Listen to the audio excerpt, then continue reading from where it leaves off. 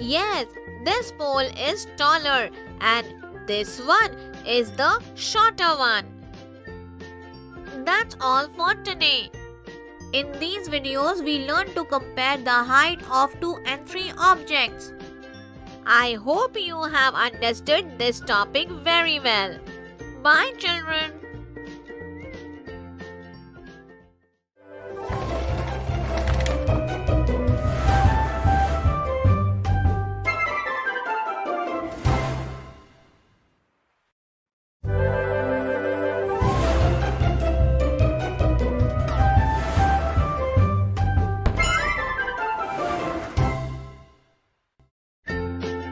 Identifying thick and thin objects.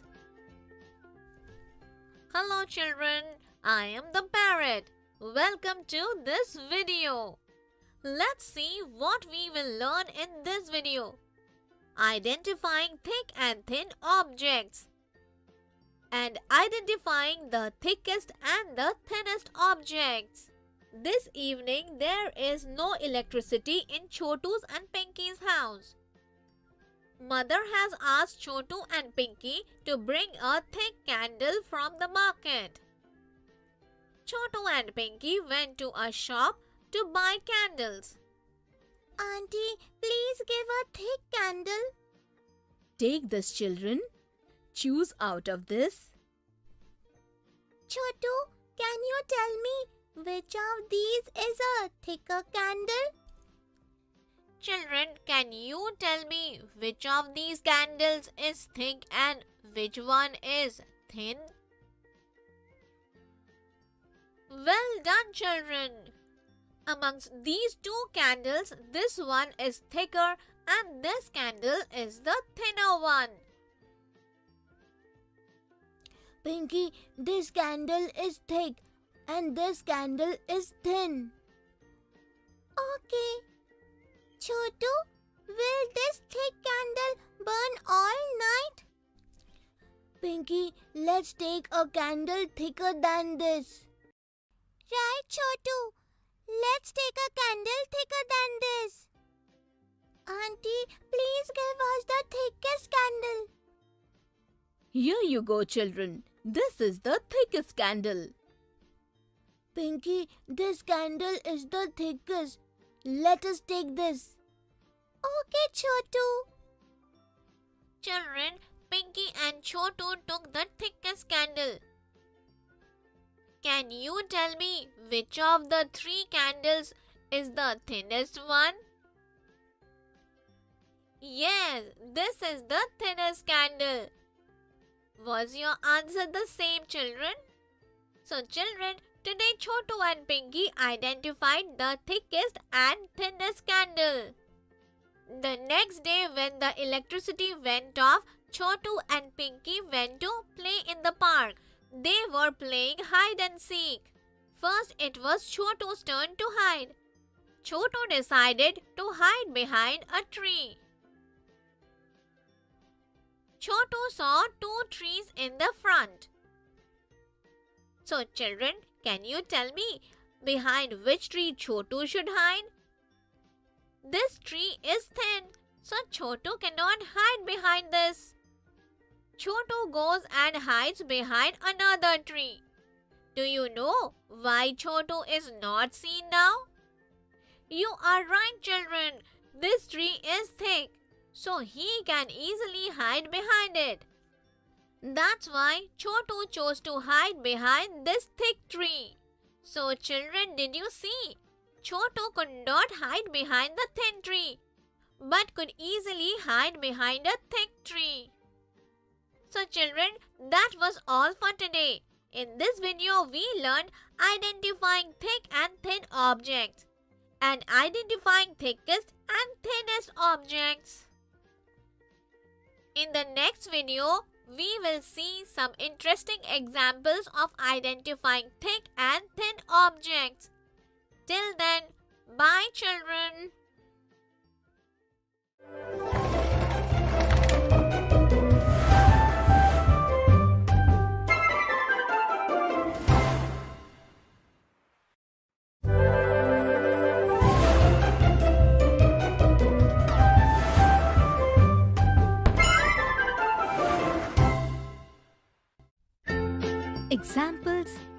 of identifying thick and thin objects.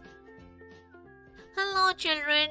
In the previous video we saw identifying thick and thin objects and identifying the thickest and thinnest objects. In this video, we will see some interesting examples of identifying thick and thin objects. Chotu and Pinky want to have a swing on the tree behind their house. Pinky, what all do we need to make a swing on the tree? A piece of wood and a rope. That's it. A piece of wood is right here. Yes, Chotu. Let's get the rope from Mummy. Pinky and Chotu went to get the rope from Mummy. Mummy, we need a rope to make a swing. Okay, Chotu, there are 2 ropes inside. Go and get them. Okay, Mummy. Chotu brings both the ropes from inside. Here are the ropes.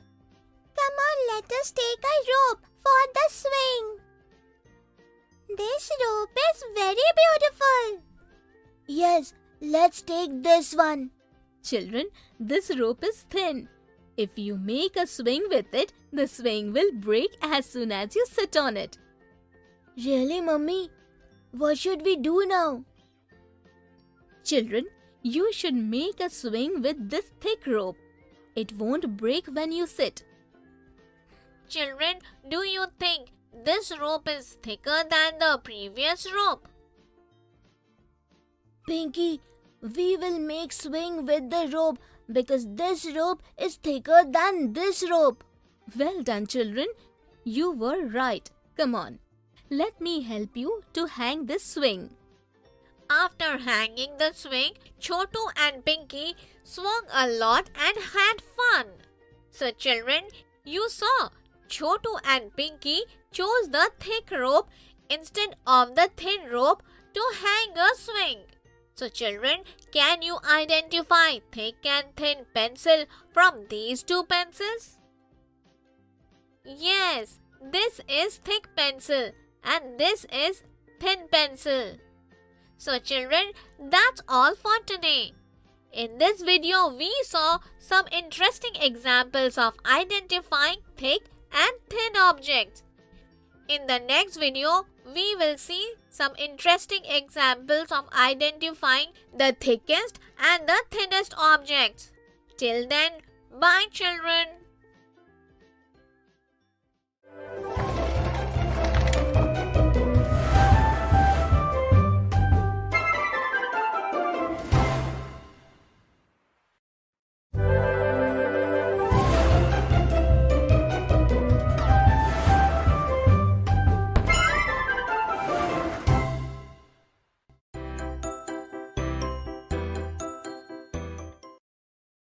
Today we will learn subtraction of 2-digit numbers by borrowing with the help of Bubbly's abacus. Oh wow, Bubbly. You are studying with the help of abacus. Yes, Mummy. Look, Bubbly. There are 40 biscuits in this plate. If I will fill this jar with 15 biscuits, then how many biscuits would remain in this plate? To know this, we would have to subtract or minus 15 biscuits from 40 biscuits. Yes, but can you solve these subtraction without writing, just by borrowing with the help of this abacus? Subtracting by borrowing with the help of abacus. How can we do that? Come on, let me explain. We have to subtract 15 from 40. So if we put 4 beads in the box of tens, then it will be 4 tens means 40. Now we have to subtract 1 tens and 5 ones from these. But there are no beads in the box of ones. So how will we subtract 15 from 40? Bubbly, we know that 1 10 means 10 ones. So we will borrow 110 from 4 tens from the box of tens. Yes, so we will remove one bead from the box of tens. And we will put 10 ones means 10 beads in the box of ones. Now to subtract 15 from 40, first of all, from the box of ones we will remove 1, 2, 3, 4 and 5 beads. So 1, 2, 3, 4 and 5 beads would remain. Now we will subtract in the box of tens. And if we remove one bead from 3 beads, then 2 beads would remain, which means 2 tens. Yes, so now 2 beads would remain in the box of tens and 5 beads would remain in the box of ones. So it will be 2 tens plus 5 ones equal to 25. Yes, in this way, if we will fill the jar with 15 biscuits, then 25 biscuits would remain in this plate. Well done, Bubbly. You have subtracted without even writing. Yes, Mummy, you explained it to me very well. Friends, today we learned subtraction of two-digit numbers by borrowing without writing with the help of Bubbly's abacus. In the next video, we will learn to trace some of the things in our surroundings.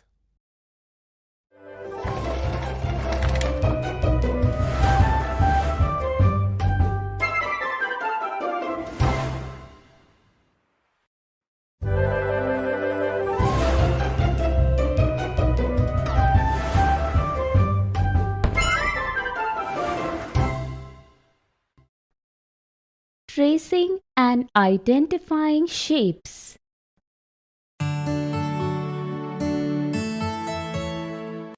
How are you, friends? I'm very well. Do you remember that we learned tracing of objects from our surroundings in the previous video?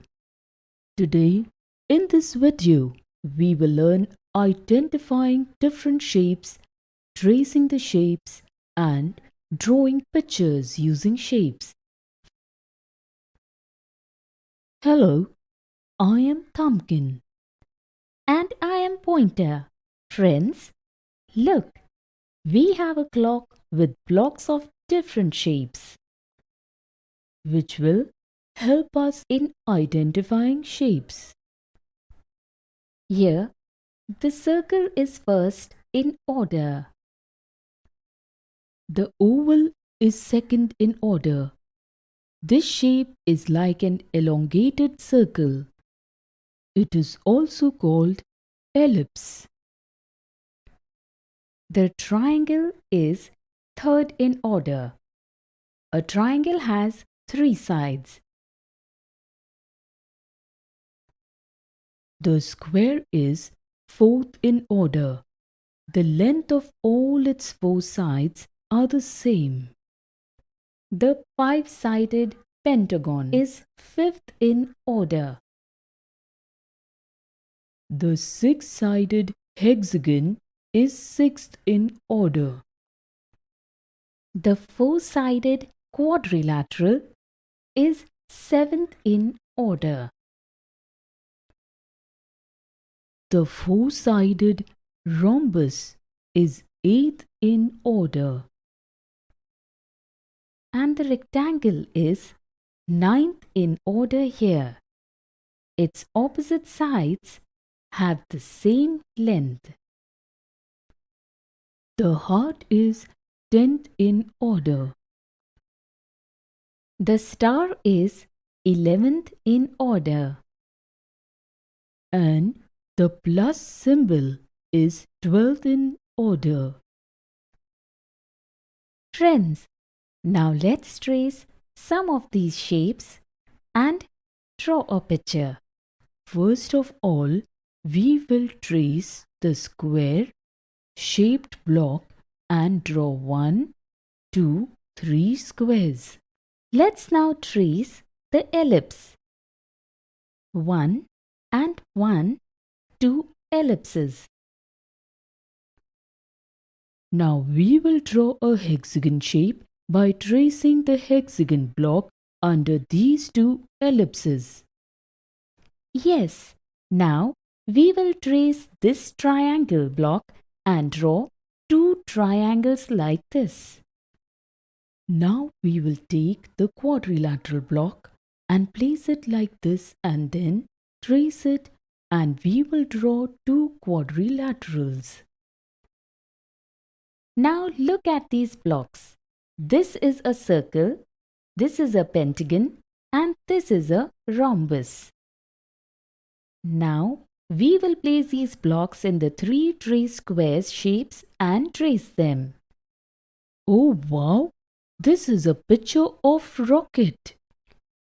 If we want to show this rocket flying in the sky, then which shape would we have to trace from these? To show the rocket flying in the sky, we would have to trace the star-shaped block. Yes.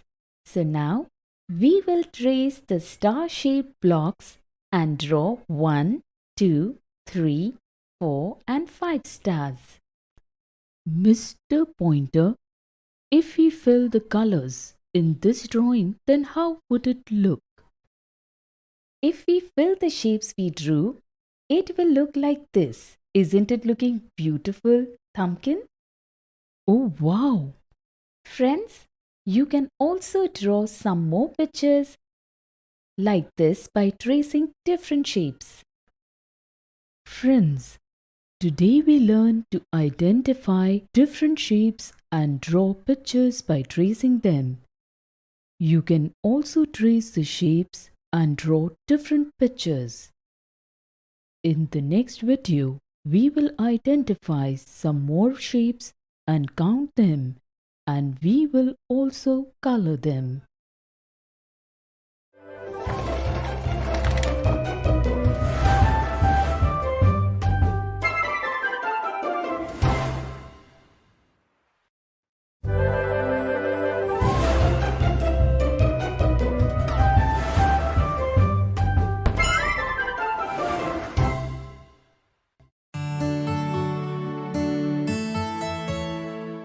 Hello friends, you remember that in the previous video we learned to identify the shapes, tracing shapes and drawing a picture by tracing them. Today, in this video, we will learn to count the shapes after identifying, filling colors in them and making a figure. Hello friends, look. This is a picture of a doll made using shapes. But why is this doll sad? Because the doll wants to know which shapes and how many shapes are used in his making. The square, the rectangle, triangle and circle are used to make this doll. Let's now tell him the number of these shapes used in his making. We can make him smile. Can you count the number of squares in this doll? There are 1, 2 and 3 squares used to make this doll. Can you count the number of rectangles in this doll?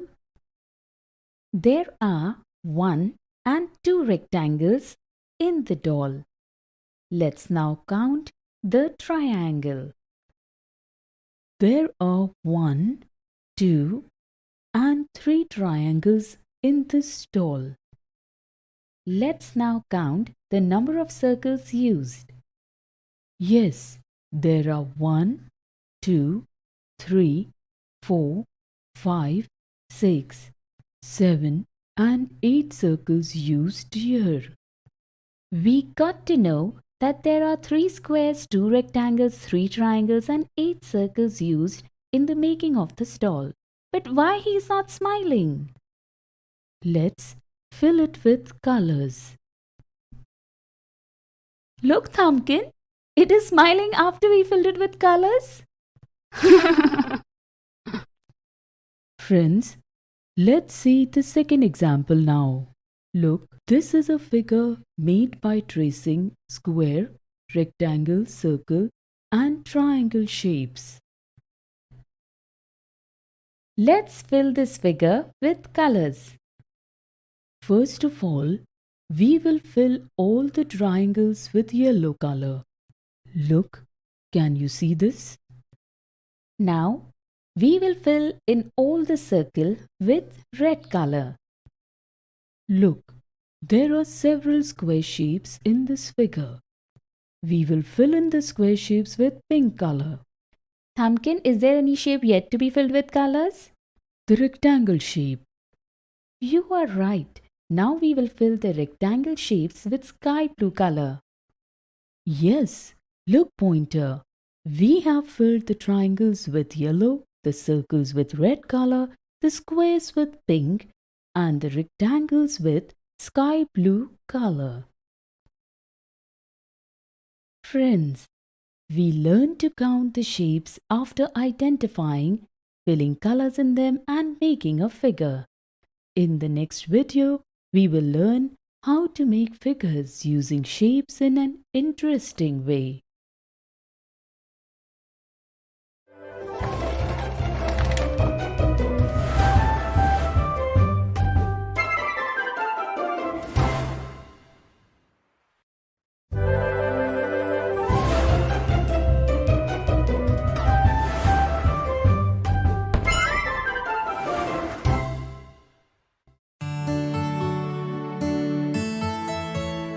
Friends, we have learned to identify and trace shapes. Today, in an interesting way, we will learn to make figures using these shapes. Look, friends, this is a 10-gram. There are a total of 7 shapes in it. This 10-gram is made of 1, 2, 3, 4, and 5 triangle shapes, 1 square shape, and 1 quadrilateral. Today we will create figures of horse, rabbit, cat, swan, and fish using these shapes. Look, this is a horse. Now we will make a horse using 5 triangles, 1 square and 1 quadrilateral. See, the horse is ready. This is a rabbit.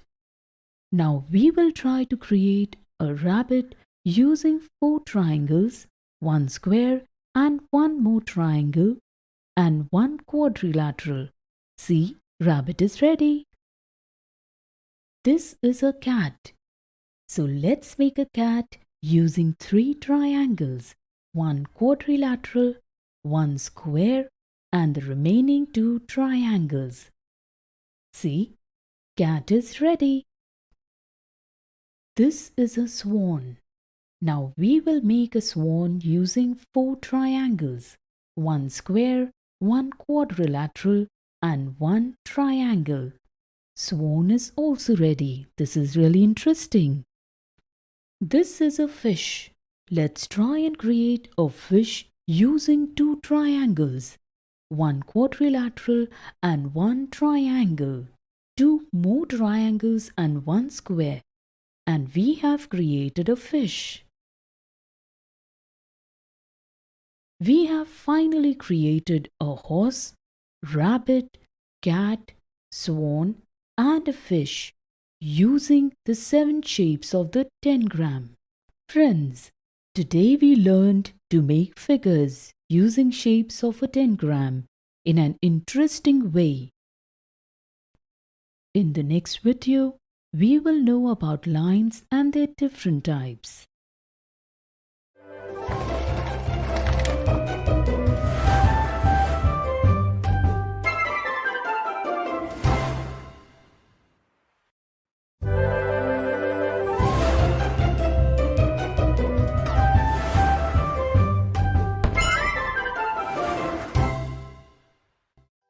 Kids, today we will learn about what is centimeter and why it is used. Chanda was so happy after learning from Appu about measuring length of things. She started measuring the length of everything with a rope. One day, when Appu came to her house to eat, he saw that Chanda has made a pile of ropes in the corner of her house. And on every rope, something like the name of TV, table, spoon, etc. was written. Appu was shocked to see this. When he asked Chanda, she told him that she had measured the length of various objects in her house with the help of ropes. Appu laughed. He asked Chanda a question. Suppose if you are outside the house and you have to measure the length of something, and if you don't have any rope, what would you do? Chanda thought for a while, but had no answer to Appu's question.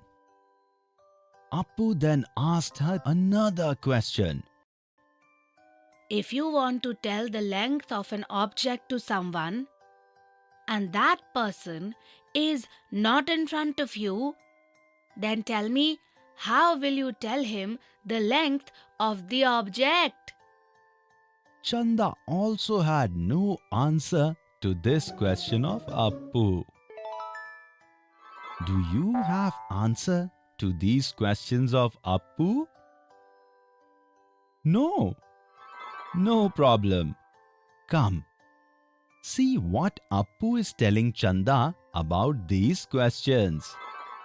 Appu told Chanda that she can solve all these problems in a very easy way with the help of centimeters.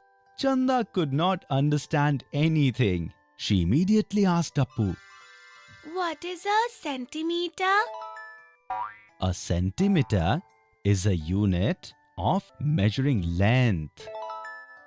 We can measure the length of any object in centimeters, and centimeter is a unit that is always the same. Now Chanda told Appu that she understood about centimeters, but how can she use it? And how can she measure the length of objects? She still has not understood that. What did Appu answer to Chanda? And how can we use centimeters to measure the length of objects? We will see this in the next video. Kids, in this video, we learnt what is centimeters and why we use it. In the next video, we will learn about some interesting examples of how we can use centimeters.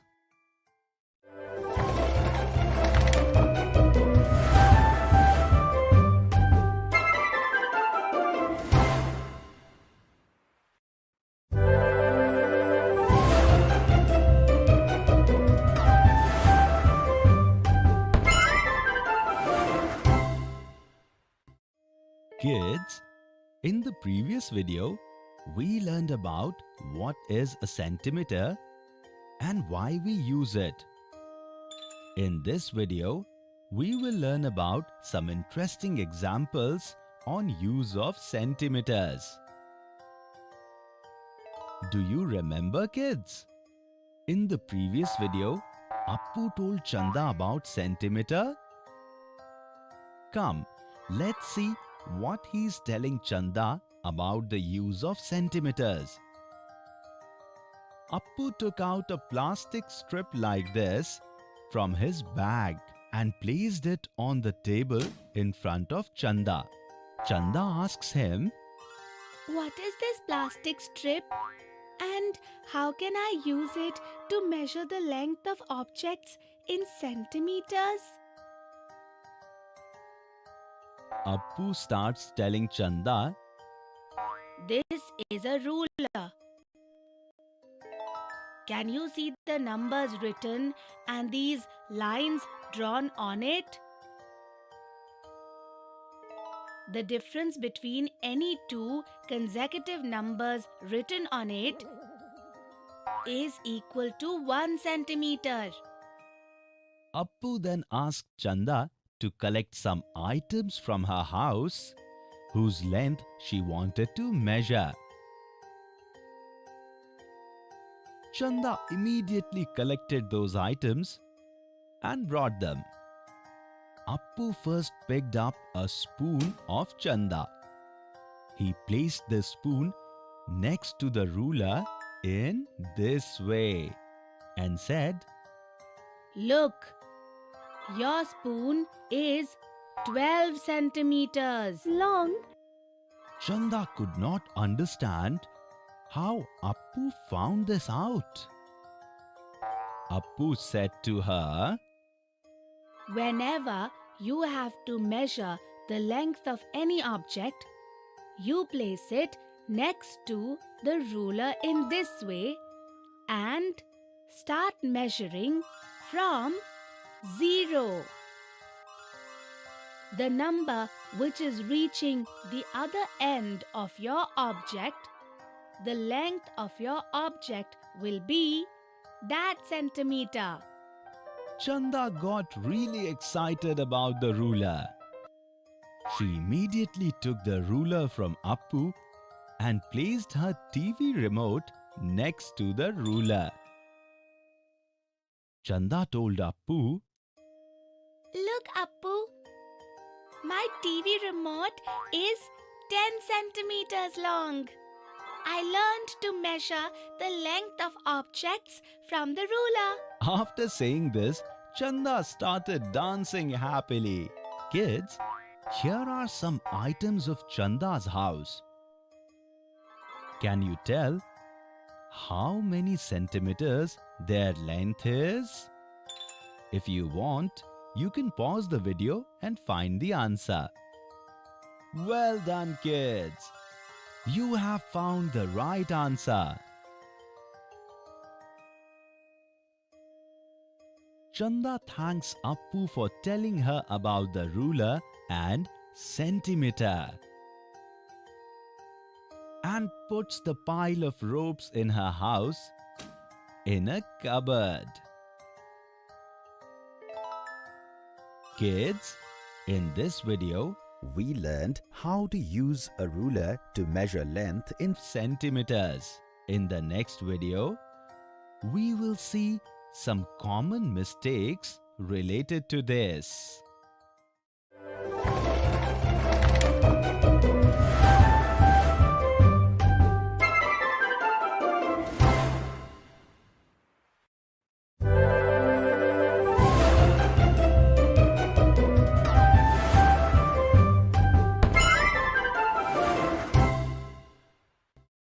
Kids, in the previous video, we learned how to use a ruler to measure length in centimeter.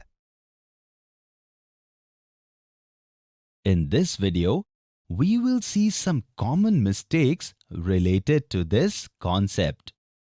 Chanda became very happy after learning about the ruler from Appu. She measured her spoon again with a ruler.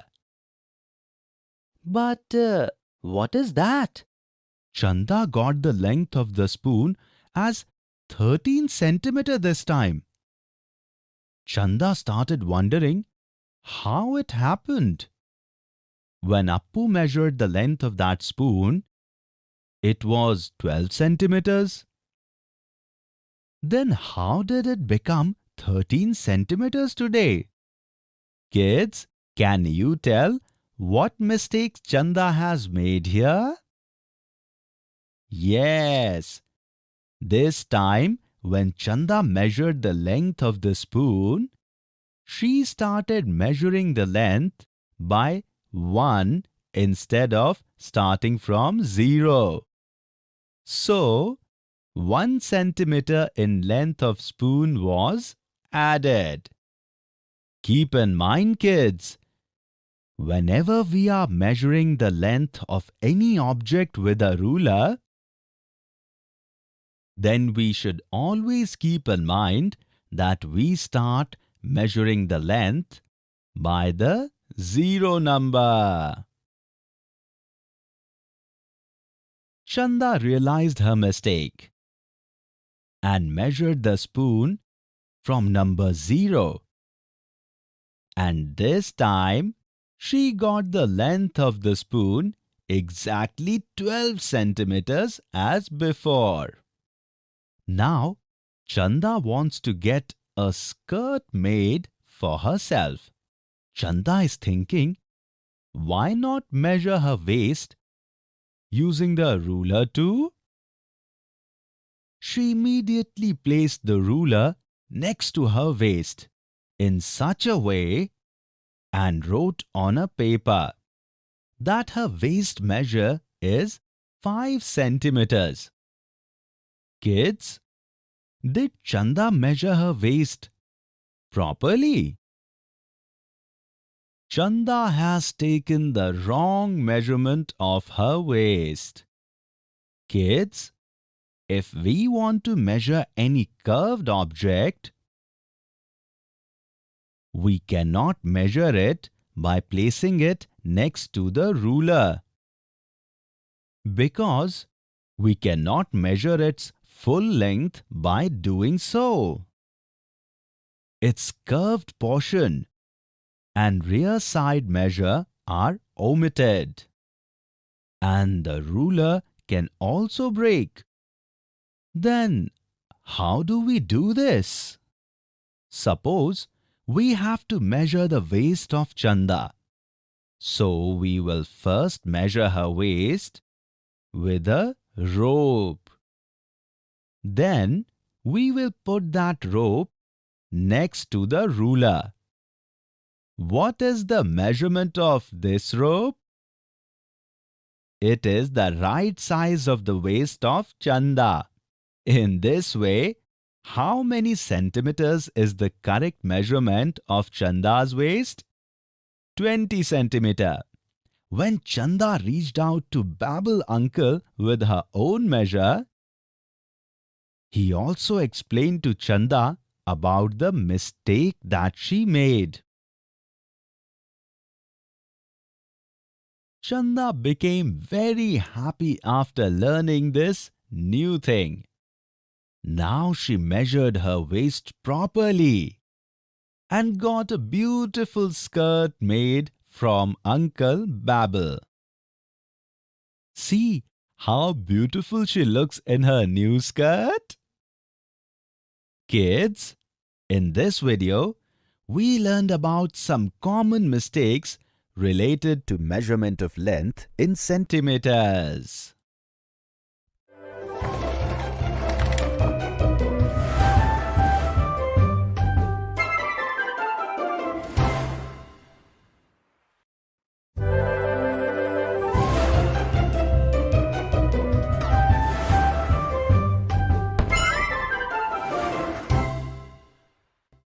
Kids, today in this video, what is kilometer and why use kilometer is what we learn about. Everyone from the village are going on a trip. It was decided that in the morning they would gather near the village well and board a bus together from there for the trip. But Chanda did not know the way to the well from her house. She immediately called Appu and asked him the way.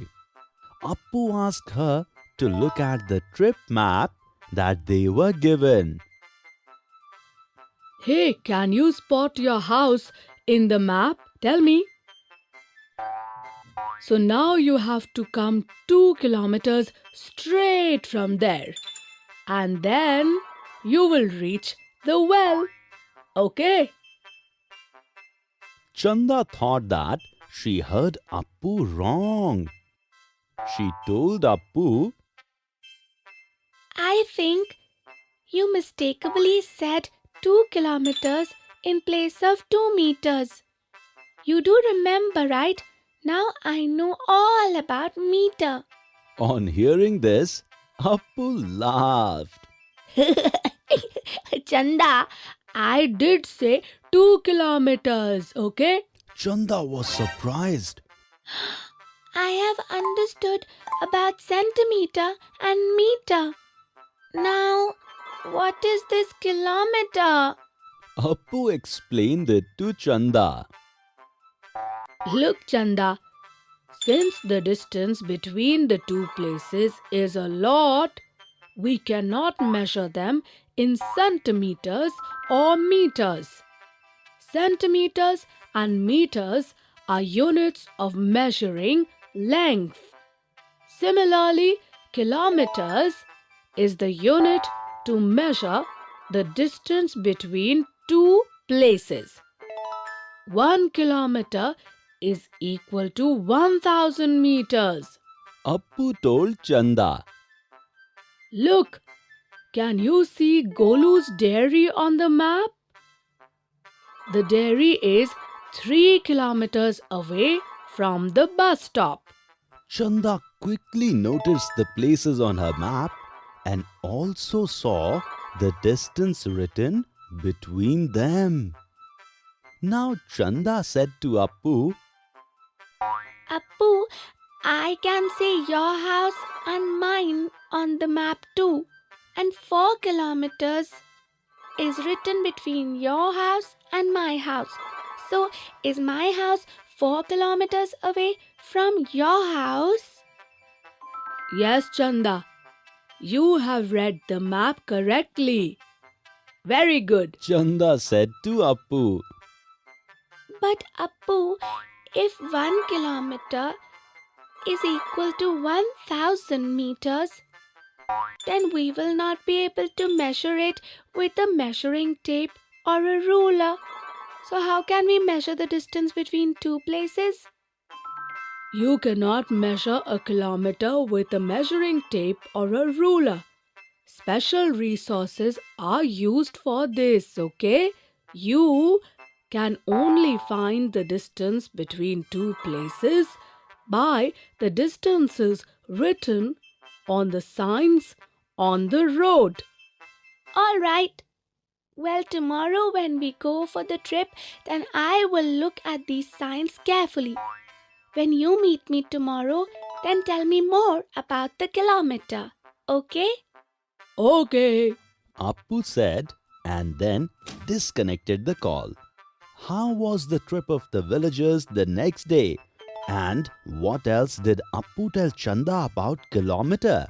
We will see this in the next video. Kids, today in this video, what is kilometer and why is kilometer used is what we learned about. In the next video, we will learn more about kilometer with some interesting examples.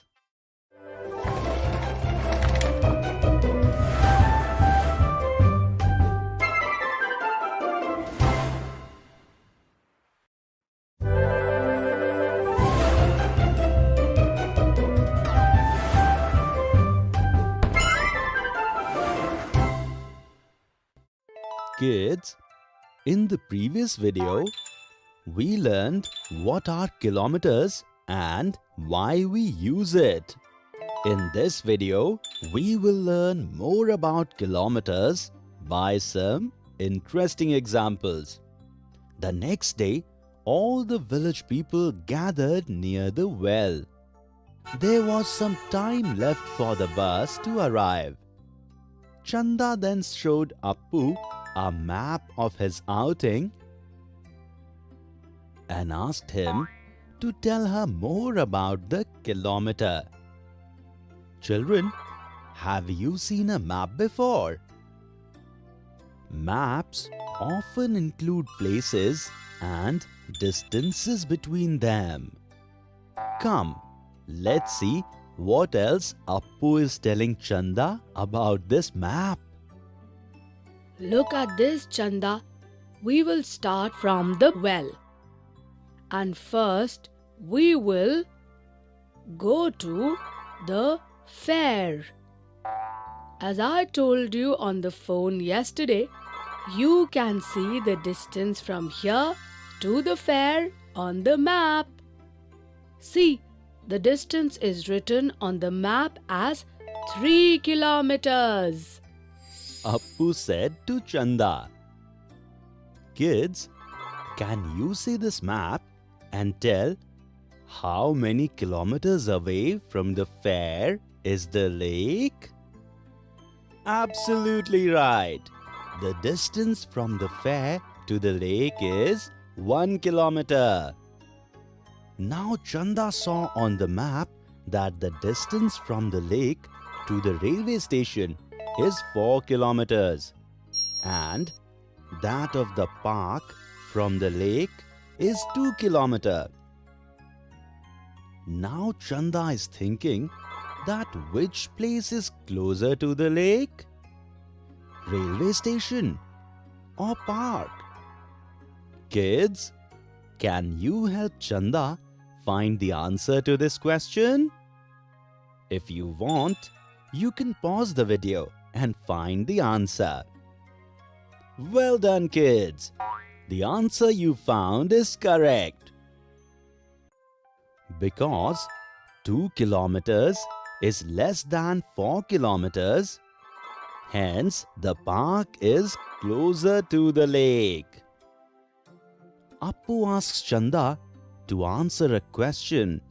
If uncle's house is 7 kilometers from the park and Bablu's house is 5 kilometers away, then whose house is more distant from the park? Children, do you know the answer to Appu's question? Yes, since 7 kilometers is greater distance than 5 kilometers, uncle's house is at more distance than the park. Chanda too quickly found the answer to Appu's question just like you. She danced happily knowing more about the kilometer. Then the bus arrived there and all the villagers boarded the bus and set out on their trip. Kids, in this video, we learned more about kilometers with some interesting examples. In the next video, we will see some common mistakes related to this.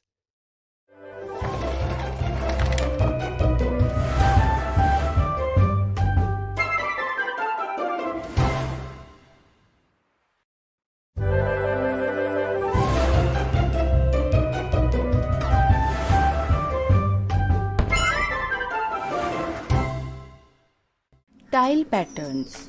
Identifying tile patterns. In this video, we'll learn about identifying tile patterns and recognizing different tiles in the pattern to continue it further. Mom, I have come back. Uncle, what are you doing? I'm looking for some design of tiles in this book. Why? I want to tile the floor of the inner room. Can I also look with you? Sure. These are some tiled floors. Wow, these are so beautiful. Do you know what are tiles made up of? Clay? The tiles are made up of clay, ceramic, marble, and glass. Oh, really? Yes, look at this.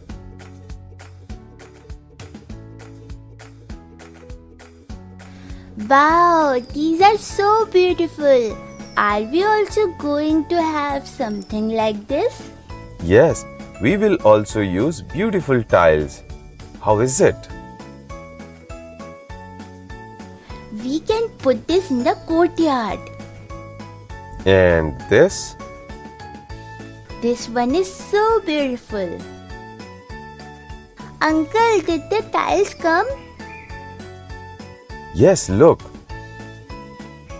Can I help you in putting tiles?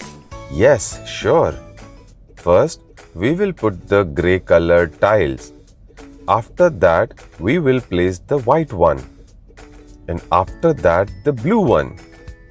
And make sure to put the tiles in this order only, so that all of them make a beautiful pattern.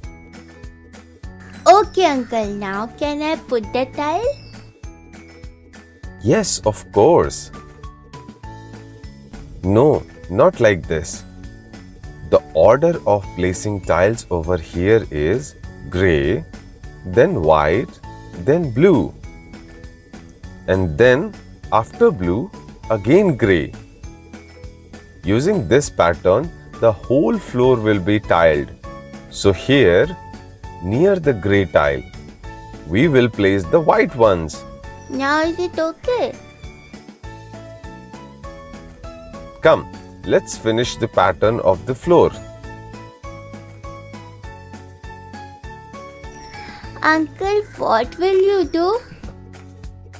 Today, I will place tiles in the courtyard.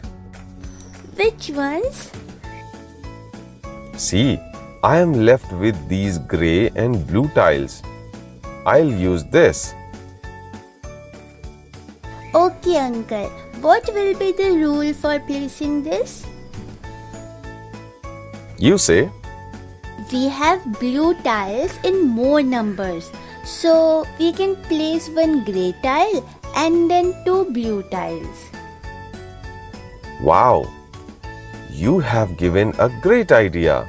Come, let's tile the courtyard using this pattern.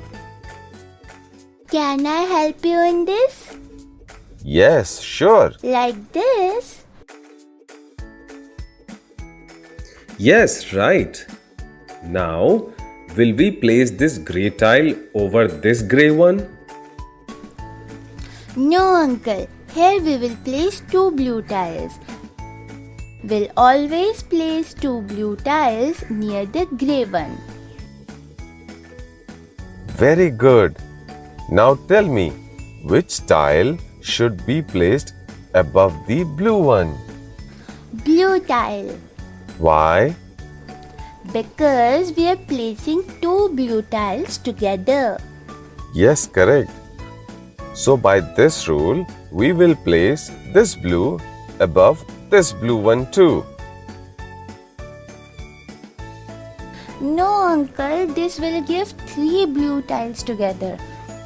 Here we'll place one blue, then one grey, and then two blue tiles. Absolutely correct. Now, what color of tile should we place here?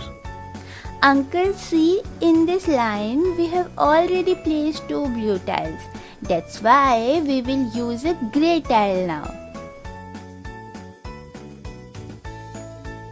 Wow, Gauri, you have become so intelligent. Come, let's finish this pattern by placing the tiles.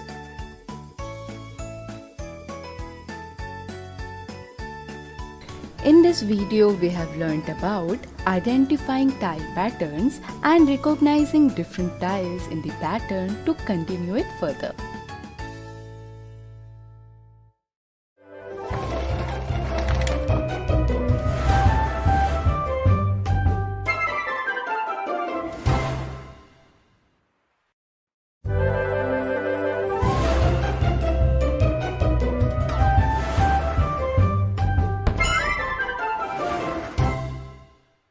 Tile patterns. Identifying tile patterns. In this video, we'll learn about identifying tile patterns and recognizing different tiles in the pattern to continue it further. After a long summer break, today Khushi and Mehak are ready to go to school. Mehak, look at the pavement. How beautifully tiles are placed there. Yes, but what is a tile? Like bricks, tiles are small pieces of different shapes made up of clay, rubber, and lime. How do you know? My dad does the work of tiling. Okay, see, this pattern is so nice. In this, two colored tiles are placed in a crosswise direction and this sequence is repeated continuously. I enjoyed to work on this.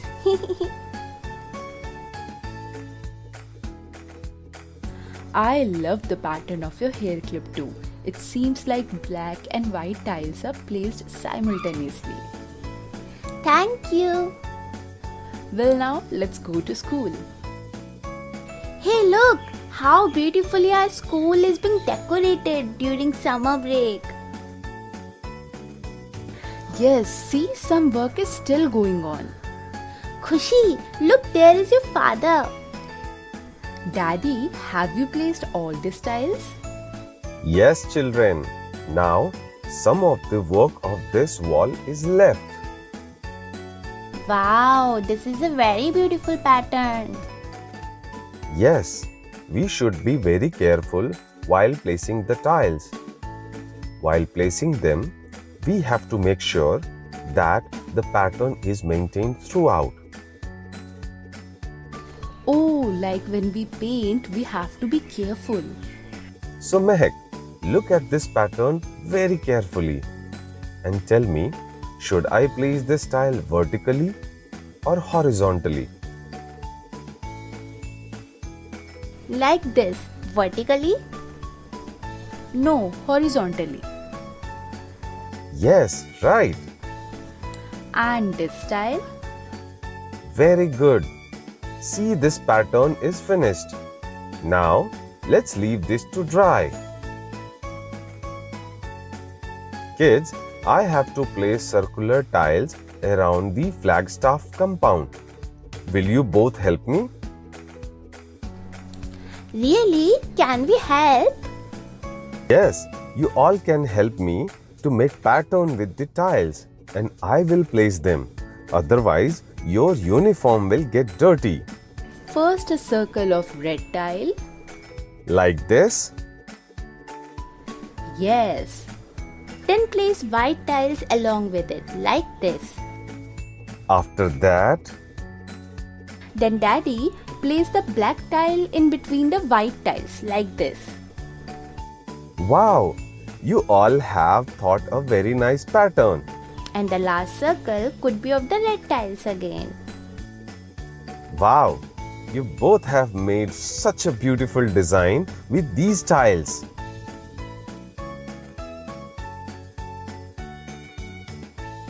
Kids, see how Khushi and Mehak have made such a beautiful pattern by using tiles. You can pause the video and think about more such patterns.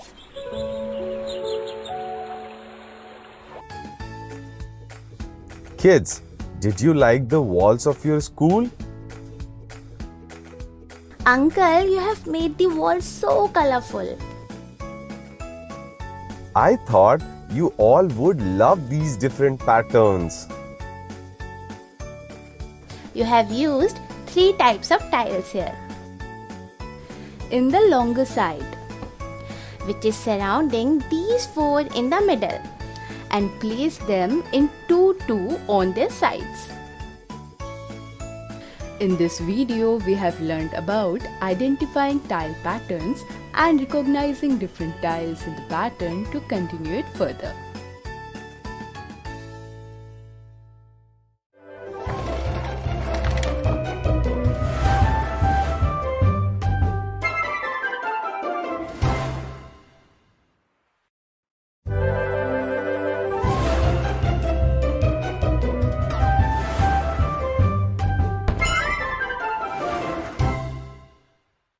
Time-related word problems. Today we will learn how to solve time-related word problems. Hey Goody, our vehicle is ready to go. Come, let's distribute mangoes to our relatives. Grandpa, how long will it take? Nearly 3 hours. It's 10 now. So can you tell me at what time shall we return? On adding 3 to 10 gives 13. Grandpa, at 13 o'clock? No, goodie. After 12, again 1, 2, 3 begins. Take a look at the clock carefully. Moving 3 hours after 10 means 11 and 12. And 1. yes, 3 hours after 10 means 1 o'clock of the afternoon. Got it now? Yes, Grandpa, we get 1 again after 12 o'clock. Grandpa, how much time will each house take?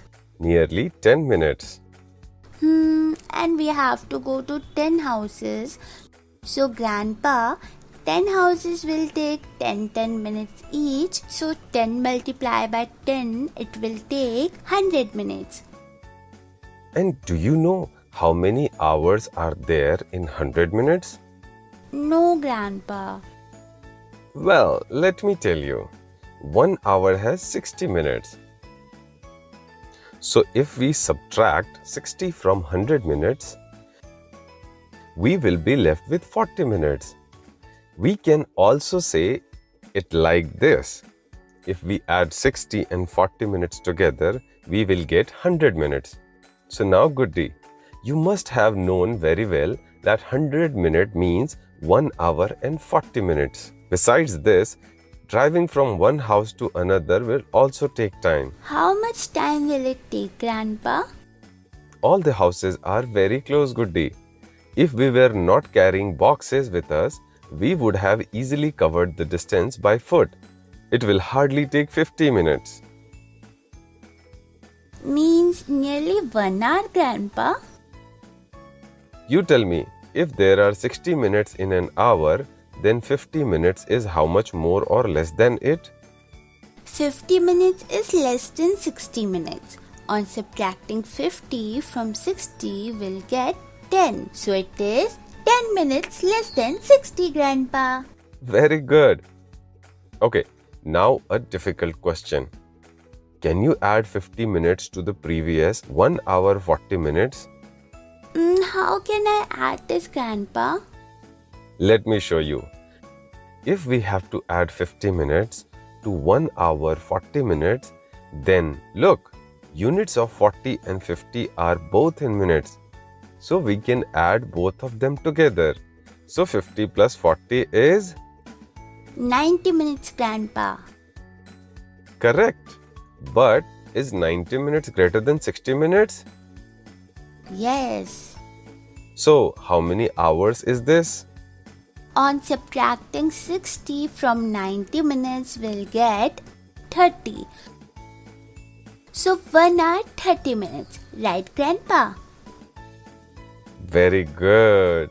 Now add this 1 hour 30 minutes to previous 1 hour. So now we get 2 hours 30 minutes. Isn't it nice, Goody? We came back home soon. Yes, Grandpa. It's only 12:20 now. And when did we leave? It turned out to be 10:30. So tell me, how long did it take us? How will we do this, Grandpa? Let me show you. We have to subtract 10:30 from 12:20. The easiest way to do this is by increasing 1 hour from 10:30. First tell me, if we have to add 1 hour to 10:30, how much will we get? 11:30. And if we add one more hour to this, 12:30. But we were back only at 12:20. Yes, Grandpa. So, 12:20 from 12:30. Less than 10 minutes. very good. So how much time did it take? 10 minutes less than 2 hours means 1 hour 50 minutes. Very good. So what did we learn today? Similar units of time Hours and minutes can be added or subtracted. 1 hour means 60 minutes. And when number of minutes is more than 60, convert it to hours. Thank you.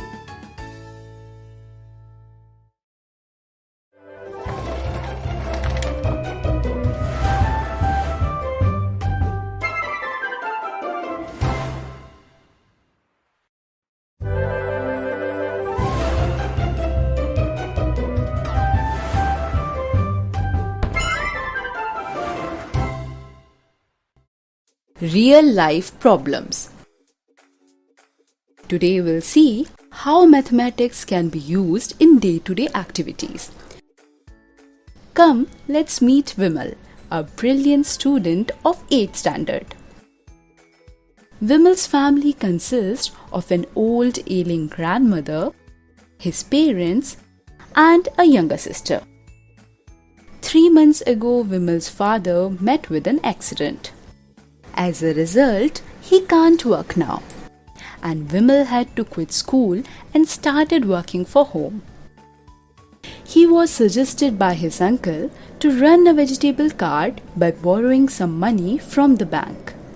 Vimal gets up early every morning and goes to the wholesale market to buy vegetables. Today Vimal bought potatoes, onions, ginger, garlic, spinach, cauliflower, pumpkin, radish, and green chilies. You can see their price according to the wholesale market. After returning home, Vimal prepared a list like this. Kids, can you tell the difference between the two lists? You can pause the video to find out the difference. For example, look at the prices of potato and onion. Yes, Vimal has increased the prices of all the vegetables by 2 rupees. This extra money is Vimal's daily earnings. Oh, let's see. Sharma auntie is buying some vegetables from him. She bought 2 kgs of potatoes, 1 kg of onions, half a kg of radish, half a kg cauliflower, and half a kg of ginger. Let's together find out the total price of Sharma auntie's purchase from Vimal. You can pause the video and calculate it with the help of Vimal's list. According to Vimal's list, 1 kg of potato cost rupees 20. So, 2 kgs will cost 2 multiplied by 20 means 40. 1 kg onion is 12 rupees. 1 kg radish is 10. So, it is half of it. On adding 5 up to 2 times gives us 10. So, cost of half a kg radish is 5 rupees. Similarly, if 1 kg cauliflower costs 6 rupees, half of it will cost 3 rupees. Now we are left with half a kg ginger, means half the price of 1 kg. You can pause the video and calculate it. 1 kg ginger costs 30 rupees, means half a kg ginger will cost half of 30 rupees. On dividing 30 into 2 equal halves, we will get 15. So, half a kg ginger will cost 15 rupees.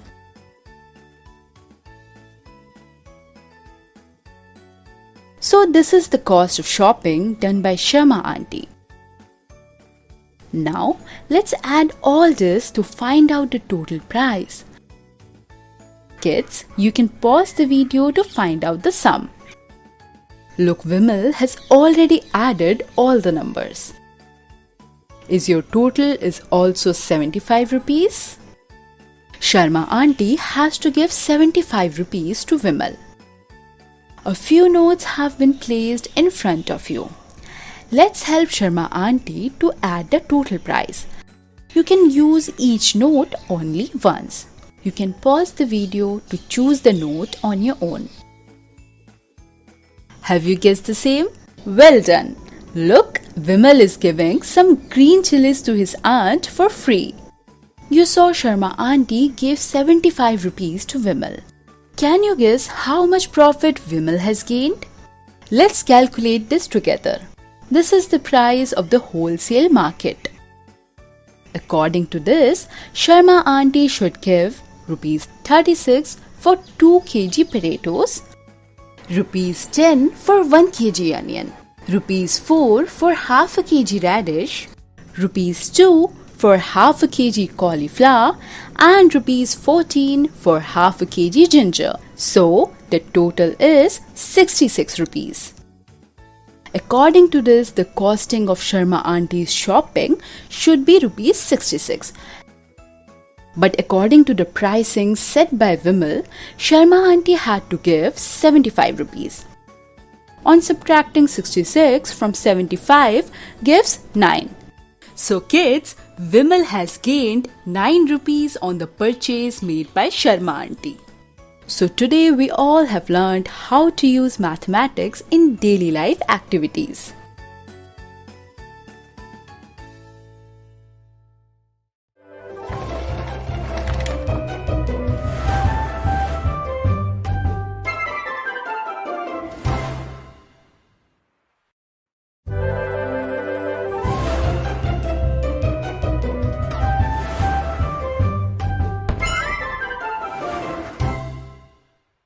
Spicy riddles.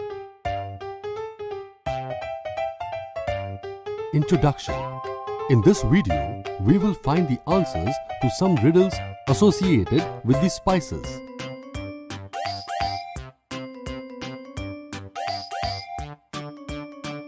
Like every other day, Bittu is watching TV in his spare time.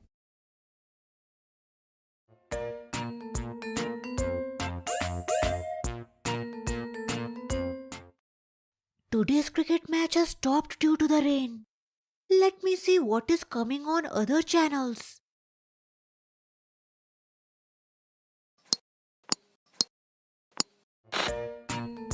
Today, we will teach you a special food recipe.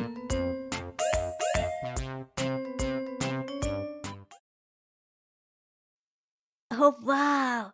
Today I will ask my mummy to make this special recipe. But before that, we will ask you 6 puzzles related to some spices. Find out how many correct answers you can give. Let me see how many riddles I can solve. This is puzzle number 1. I can be powdered fine to make food hot and spicy. If too much of me is added, I will make you gasp.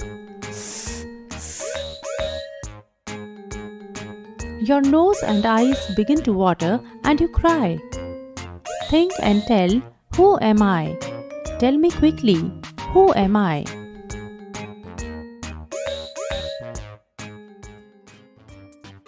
Bittu is thinking of the answer to this puzzle. Do you know the answer to this puzzle? This makes the food spicy. I think the answer would be chili.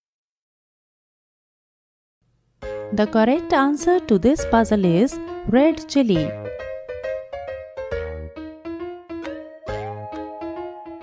Oh wow! I gave the correct answer. Our next puzzle. Grind me and powder me to make your food look yellow. I am mixed in oil by Granny and applied to wounds quickly. I heal all wounds, big and small. That is why I am loved by all. Think and tell, who am I?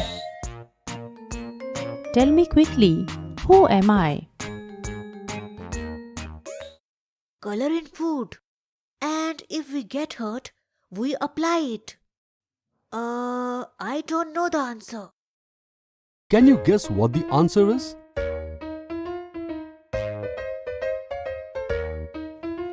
The answer is turmeric. Oh, is that so? Turmeric. Yes, The last time I got hurt, Mummy applied oil and turmeric on the wound. Third puzzle. Small and round like a pearl. I am black when I am whole. I can be powdered coarse or fine. A sharp and tasty spice is mine. Whether it is salty or sweet, I am added as a special treat. Think and tell, who am I? Tell me quickly, who am I? It is used in both sweet and salty dishes, like black pearls.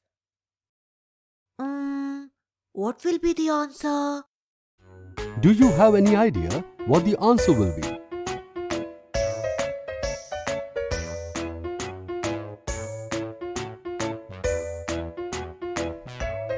The answer to this puzzle is black pepper. So this is black pepper. Our next puzzle. I am a small and skinny chap. Sometimes I am brown and sometimes black. Added to hot oil and ghee, I spread my fragrance all around me. When I am roasted, curd and jaljeera are favorite to me. Think and tell, who am I? Tell me quickly, who am I? Jaljeera. Maybe the answer is cumin. Do you know the answer to this puzzle?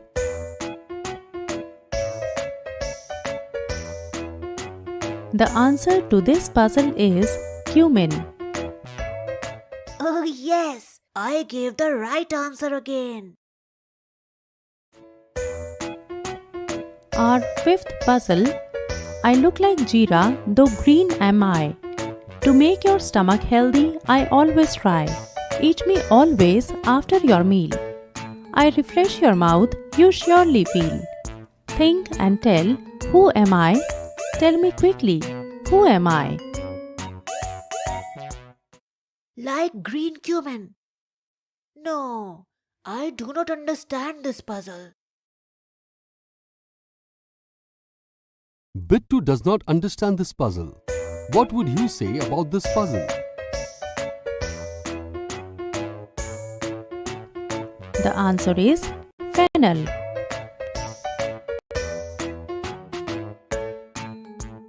Well, yes. Fennel is just like green cumin. Bittu was solving puzzles on TV when his mother's voice could be heard. Bittu, what will you eat today? Come and tell me. Just a minute, Mummy. Our sixth and last puzzle. I look like a nail, but a bud am I. Chocolate brown color and a strong smell have I. When your toothache makes you shout, I soothe the pain in your mouth. Think and tell, who am I? Tell me quickly, who am I?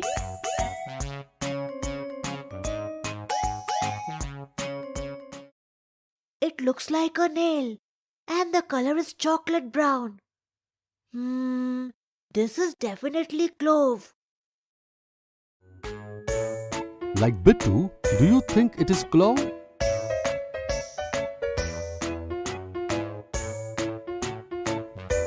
The answer to this puzzle is clove. And after these riddles, now we will teach you how to make potato chaat. That's when Bittu's mother comes. You didn't tell me what you will eat. Mummy, today I will eat potato chaat. Okay, but Bittu, I don't know how to make potato chaat. Mummy, now they are showing how to make potato chaat on TV. You can also watch along with me and learn to make potato chaat. Okay, Bittu. Let's see. Bittu and his mother learn how to make potato chaat from the TV show. have you ever eaten potato chaat? How did it taste? Do you know how to prepare potato chaat? Summary. In this video, we found the answers to some riddles associated with the spices.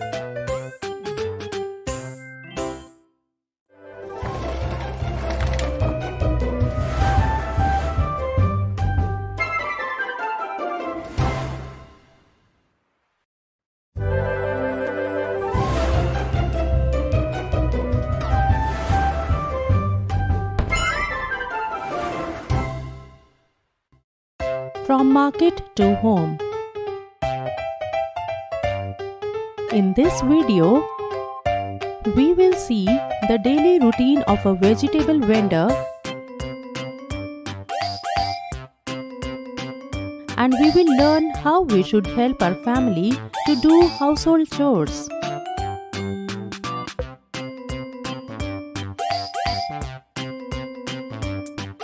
Bittu is sitting comfortably at home and watching TV. Bittu, quickly go to the market and bring some vegetables. I will give you a list of vegetables. I will go in the evening, Mummy. Now I am watching my favorite cartoon. Bittu's mother comes to Bittu with a list of vegetables, money, and a bag.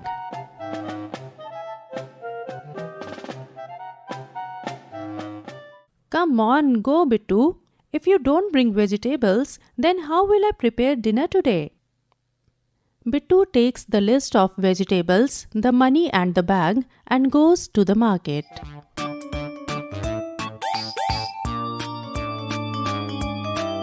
From where do vegetables come in your home? Who brings them?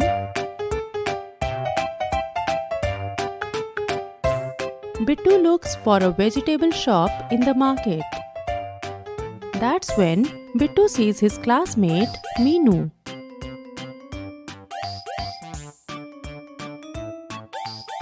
Hi, Meenu. What are you doing here? Hello, Bittu. This is my father's shop. I came here to give him his lunchbox. Meenu introduces Bittu to her father. What are you doing in the market, Bittu? I came to buy some vegetables, uncle. Very good, Bittu. Would you like to buy vegetables from my cart? Sure, uncle. So tell me, what do you want? Bittu takes out the list of vegetables and starts reading out the names one by one. Onion 1 kg, potato 1 kg. Haha, wait Bittu, let me pack the onions first. Bittu, I think it would be better if you keep the list here. I will see it on my own. Instead of giving the onions from the cart, Meenu's father began picking the onions from the other bag. On seeing this, Bittu becomes a little nervous. Meenu assures Bittu on seeing him nervous. Don't worry, Bittu. That bag contains fresh vegetables. We try to sell the vegetables from the previous day first. And as the vegetables go on selling, we take out the fresh vegetables from the other bag. Can you tell why Meenu's father sells the previous day's vegetables first?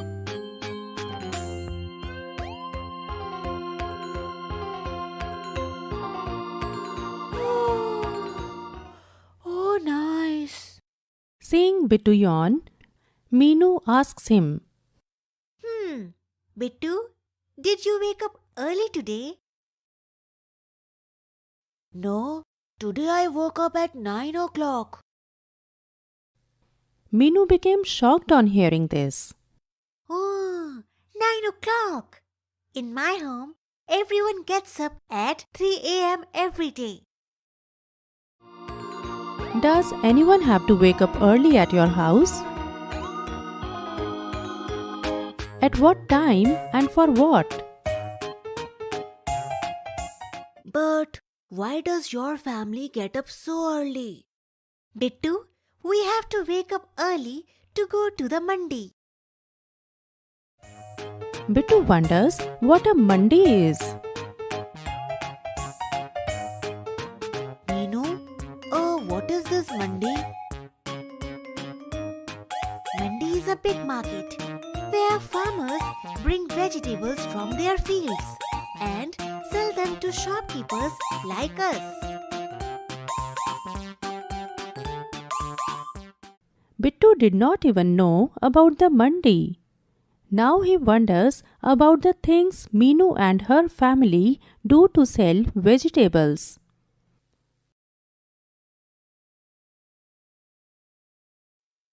Bittu, what are you thinking? Meenu, I am wondering about the things you and your family do to sell vegetables. Can you tell me about it? Sure, Bittu. I will tell you about my daily routine. Our day starts early at 3 a.m. We all wake up in the morning and take out the previous day's vegetables. Then we sort the vegetables which are in good condition. After finishing this, Father leaves to get fresh vegetables from the mandi. A lot of people come to the mandi to sell and buy vegetables. After buying vegetables from there, Father brings them home. Then we keep those vegetables in the cart. After this, Father goes to the market to sell vegetables. He first tries to sell those vegetables which may get spoiled quickly. Now Bittu is wondering how Meenu would know which vegetables will get spoiled quickly. Can you help Bittu to find out which vegetables will get spoiled quickly and which vegetables can be stored for a few days?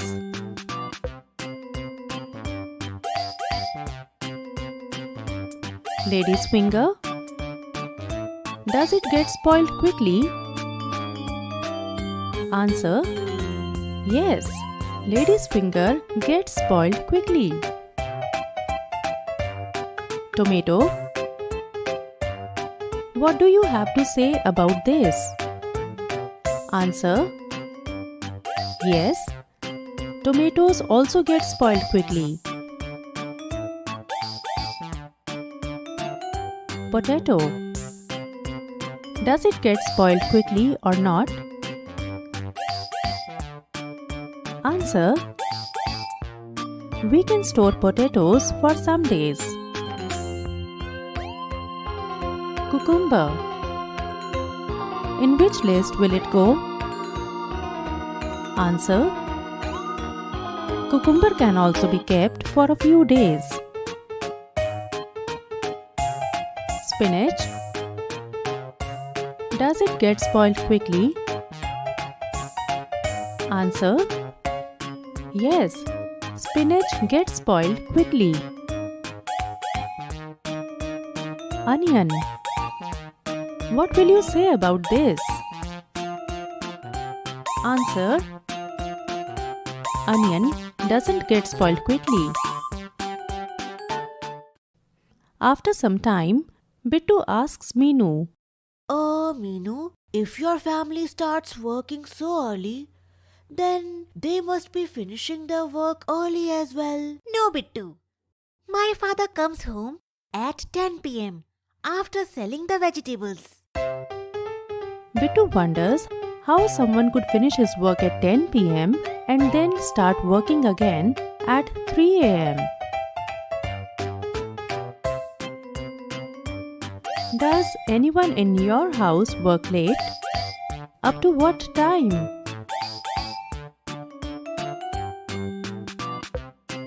Bittu, here is your bag of vegetables. It's 120 rupees total. Bittu gives money to Minu's father, bids goodbye to Minu, and leaves for home. While returning home, Bittu keeps thinking how much Minu helps her family. How do you help the elders in your family? Bittu returns home with a bag full of vegetables. Bittu's mother opens the bag and sees the vegetables. Oh, nice Bittu. These vegetables are so fresh. Come on, take this grocery list and bring them quickly as well. Oh no! In this video, we saw the daily routine of a vegetable vendor and we learned how we should help our family to do household chores.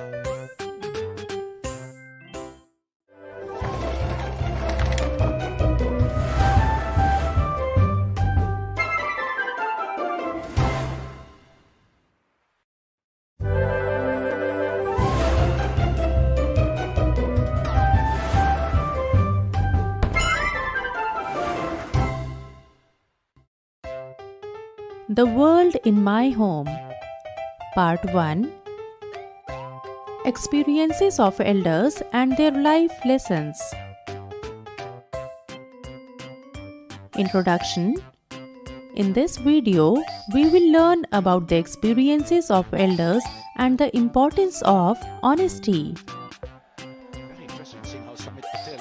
Bittu is sitting on the sofa comfortably and watching a match on TV. Oh wow! 6.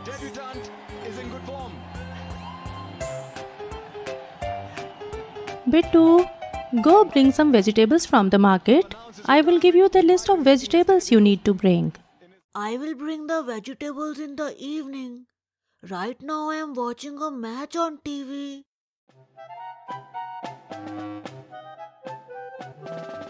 Bittu's mother hands over the list of vegetables to Bittu along with some money and a bag.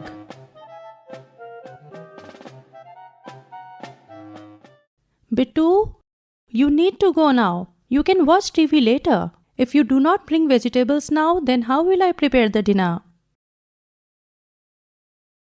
Bittu takes the list of vegetables along with the money and the bag from his mother and sets out for the market.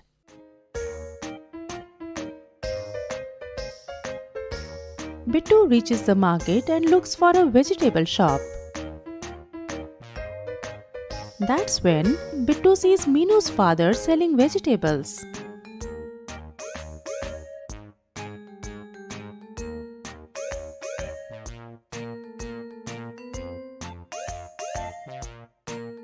Hello, uncle.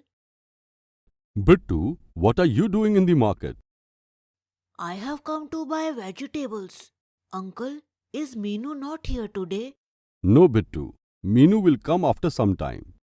Meenu told me that a good cartoon film was shown on TV yesterday. Did you watch it? Yes, uncle. It was Nandu Elephant.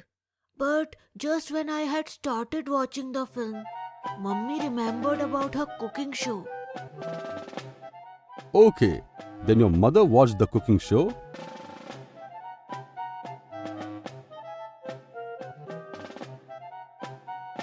No, uncle. Dad took the remote in the end. He had to watch a football match. Has this ever happened to you? Do you also fight with your siblings or parents for a remote?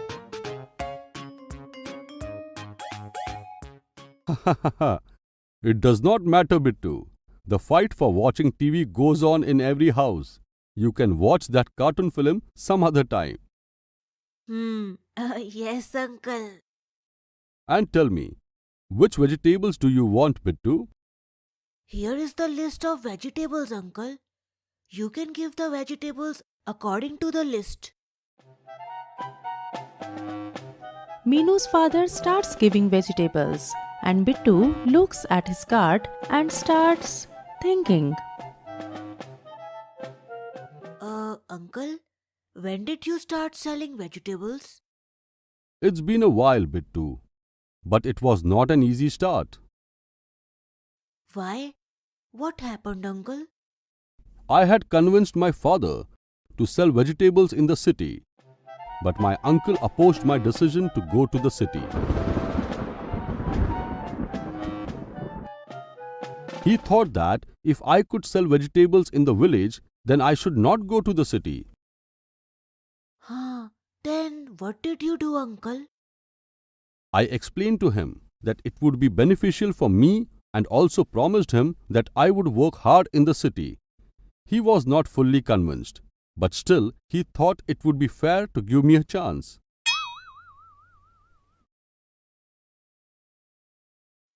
Oh wow, that is very good.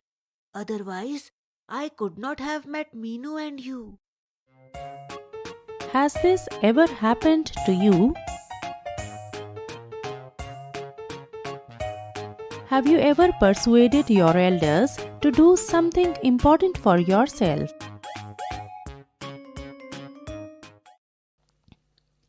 While talking, Meenu's father filled the bag according to Bittu's given list of vegetables. Take this, Bittu, your vegetables. It is rupees 120 in total. Okay, here is your money, Uncle. Bittu, you have given me more money by mistake. Here, take this. You have given me 30 rupees more. I didn't even know that. Thank you, Uncle. I believe in honesty, Bittu. It is a precious thing. Always remember it. And that's why people trust me and like to buy vegetables from me. How did you like the behavior of Meenu's father?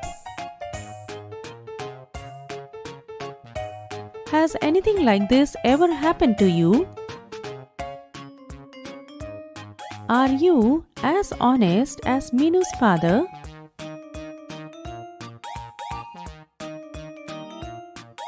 Yes, Uncle.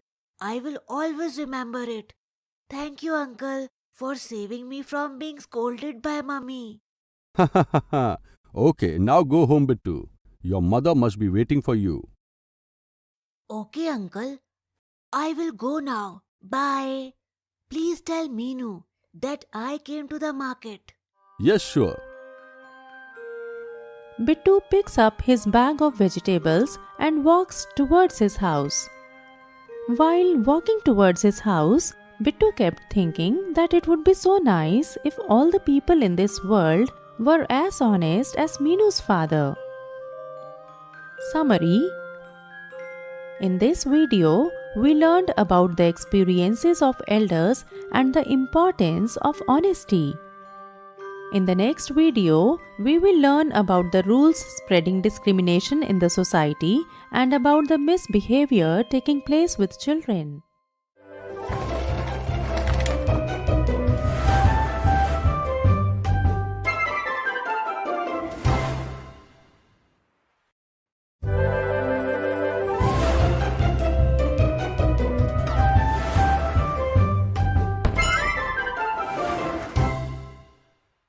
Hello kids!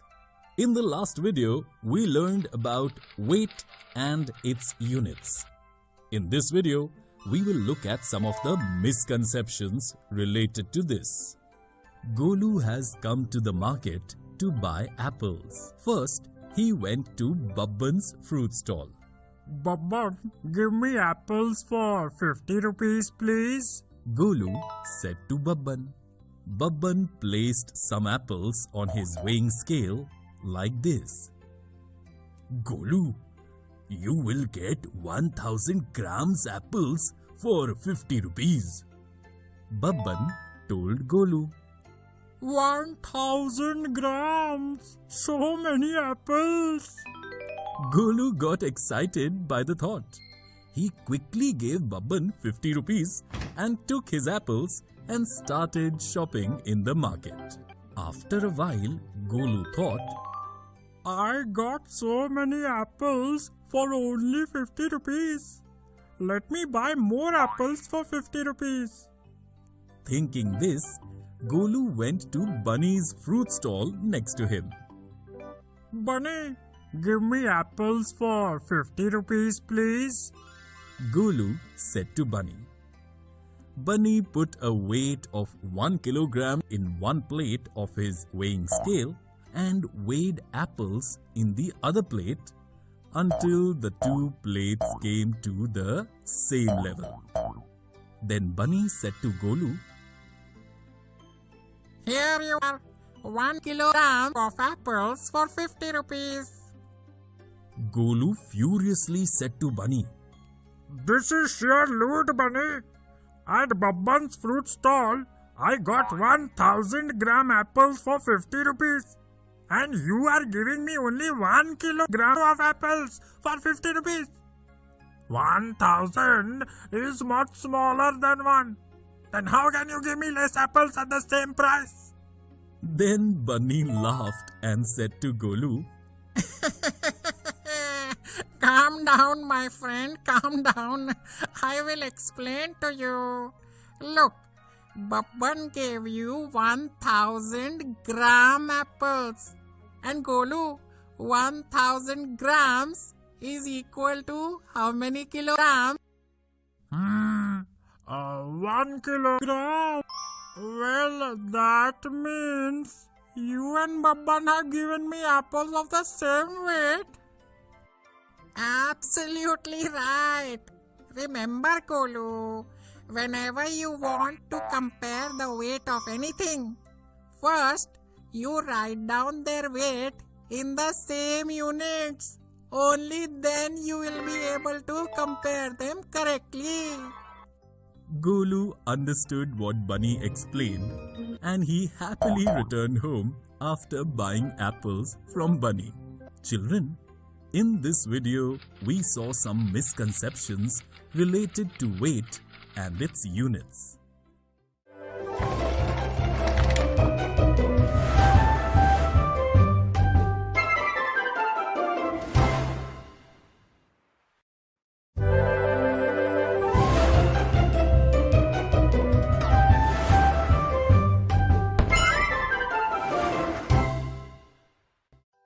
Hello children, in this video we will learn to solve some interesting word problems related to the 10th and 100th part. Bunny is thinking that he will go for a vacation for some days with Babban. The winters in Champapur are getting very cold, so Bunny wants to go to a place where the temperature is the highest. Bunny immediately turned on the news on his TV. Temperatures of various places are shown in the news. Which one of these places has the highest temperature? Bunny started thinking.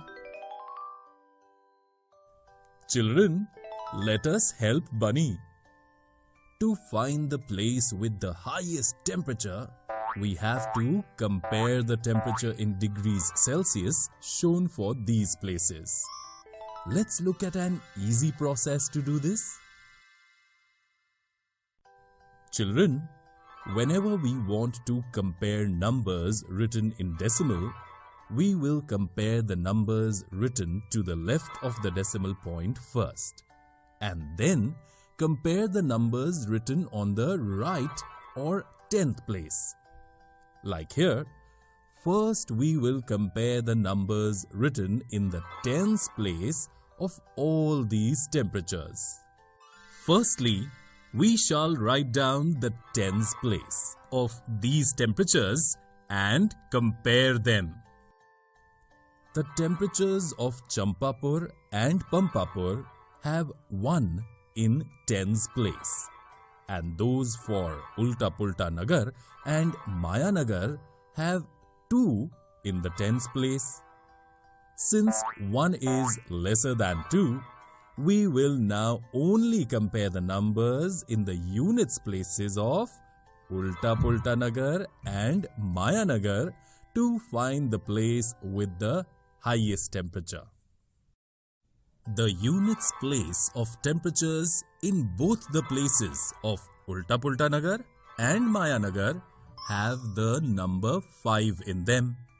Therefore, we will now compare the numbers written in the 10th places after the decimal point in the temperatures of these two places.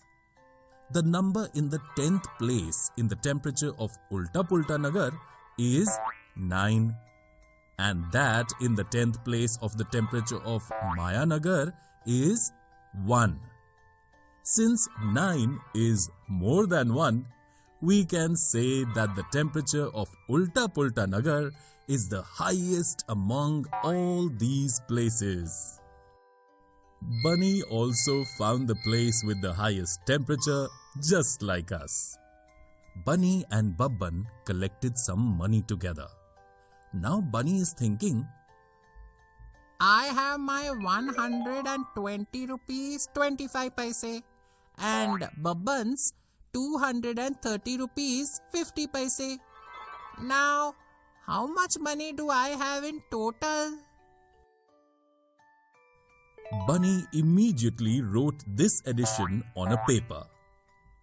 I will first do this addition like a simple addition.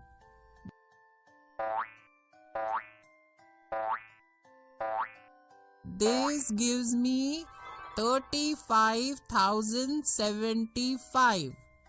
Now, because both these numbers have 2 digits after the decimal point, I will write a decimal point in this way in the answer. Oh wow! I now have a total of 350.75 or 350 rupees 75 paise. Bunny got very excited. He bought 2 train tickets to go from Champapur to Ulta Pulta Nagar. And together, Bunny and Babban reached Ulta Pulta Nagar for holidays. Children, in this video, we learned to solve some interesting word problems related to the 10th and 100th part. In the next video, we will learn to solve some more interesting problems related to this.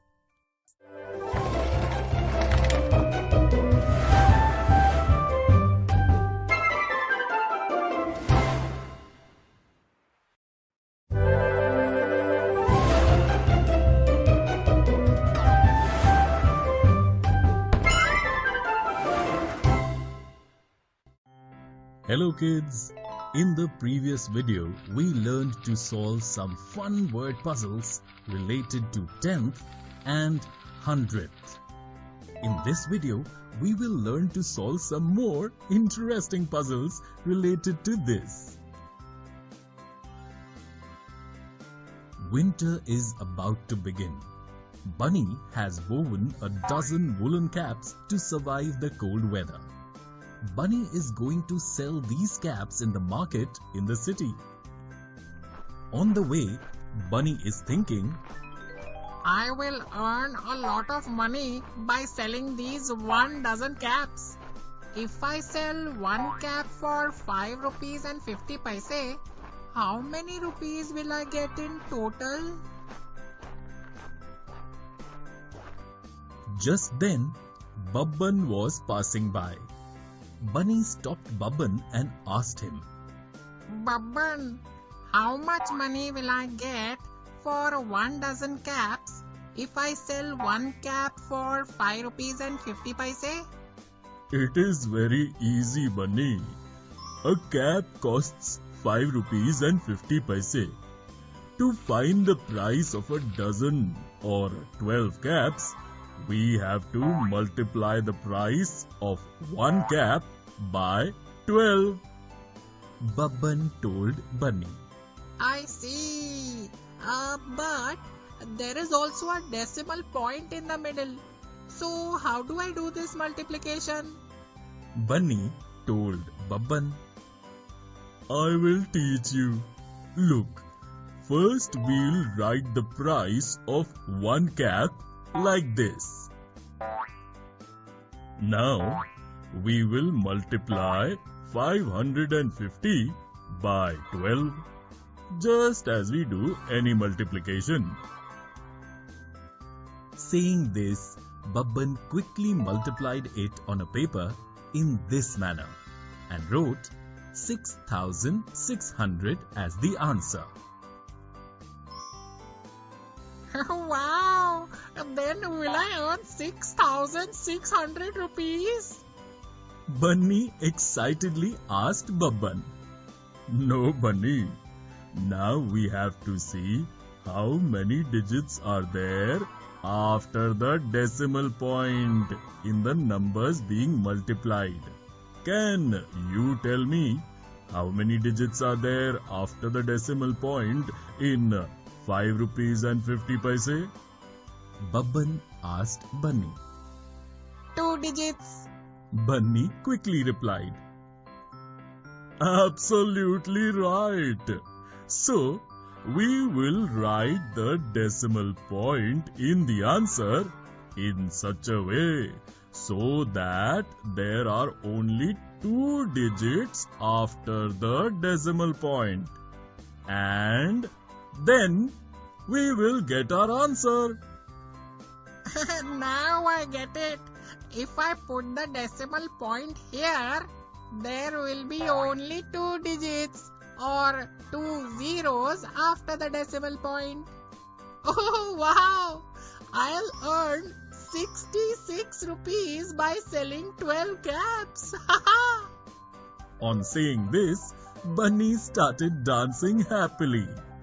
Children, if Bunny had sold only 11 caps instead of a dozen caps, can you tell how many rupees would Bunny have received? If you want, you can stop the video and find the answer.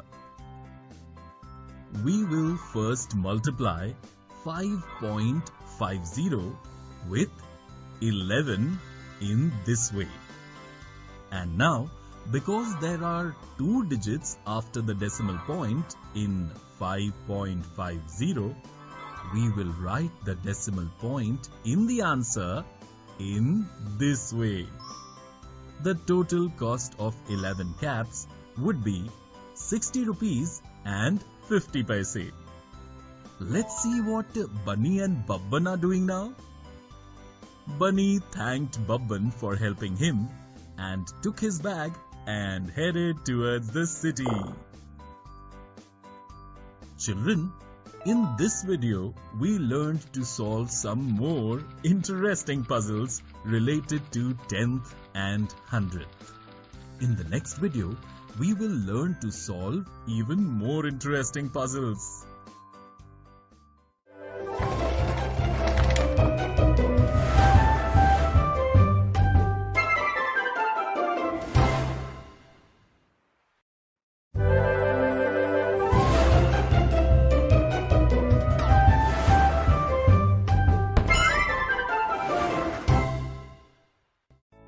Hello children!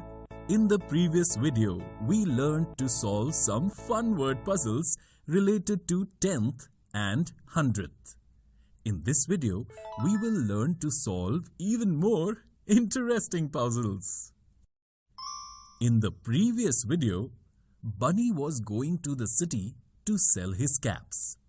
All of Bunny's caps got sold and he became very happy. Now, Bunny is thinking that he will sell quilts. Bunny has come to Uncle's shop to buy cloth to stitch his quilts. He wants to sell quilts of 2 different lengths. The yellow quilt would be 3.45 meters long and the blue quilt would be 4 meters long. Bunny bought the cloth for his quilt from Uncle and returned home. Bunny is thinking, How much longer would the blue quilt be compared to the yellow quilt? Oh, let me find the answer by using the subtraction process.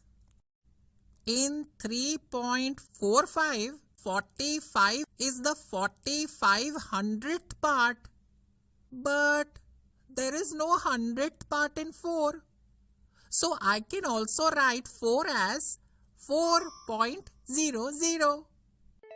Now I will subtract 345 from 400 first using this simple process of subtraction. That makes it 55. Now, because there are 2 digits after the decimal point, I will write the decimal point in the answer in such a way so that there are 2 digits after the decimal point, thought Bunny. Oh, the blue quilt is 0.55 meter longer than the yellow quilt. And because a centimeter is 100th part of a meter, 0.55 meter will be equal to 55 centimeters, thought Bunny. Bunny stitched his quilts and left for the city to sell his quilts. Children, in this video, we learned to solve even more interesting puzzles related to 10th and 100th.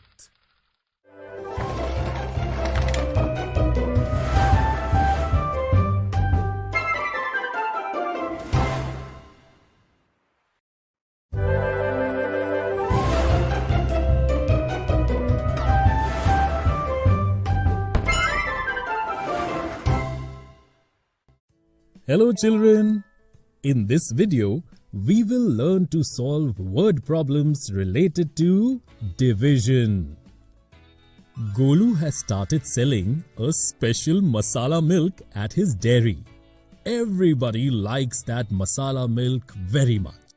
Golu has realized that if he will sell 3,480 bottles in a year, he will make very good profits. Now, Golu is trying to find out how many bottles of masala milk he will have to sell in a month.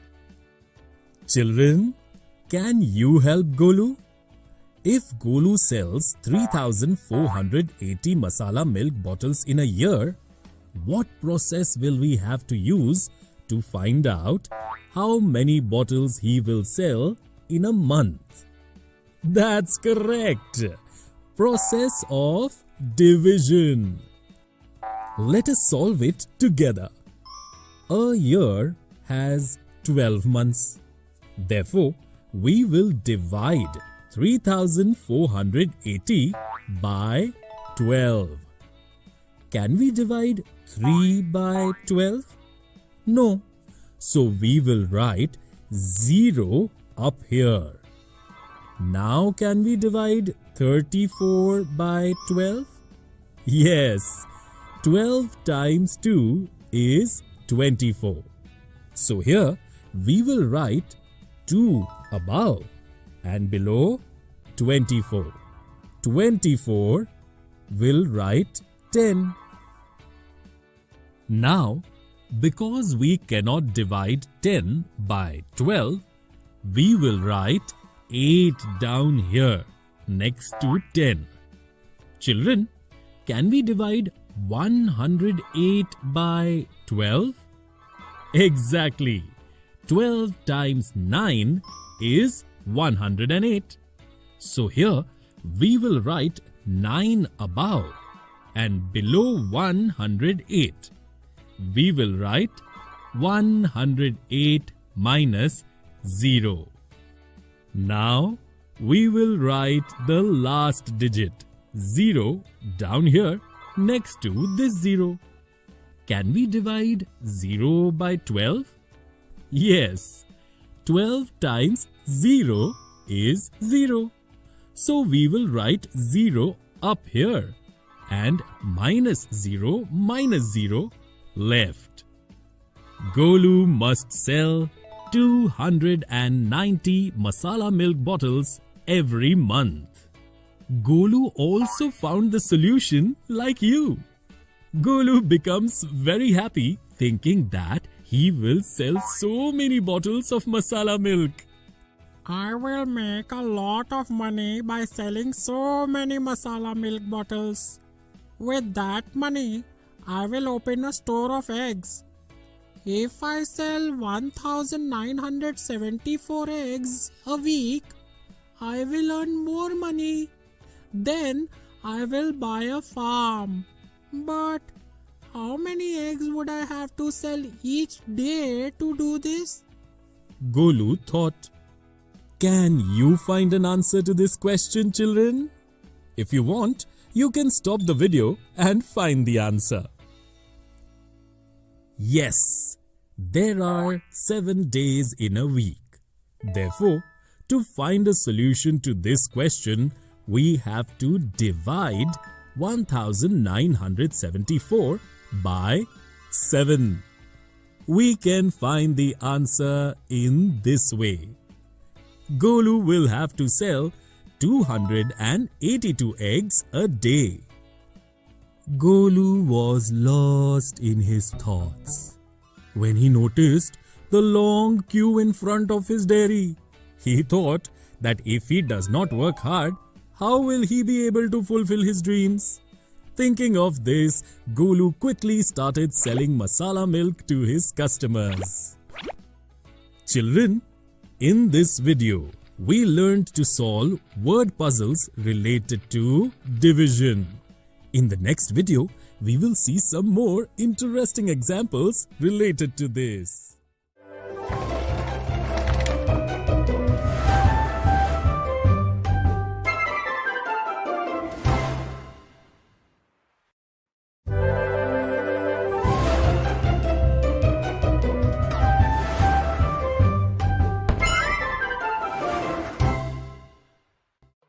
Hello kids!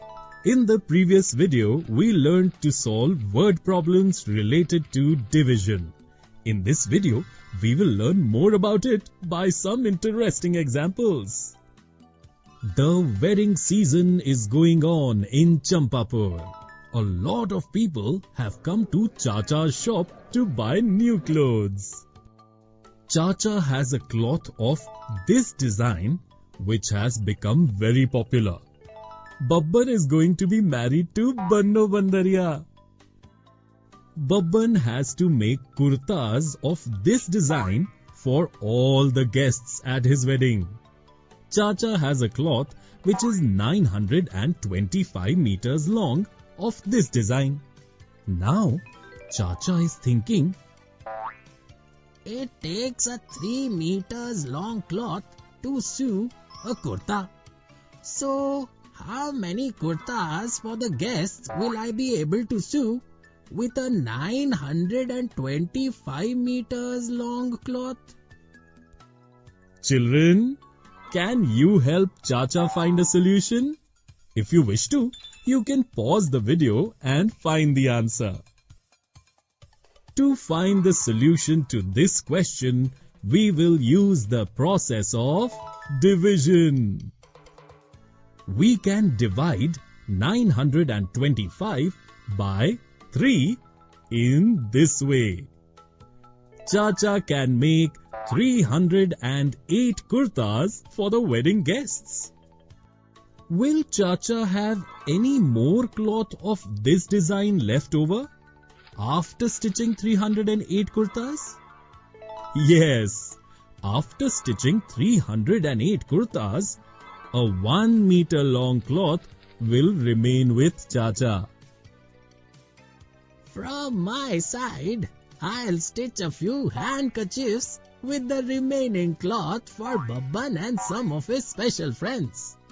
If one handkerchief is 25 centimeters long, how many handkerchiefs can I make with this 1 meter long cloth?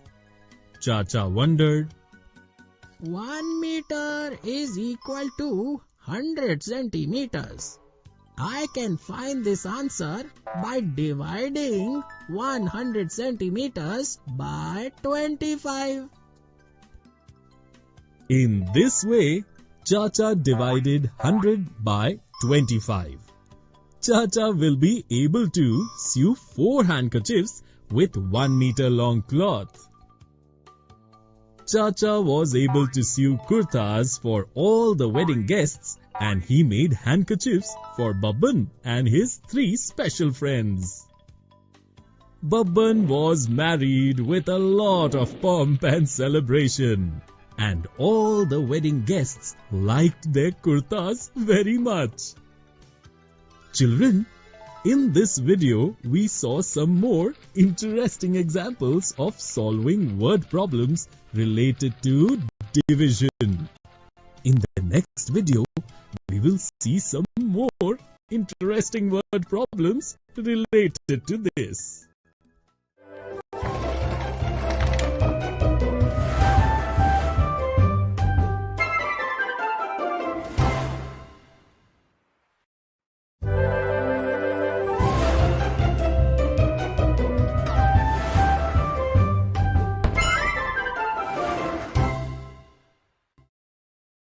We all have pledged to save water. Hello friends, I'm back. You would be remembering in the last video, Bhuvan and Arjun gathered information from their grandfather on conservation of water in ancient India, especially in Rajasthan. Dadaji told them that problem of water is not only confined to Rajasthan, but it's a nationwide problem. It's a very serious issue. It's time for Bhuvan and Arjun to come back from school. They must be getting curious to know the answers to their questions from Dadaji. So let us go with Bhuvan and Arjun to meet Dadaji. The objectives of this video are 1. To understand the difference between surface water and groundwater and underground water. 2. To understand the reasons for scarcity of water. 3. To understand what are dams. 4. To understand what are the ways to save water. What happened, Bhuvan? You are looking confused. Yes, Arjun, I'm thinking about something. What are you thinking? If you remember, today in geography class, Masterji told us that the Earth is also called a blue planet because 71% of the Earth's surface is covered with water. And that is why it appears blue when seen from space. The rest 29% of it is land. Yes, he told this. If 71% of the Earth's surface is covered with water, then how can there be a shortage of water? Yes, you are right. Now I too got into thinking. Let us go to Dadaji and ask the answer to this question. Dadaji, namaste. Namaste, children. What did you study in school today?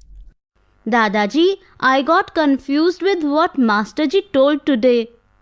What did Masterji say that you got confused?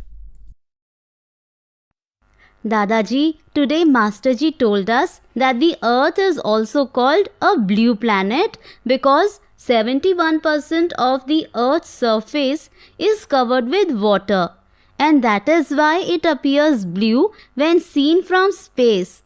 The rest 29% of it is land. If this is true, then how can there be a shortage of water? Children, do you know the answer to this question? If 71% of the Earth's surface is covered with water, then why there is scarcity of water? This information is absolutely correct. There is an unequal distribution of water on Earth. Children, water on Earth is found as surface water and groundwater. Surface water is found in oceans, rivers, lakes, etc.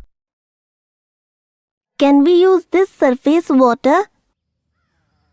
We can use it, but out of 71%, only 1% of water is fresh. Rest is salty in nature, which cannot be used. Dadaji, what is the main source of fresh water? The main source of fresh water is rain. Can you name the other sources of fresh water? only 1% of water is fresh. Then we need to use water sensibly. Dadaji, that is why wells are dug, so that we can also use groundwater. Yes, you are right. As I told you that to meet the scarcity of water in our state, Rajasthan, the government has constructed Rajasthan Canal. Likewise, canals, ponds, etc. are constructed in other states, cities and villages to fulfill the need of water for agriculture and domestic purposes. But can't we use this surface water? We all need water in our everyday lives. To fulfill our need of water, dams are constructed by the government. Do you know what is a dam? A dam is a barrier that restricts the flow of water in the river. It is a kind of a wall built on a river to control the flow of water. Dadaji, why there is a need to restrict the flow of water in the river? During the rainy season, few rivers start overflowing. If the flow of such rivers is not restricted, then there is a possibility of floods. Really, Dadaji? Yes, this wall has special gates or sluice gates which can be opened and closed to control the flow of water. This means the dam not only fulfills the need of water but also minimizes the possibility of flood. Yes. That is great. These dams are very useful. They can generate electricity from the force of falling water, which is called hydroelectricity. They also help in fisheries, water storage, etc. That is why these dams are often called multi-purpose projects. They are also used to store water. Yes, absolutely. An artificial lake is created using dam in order to store water. This lake is called a reservoir. It's great step taken by the government to store water. But even then there is water crisis. Dadaji, then how do people meet their needs of water? As I said, there is an unequal water distribution. People of different places meet their needs of water in different ways. Please elaborate. The places where Jal Board provides water to people reaches their homes through taps. What is Jal Board? It is a government department that works under state government. Its function is to provide water to the people of the state. What are the different ways through which people store water at home? Some people store water in plastic and cement tanks and use it all through the day. Some people use electric water pumps like jet pumps and submersible pumps to store groundwater in tanks. But a lot of water gets wasted in using this method. After listening to all this, we must not waste water at all. You are absolutely right. What are the ways to save water? We must try to use less water. We must not let water flowing needlessly. Now you tell me, how can we prevent water from being wasted? I feel instead of a running tap, bucket and mug must be used to wash utensils and clothes. Very well thought of. We must plant more and more trees, and cutting of trees should be banned. Masterji told us that trees bring rain. Great children, you know a lot.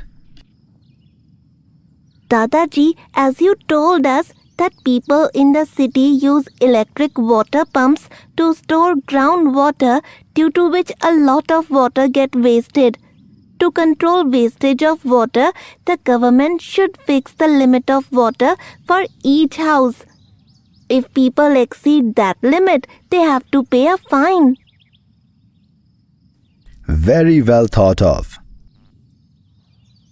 We farmers should also use organic fertilizers instead of chemical fertilizers.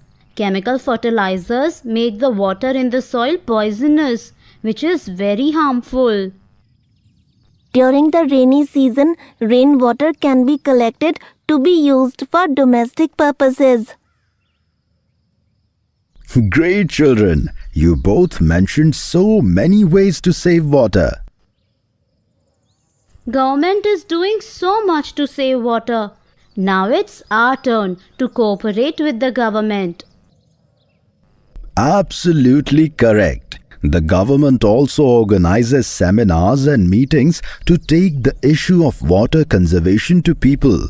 But even then, if we will not be aware of saving water, the government will not be able to do anything. Dadaji, I and Bhuvan promise that we will not waste water and will let anyone do it. We will try to spread awareness to save water. We will discuss about it in school and convince more and more children to join us in spreading awareness to save water. So children, if you want, you can save water. But for this purpose, the whole human race has to come together.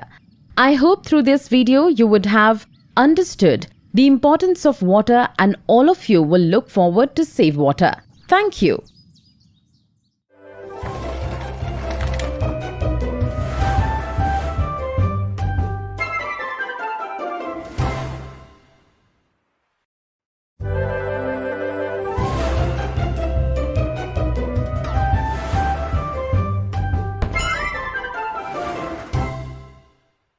Today, we will learn about symmetry.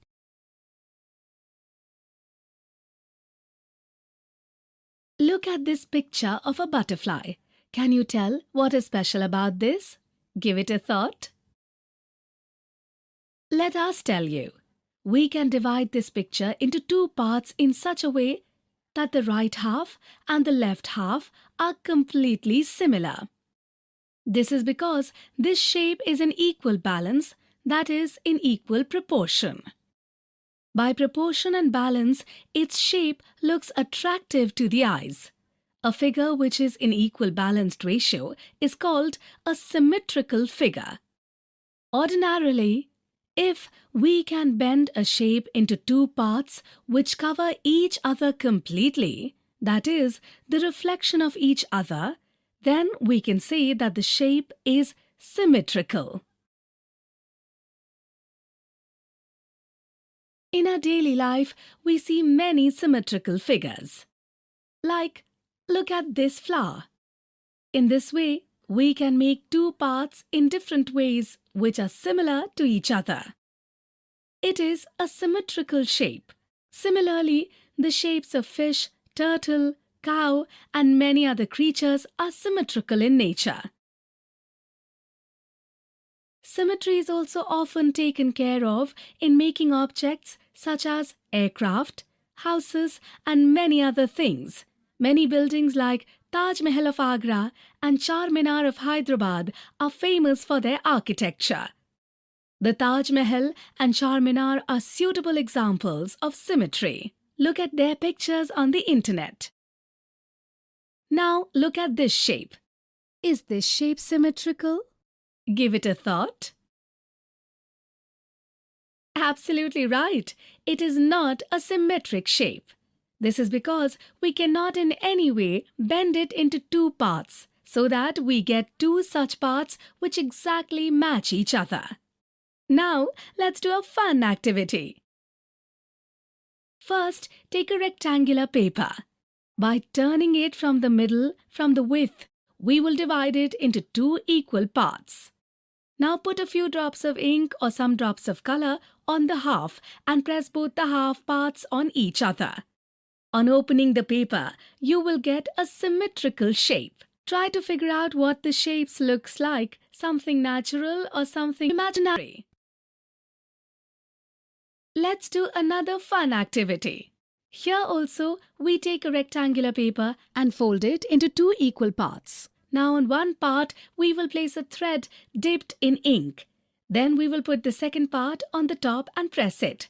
Then we will open the paper and remove the thread. If you now see the ink marks made in both the parts, then you will know that the figure made in first part is symmetrical to the figure made in the second part. By doing these fun activities yourself, you can make symmetry better. So today we learned about symmetry. In the next video, we will learn about it with some examples.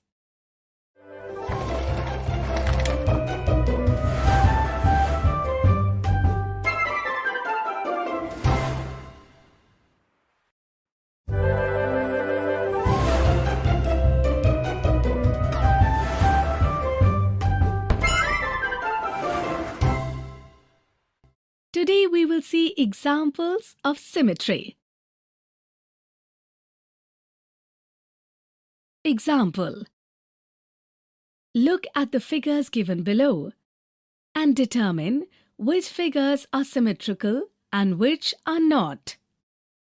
To determine if a figure is symmetrical or not, we check that on folding the figure from the middle, the half on the left and the half on the right are completely identical to each other or not. That is, whether both the parts are like reflections of each other. We can make 2 parts of the first figure like this. Here we see that the right half and the left half are identical to each other. That is, they look exactly alike, and thus it is a symmetrical figure. Similarly, if we talk about the other figure, then here we have no way to divide this figure into 2 parts, which would be the exact reflections of each other or completely identical. Thus, the second figure is not a symmetrical figure. Similarly, we see that like figure 1, figure 3, figure 5, figure 6 and figure 8 are also symmetrical figures, and like figure 2, figure 4 and figure 7 are not symmetrical figures. Next example. The right part of an object appears in reflection to the left and the left part to the right in reflection. Is the object and its image symmetric? In the mirror, the right part of the object is visible to the left and the left part to the right. This phenomena is what we call lateral inversion. It is true that the right part of the object appears left in the reflection and left part of the object appears right in the reflection. But the object and its reflection are closely related to each other. Hence, they are also symmetrical to each other. Therefore, the object and its reflection are symmetrical. Next example, complete the figure given below to form a symmetrical figure. 2 parts of symmetrical figures can be made which are reflections of or exactly identical to each other. Let's complete the given figures following this concept. In the first figure, here is a semicircle on the left. We will draw its reflection in the right part. It is important to keep in mind while making reflection that this shape should be made in balanced proportion. Similarly, we see that there is also a small circle here. Let us also make a reflection of this. Then we will draw a reflection of this curved line. The shape has now been completed. As you can see, it is a symmetrical figure. Now let's talk about the second figure. We have been given the top part and have to find the bottom part. Suppose the upper part is on the ground and we are seeing its reflection below in water. So imagine how this figure will look. Give it a thought. Absolutely right. It will look like this. In this way, we can complete the second figure. Similarly, if we complete the third figure, then we will get the shape of an arrow. It is also a symmetrical figure. Today we saw examples of symmetry. In the next video, we will try to eliminate the misconceptions related to this concept.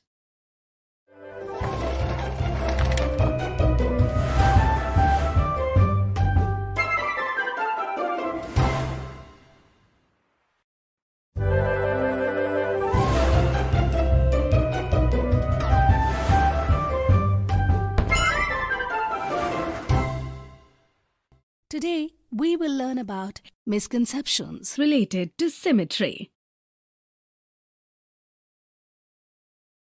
Misconception 1. Find the symmetrical figure in the following figures. Children do not understand symmetry correctly. They do not understand that two such parts of symmetrical shape can be made that they meet each other perfectly. By considering the dotted line as a mirror line, they do not see whether the shape of the figure is properly presented in the mirror following lateral inversion. Option 2 has the same shape on both sides. So they think that it is a symmetrical shape. But it is a wrong understanding because the lateral inversion of the shape is not clear here. Hence, it is not a symmetrical shape. That is, option 2 is the wrong answer. Some children cannot understand the concept of symmetry properly. They think in option 3, the two parts are reflections of each other. That is why they select option 3. But this is also the wrong answer because even here the lateral inversion is not properly represented. If we talk about option 1, the left and right parts are reflections of each other. That is, the right part of the figure is visible in the left and the left part of the figure is right in the reflection. That is, the part of one side of the dotted line of the shape resembles exactly the part of the other side. Hence, the figure shown in option 1 is a symmetric shape. Therefore, the correct answer to the given question is option 1. Misconception 2. Rahul and Meena are discussing the picture below. Rahul was saying that this picture is not symmetric, while Meena believed that this picture is symmetrical. Find out who has the correct understanding of symmetry. Some children, in order to identify whether a figure is symmetrical or not, just observe whether two parts can be formed in the vertical direction of the shape identical to each other or not. For example, here Rahul noticed that after drawing two parts in the vertical direction of the figure, it is known that they are not reflections of each other. So Rahul determined that the image is not symmetrical.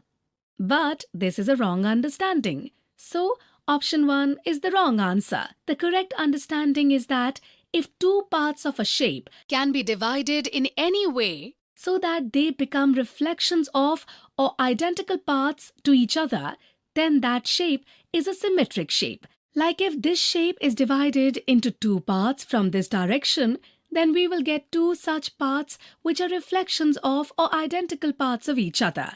Hence, it is a symmetric shape. Therefore, Meena's understanding is correct. That is, option 2 is the correct answer. Today we saw some misconceptions related to symmetry.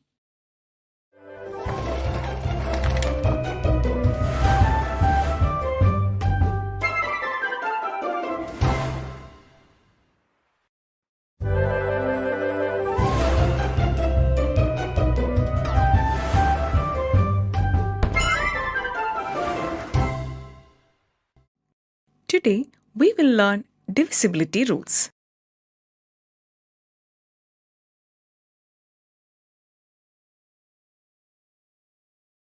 We come across many situations in our life where we need to check whether a number is divisible by another number. Without performing the division, we can easily identify whether the number is divisible by another number or not with the help of divisibility rules. Let's learn these rules. Divisibility by 2. If a number has any of the digits 0, 2, 4, 6 or 8 in its ones place, then the number is divisible by 2. This is because if the last digit of the number is 0, 2, 4, 6 or 8, then that number will be even number.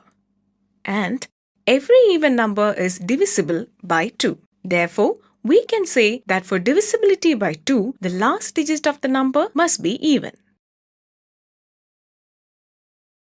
Divisibility by 3. If the sum of the digits of a number is divisible by 3, then the number is divisible by 3. Divisibility by 4. If the number formed by the last two digits of a number is divisible by 4, then the number is divisible by 4. Divisibility by 5. If a number has either 0 or 5 in its ones place, then the number is divisible by 5. Divisibility by 6. If a number is divisible by both 2 and 3, then the number is also divisible by 6. Let's find out why this rule works. Here, 2 and 3 are co-prime numbers. That means, other than 1, there is no common factor for 2 and 3. If two co-prime numbers completely divide a number, then the product of those two co-prime numbers also divide that number completely. We can simply say that to check the divisibility by a number, we can check the divisibility by its co-prime factors. Divisibility by 8. If the number formed by the last three digits of a number is divisible by 8, then the number is divisible by 8. Divisibility by 9. If the sum of the digits of a number is divisible by 9, then the number is divisible by 9. Divisibility by 10. If a number has 0 in its ones place, then the number is divisible by 10. You can understand this in another way. The co-prime numbers 2 and 5 are factors of 10. If the last digit of a number is 0, then the number is divisible by both 2 and 5. Therefore, that number is also divisible by the product of those two numbers, which is 10. Divisibility by 11. Find the difference between the sum of the digits at odd places and sum of the digits at even places from the right of the number. If the difference is 0 or divisible by 11, then the number is divisible by 11.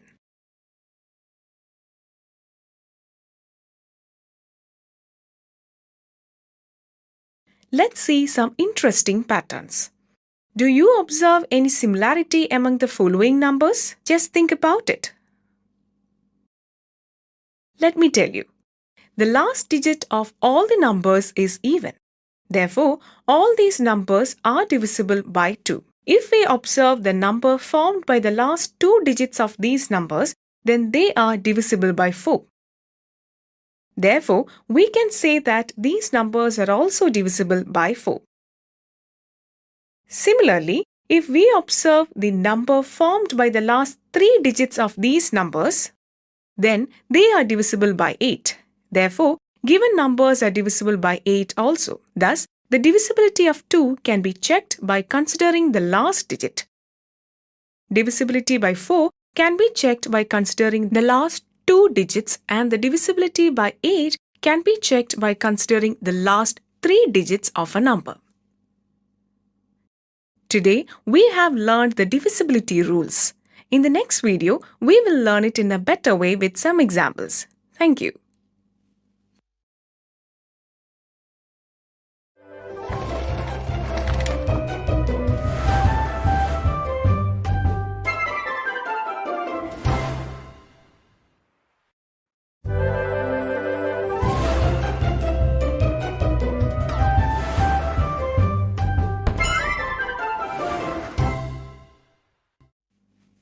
Today, we will see some examples related to divisibility rules. A farmer has 187 fruits to sell. Can you find the minimum number of fruits so that he will be able to divide them equally? From the given example, the total number of fruits is 187. Since the number of fruits in each bag has to be same, we have to find the smallest number that will divide 187 completely. In order to find this, we will use the divisibility rules.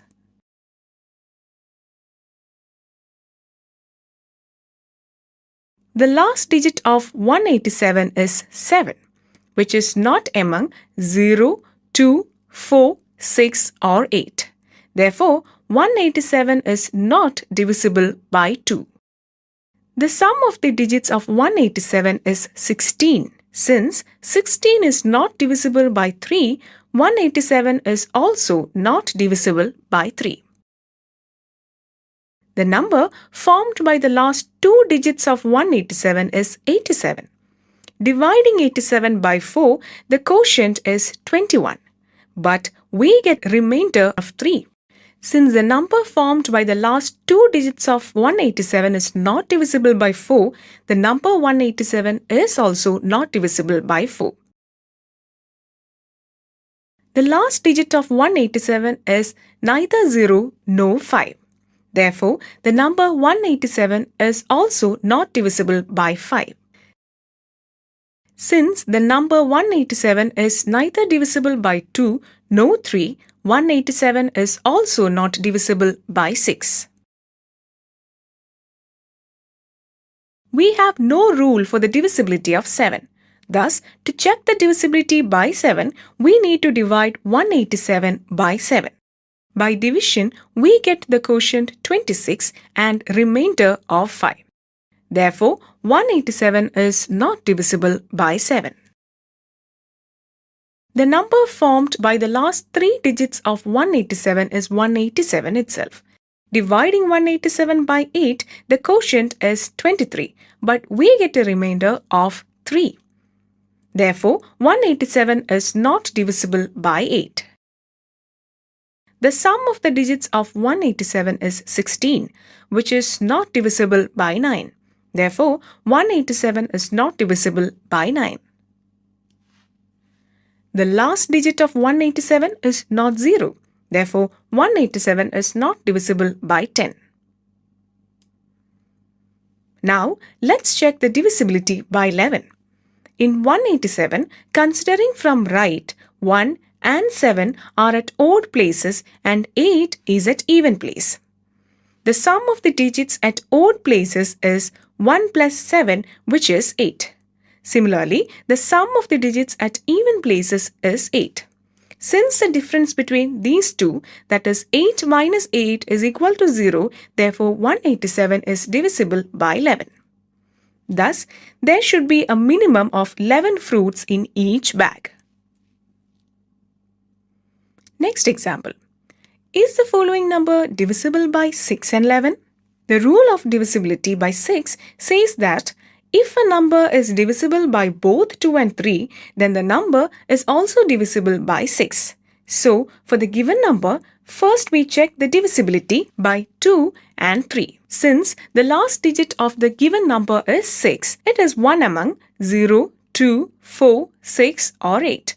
Therefore, this number is divisible by 2. Similarly, the sum of the digits of the given number is 31. Since 31 is not divisible by 3, the given number is also not divisible by 3.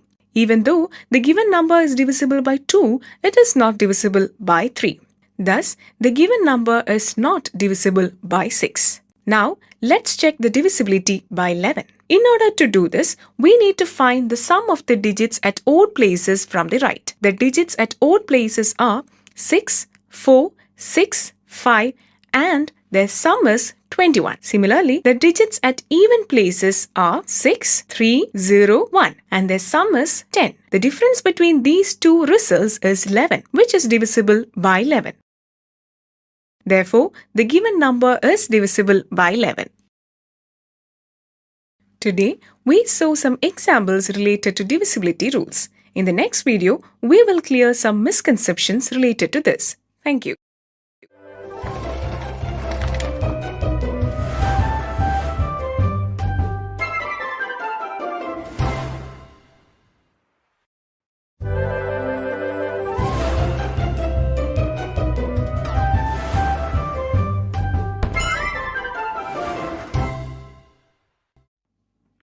Today, we will see some common misconceptions and common mistakes related to divisibility rules. First one. Is 1,12,500 468 divisible by 8? Sometimes the divisibility of a number by another number is determined by considering only the last digit of that number. Since the last digit of the given number 8, it is considered to be divisible by 8. And option 1 is an incorrect answer. The correct understanding is that there are different rules for divisibility by numbers. The rule of divisibility by 8 is if the number formed by the last 3 digits of a number is divisible by 8, then the number is divisible by 8. The number formed by the last 3 digits of the given number is 468. By dividing this number by 8, we get the quotient 58 and the remainder of 4. So, the number 468 is not divisible by 8. Therefore, the given number is also not divisible by 8. Misconception 2. Which digit comes in the place of A so that the number is divisible by 3? If we put 3 in the place of A, then the number becomes 25,363. Sometimes there is a misunderstanding that since the last digit of the number is 3, the number will be divisible by 3. If we put 2 in the place of A, then the number becomes 25,362, which is an even number. Another misunderstanding is that division of an even number by an odd number is not possible. Because of this misunderstanding, option 2 is considered as wrong and option 1 is chosen, which is incorrect. To check the divisibility by 3, we will substitute 3 in the place of A and find out the sum of the digits. The sum will be 19. Since 19 is not divisible by 3, 25,363 is also not divisible by 3. So, we cannot write 3 in the place of A. Now, we will write 2 in the place of A and find out the sum of the digits. The sum will be 18. Since 18 is divisible by 3, 25,362 is also divisible by 3. That means we have to replace A with 2. So, option 2 is the right answer. Let us now understand some common mistakes related to divisibility rules. Many times, the divisibility rules are known, but if asked to check for divisibility of a larger number, then it is checked by normal division rather than using the rules. Sometimes, there is difficulty in applying the rules correctly. Divisibility rules help check for divisibility. For example, the rule of divisibility by 3 says if the sum of all the digits is divisible by 3, then that number is also divisible by 3. Here, the sum of the digits of the given number is 45, which is divisible by 3. Therefore, this number is divisible by 3. Today, we saw some common misconceptions and mistakes related to divisibility rules. Thank you.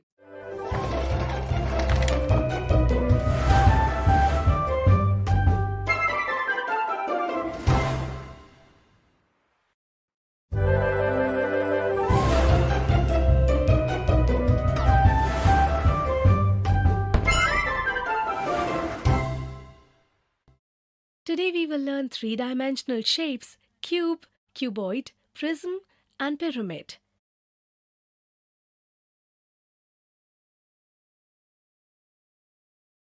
In our daily lives, we see different things, such as books, football, tables, dice, ice cream cones, etc.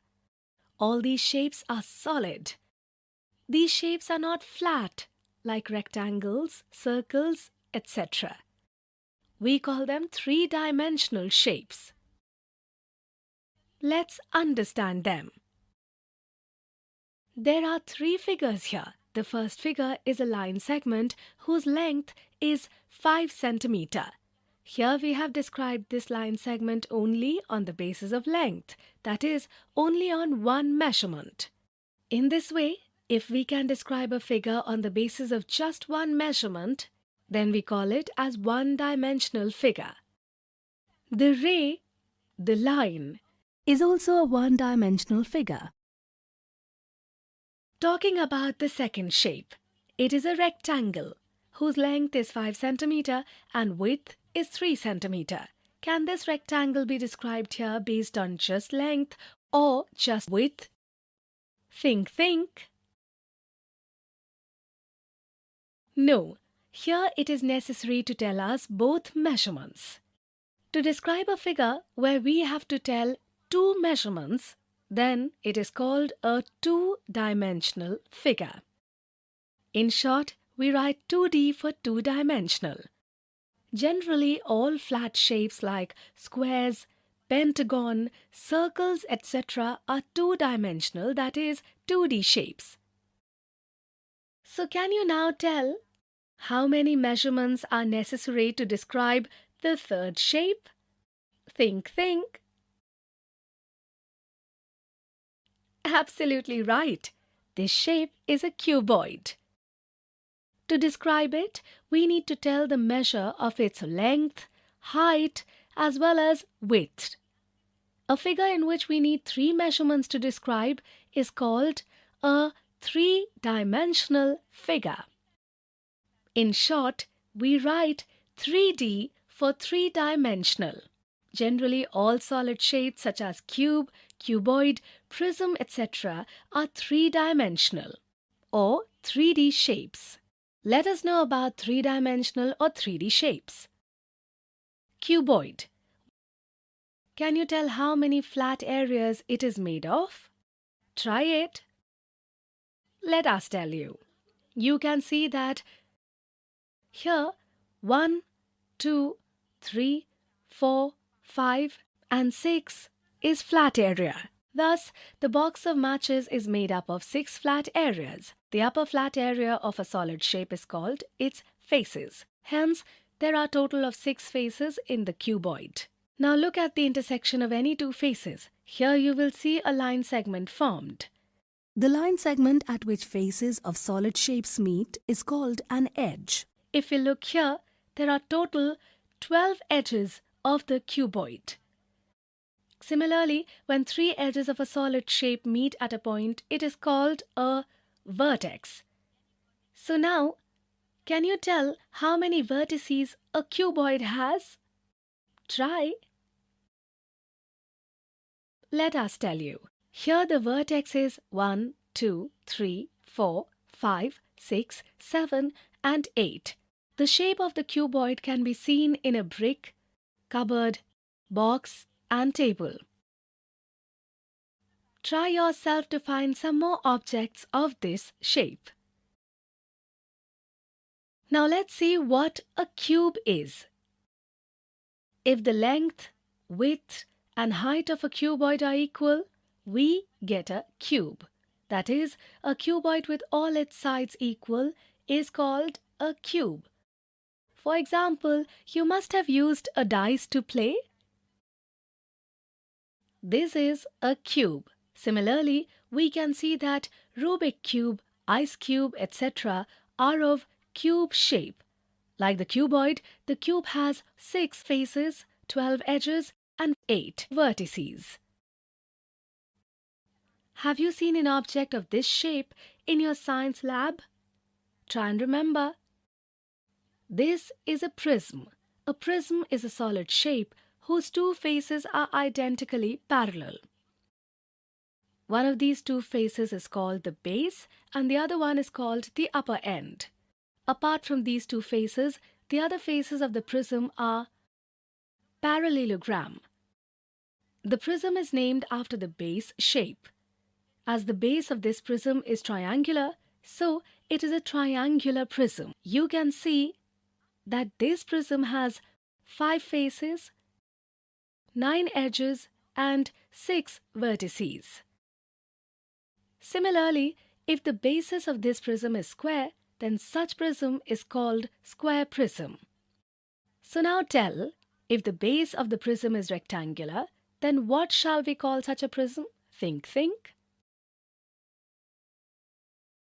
You are absolutely right. We will call it rectangular prism. You must have seen pictures of the famous Egyptian pyramids. If you look carefully, you will see their shape in this way. As you can see, in this shape the base can be the shape of any polygon.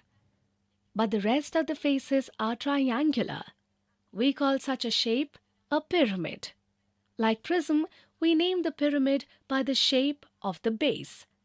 As the base of this pyramid is triangular, so it is a triangular pyramid.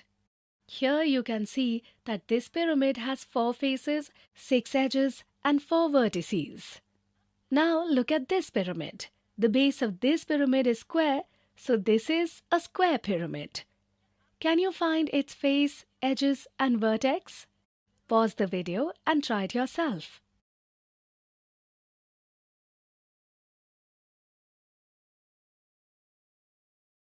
Now look here. This is a cylinder. This is cone and this is a sphere. As you can see, there are 3 faces in the cylinder, which have 2 flat faces and 1 curved face. In this, we also see that there are 2 edges, but there is no vertex in it. The cone has 2 faces, out of which one is flat face and the other is curved face. Similarly, it has a vertex and an edge. Talking about the sphere, it has 1 face, but it does not have an edge and a vertex. So today we learned the 3-dimensional shape: cube, cuboid, prism, pyramid. In the next video, we will see some examples regarding this topic.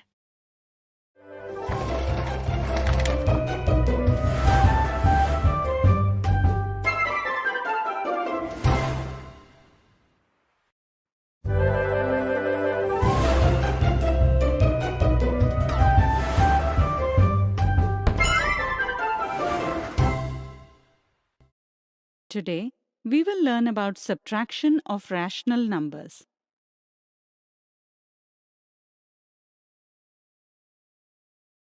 In many cases, it becomes necessary for us to subtract rational numbers. For example, suppose you brought your 3/4 meter long wooden strip and used it to make a photo frame. After making the frame, you found that there's still 1/4 meter left. Now, if you want to know the length of the strip that was used to make the photo frame, how will you find it out? Think a little. Absolutely correct. You must subtract 1/4 meter from 3/4 meter. That is, here you have to subtract 2 rational numbers. So let's find out how to perform this calculation. Let's find the result of 3/4 minus 1/4. To find the result, we convert the operation of subtraction into the operation of addition. For this, we keep the first number as it is, then change the sign of subtraction to addition, and then add the additive inverse of the second number. The additive inverse of a number is a number that, when added to the given number, results in 0. Here, the additive inverse of 1/4 is minus 1/4. Thus, we have converted 3/4 minus 1/4 to 3/4 plus minus 1/4. After this step, we make the denominator of the rational numbers equal. Since the denominators are already equal, we ignore this. We can solve this using the number line also. Let us find the result on the number line. For this, first we draw a line and mark integers on it. Each unit here shows a distance of 1 meter. Now here we see that both the rational numbers have denominator 4. From the denominator, we get to know that each unit should be divided into 4 equal parts. So, we divide each unit of the number line into 4 equal parts and name them as 1/4, 2/4, 3/4 to the right of 0, and on the left, minus 1/4, minus 2/4, minus 3/4. Now we see that the first number is 3/4. So we find the position of 3/4 on the number line. Then we see that the second number is minus 1/4, which is a negative rational number. So based on the numerator of the second number, we move that much to the left of 3 by 4. Here, the numerator is 1, so we will move 1 step. Since 1 step is equal to 1/4 unit, therefore, 1 step means a distance of 1/4 meter. So we can also say that we move 1/4 unit distance to the left of 3/4. With this, we arrive at 2 by 4, which is the result of 3 by 4 plus minus 1 by 4. The result of the subtraction can be obtained without a number line as well. It is also necessary that we convert the operation of subtraction into the operation of addition. Then we see that the denominators are equal, so we keep the denominator as it is and add the numerators. This way, we get a result 2 by 4 and simplify it to 1 by 2. Now let's understand it with another example. Suppose we have to find out the result of minus 42 by 8 minus 17 by 6. So let's find the result of the subtraction. First, we convert the operation of subtraction into addition. For this, we write the first number as it is, then change the sign of the subtraction to addition, and then write the additive inverse of the second number. Here, the additive inverse of minus 17 by 6 is 17 by 6, which is what we will write in the second place. That is, minus 42 by 8 minus 17 by 6 is equal to minus 42 by 8 plus 17 by 6. Now we see that denominators of these two rational numbers are not equal. To make them equal, we use LCM. LCM of 8 and 6 is 24. So we will turn denominators of both rational numbers into 24. For this, we multiply the numerator and the denominator of minus 42 by 8 by 3 and the numerator and denominator of 17 by 6 by 4. This will make the question minus 126 by 24 plus 68 by 24. When denominators are equal, we add the numerators and keep the denominator the same. The sum of the numerators is minus 126 plus 68, which is equal to minus 58. So we get the answer as minus 58 by 24, which can be simplified to minus 29 by 12. So today, we have learned the subtraction of rational numbers. In the next video, we will see some examples.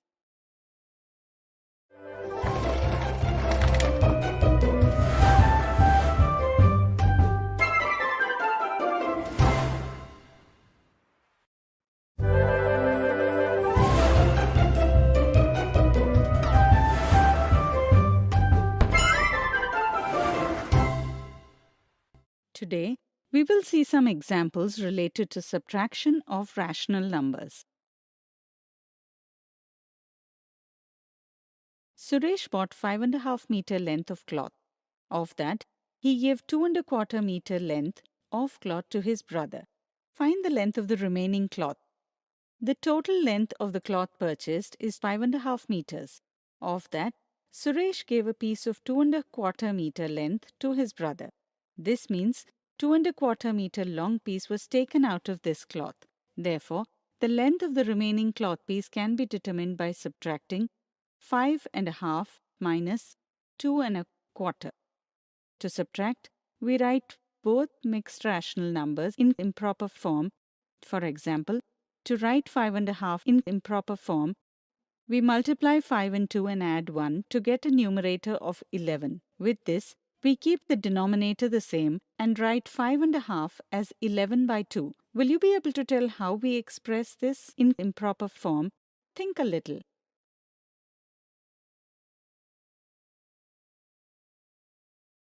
Absolutely right. We write this as 9 by 4 and now we subtract 11 by 2 minus 9 by 4. Now, we convert the operation of subtraction into addition. For this, we write the first number as it is, then change the sign of the subtraction to the sign of addition and write the additive inverse of the second number as minus 9 by 4. Now let's find the result. Here, denominators of the two rational numbers are not equal. So we have to first make the denominators equal. To do so, we find the LCM of the denominators of both rational numbers. Here, the LCM of the denominator of 11 by 2 and minus 9 by 4 is 4. The denominator of minus 9 by 4 is already 4, so we will not change it. But the denominator of 11 by 2 is not 4. To make it 4, we multiply both the numerator and denominator by 2. This will give us the rational number 22 by 4. Now, denominators of the two rational numbers are equal, so we add the numerators and keep the denominators the same. Thus, we say that Suresh has 13 by 4 meter, which is 3 and 1/4 meter length of cloth left. Example 2. Find minus 13 by 16 minus 18 by 21. Let us first convert the operation of subtraction into addition. For this, we keep the first number as it is, change the sign of subtraction to addition, and write the additive inverse of the second number. This now makes our question minus 13 by 16 plus minus 18 by 21. To solve this, let's make the denominators equal by finding the LCM. The LCM of 16 and 21 is 336. To make the denominator of minus 13 by 16 336, we multiply both its numerator and denominator by 21, and to make the denominator of minus 18 by 21 as 336, we multiply both its numerator and denominator by 16. This will give us the equivalent rational number of minus 13 by 16 as minus 273 by 336 and the equivalent rational number of minus 18 by 21 as minus 288 by 336. Now we add these two. Since the denominators are equal, we add the numerators and keep the denominators the same. This will give us a result minus 561 by 336. Here, HCF of the numerator and denominator is 3. So, we divide both by 3 and express it in its standard form, which is minus 187 by 112. Try this. Here is a magic square in which the sum of each row is 3 by 4. Find the value that rational numbers A, B, and C represent. We have seen examples of subtraction of rational numbers. In the next video, we will clear up some misconceptions related to them.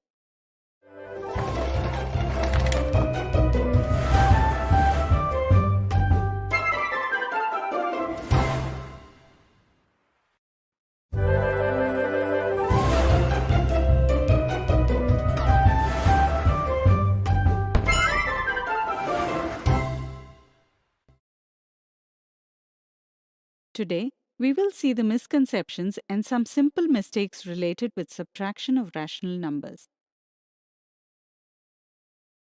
Misconception 1. Suppose the rise in temperature is denoted by a positive rational number and the fall is denoted by a negative rational number. Use this to solve the following question.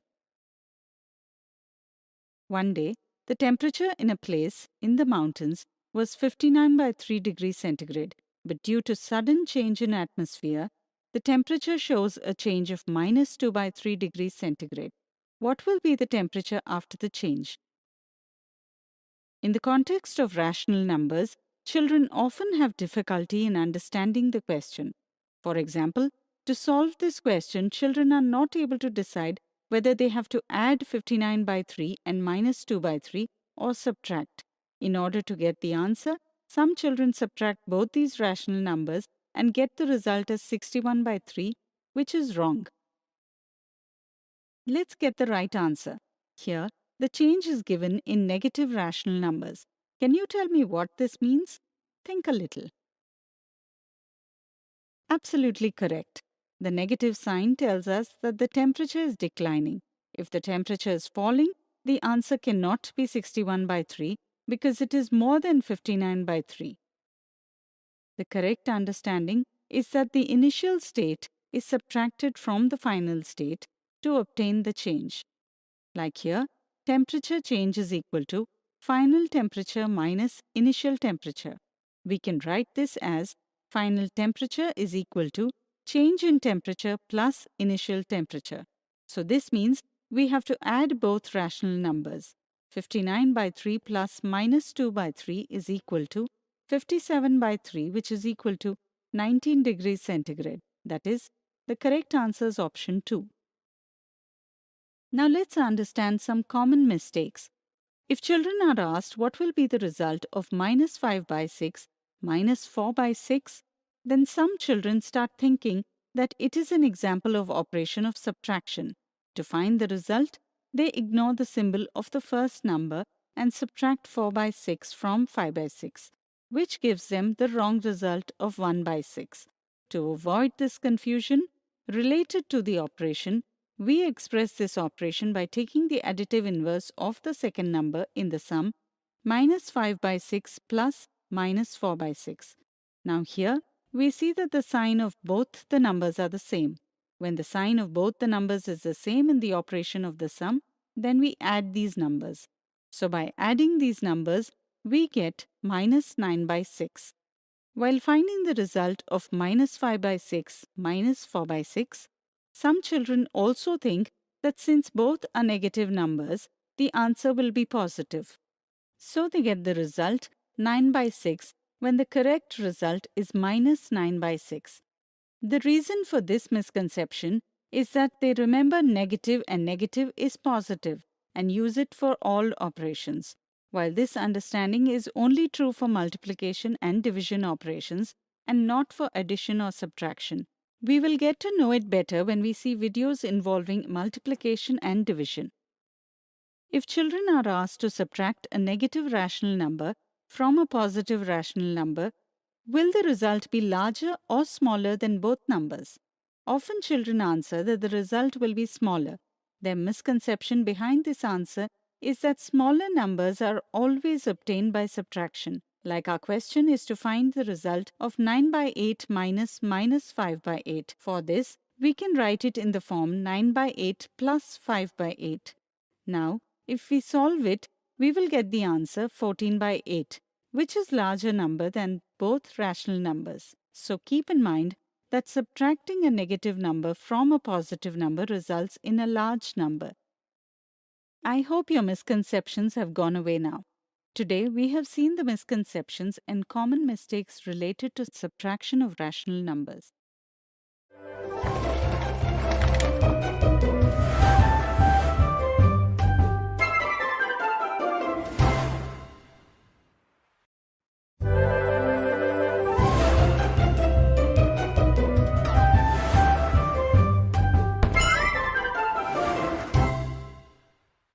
Today we will learn about some of the properties related to the addition and subtraction of the measure of the sides of a triangle.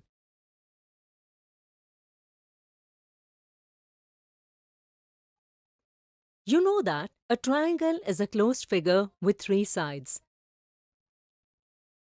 which has three vertices and three angles. In the previous video, we saw properties related to the angles of a triangle. Similarly, there are also properties related to the sides of a triangle. Let's learn the properties related to the addition and subtraction of the measure of the sides of a triangle in this video. Suppose you were asked to draw a triangle ABC, whose sides are AB equal to 4 cm, BC equal to 5 cm, and AC equal to 11 cm. So, will you be able to draw a triangle with the given information? Let's try to draw it. Here, we have taken 3 straws. Let's cut this straw at 4 cm using scissors or a knife. Similarly, we will cut this straw at 5 cm and this one at 11 cm. Now we will try to draw a triangle using the straws of lengths 4 cm, 5 cm and 11 cm. As you can see, we are not able to draw a triangle using the measure given here. Even if we place the 10 cm or 9 cm straws in place of the 11 cm straw, we will not be able to draw a triangle. But if we take a straw of length 8 cm, then we will be able to draw a triangle with the lengths 4 cm, 5 cm and 8 cm. Now, look at both these situations. In the first situation, we were not able to draw a triangle. But in the second situation, we were able to draw a triangle. What do you infer from these situations? Think for a while. Let me tell you. If we look at the second situation, we see that the sum of the measure of any two sides of this triangle is greater than the length of the third side. That is, AB plus BC is greater than AC, AB plus AC is greater than BC, and BC plus AC is greater than AB. and we are able to draw a triangle ABC in this situation. But in the first situation, the sum of the measure of the two sides of a triangle is not greater than the length of the third side, such that when AB is equal to 4 cm, BC is equal to 5 cm and AC is equal to 11 cm, then the sum of AB plus AC is greater than BC and the sum of BC plus AC is greater than AB, but the sum of AB plus BC is less than AC.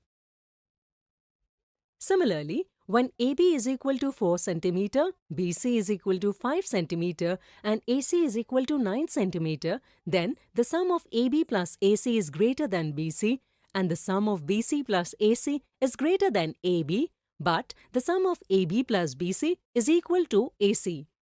Here also, we were not able to draw a triangle in this situation.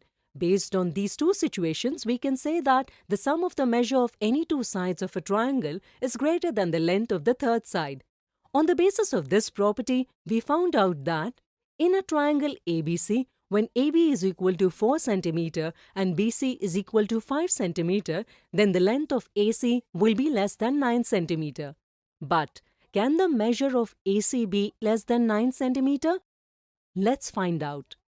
When we take the length of AC as 7 cm, then the sum of the measure of any two sides of triangle ABC comes out to be greater than the length of the third side. That is, by taking AC is equal to 7 cm, we can draw a triangle ABC. Similarly, by taking the length of AC as 6 cm, 5 cm, 4 cm, 3 cm or 2 cm, we can draw a triangle ABC. But if we take the length of AC as 1 cm, then it is the result of the difference of the remaining two sides. In this case, we get the sum of the measure of the two sides AB and AC as equal to the third side BC. That is, in this case, the sum of the two sides of a triangle is not greater than the third side. So we will not be able to construct triangle ABC in this case. If we take the length of AC as less than the difference of the remaining two sides, that is less than 1 cm, say 0.9 cm, 0.8 cm, 0.7 cm, even then we will not be able to construct a triangle ABC, because in this situation, the sum of the measure of the two sides of a triangle is not greater than the length of the third side. So what did you learn from this? Think for a while. Correct. This shows us that a triangle ABC can be constructed only when the difference of any two sides of triangle ABC is less than the third side. In general terms, we can say that the difference of the measure of any two sides of a triangle is less than the length of the third side.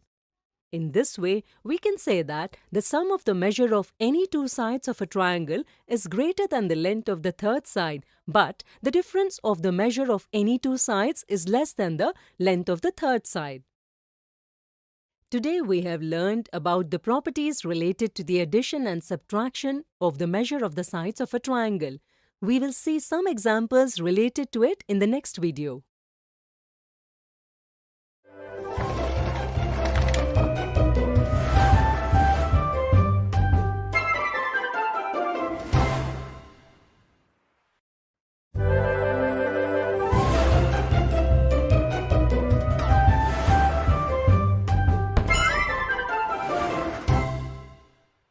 Today we will see some examples of the properties related to the addition and subtraction of the measure of the sides of a triangle.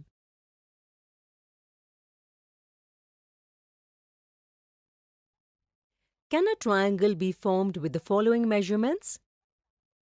We know that the sum of the measure of any two sides of a triangle is greater than the length of the third side. Let's use this understanding here. If we add 12 cm and 10 cm, the result obtained is 22 cm, which is greater than 8 cm.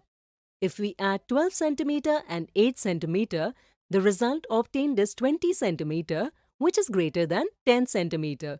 Similarly, if we add 10 cm and 8 cm, the result obtained is 18 cm, which is greater than 12 cm. By looking at these three conditions, we can say that on the basis of the given measures, we can form a triangle. Just think, To determine whether a triangle can or cannot be formed with the given lengths, it is necessary to check all the three conditions. Think for a while. Let me tell you, it's not necessary. If we add the lengths of the two shorter sides and compare it with the length of the largest side, we can find whether we will be able to form a triangle or not. If the sum of the lengths of the two shorter sides is greater than the length of the largest side, then we can form a triangle using the given measures. But if the sum of the lengths of the two shorter sides is smaller than the length of the largest side, then it shows that we cannot form a triangle based on the given lengths. Like here, we can see that the sum of the lengths of the two shorter sides is 10 cm plus 8 cm is equal to 18 cm, and the largest side is 12 cm. Since 18 cm is greater than 12 cm, we can say that a triangle can be formed with the lengths 12 cm, 10 cm, and 8 cm. Next example. Which of the following will be the length of the third side of the triangle whose two sides measure 15 cm and 22 cm? As you may remember, the sum of the lengths of the two sides of a triangle is greater than the length of the third side, but the difference between the two sides of a triangle is less than the length of the third side. Here, the sum of the lengths of the two sides of a triangle is 15 cm plus 22 cm is equal to 37 cm. Therefore, the length of the third side should be less than 37 cm. Therefore, the length of third side cannot be 38 cm. That is, option 4 cannot be the answer to the question. We also see that the difference between the two sides of the triangle is 22 cm minus 15 cm is equal to 7 cm. Therefore, the length of the third side cannot be 7 cm or less. That is, option 2 and option 1 are also the wrong answer to this question.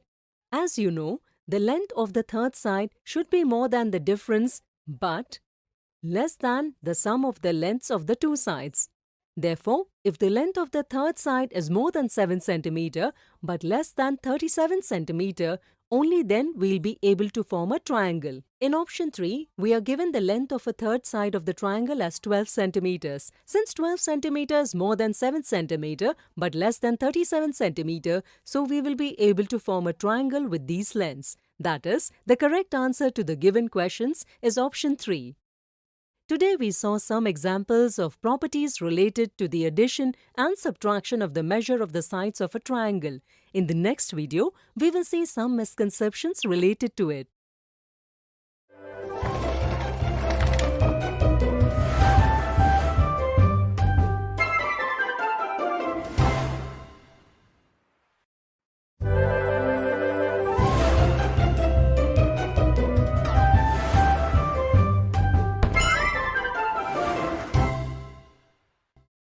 Today we will see some misconceptions and errors related to the addition and subtraction of the measurement of the sides of a triangle.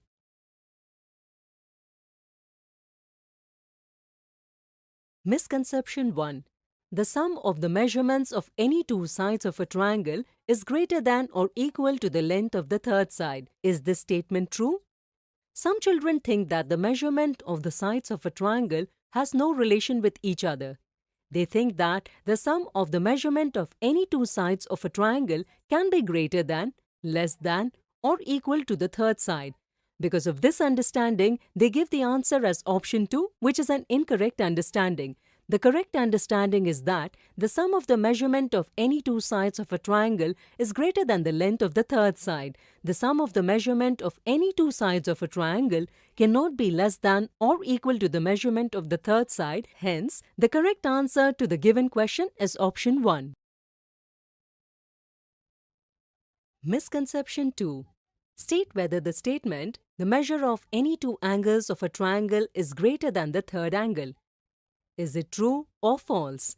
Some children think that this statement is true. Children know that the sum of the measure of any two sides of a triangle is greater than the length of the third side.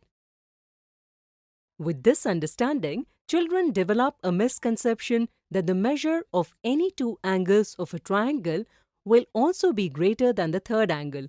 With this misconception, they give option 1 as the answer, but this is an incorrect answer. Let us see an example to clear this misconception. Let's consider this misconception to be true for some time.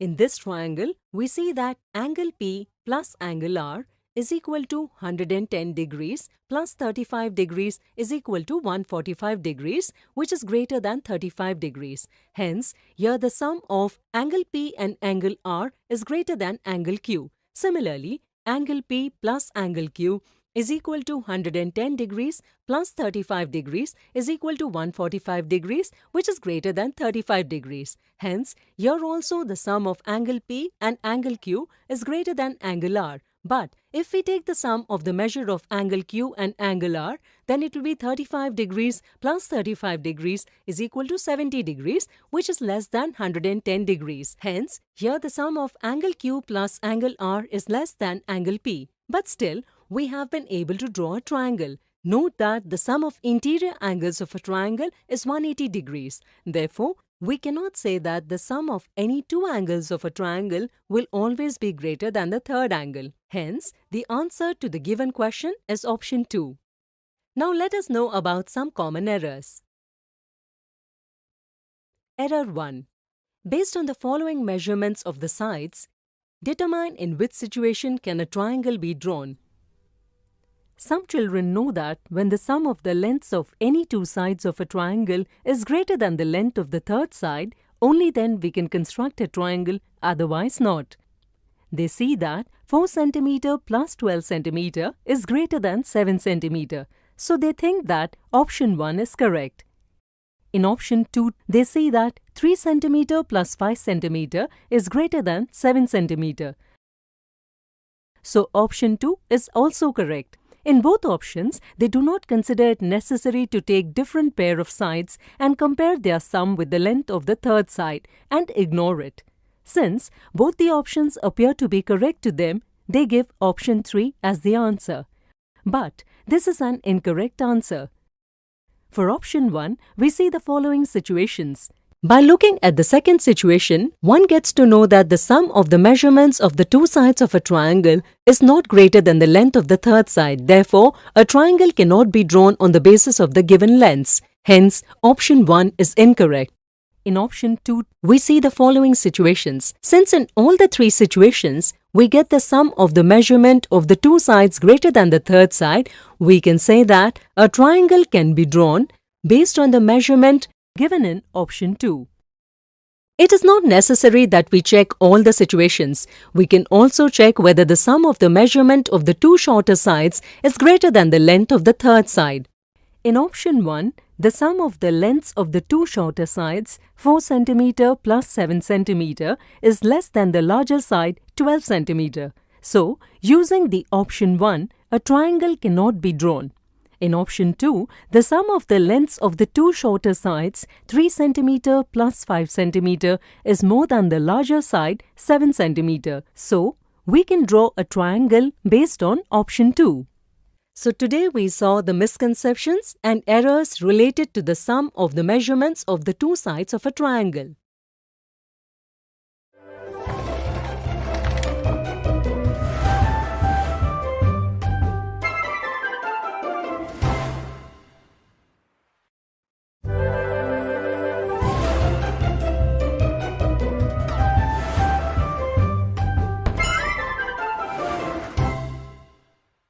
Today we will learn about the symmetry in regular polygons.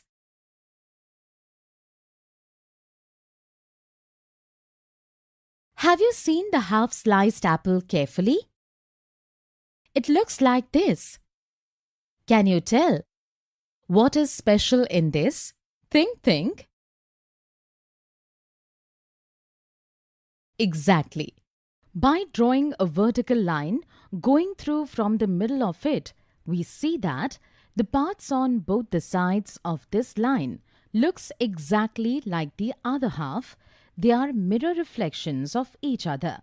Such a shape is called a symmetric figure. Let us understand symmetry in more detail. Symmetry is not a new concept for you. In your daily life, you have seen many things which are symmetric, such as flowers, carom board, a leaf, scissors, and many more. Now you see this polygon. If we draw a line from its center in this way, we will get two parts of this polygon, right side and left side. Here, the left side is exactly as the right side. If we keep the right part on the left part by folding the picture along with this line, then we see that the two parts cover each other completely. In such a situation, we say that the shape is symmetric. When one half of the figure covers the other half completely, when folded along a line, we say that the shape has line symmetry. Such a line is known as a line of symmetry.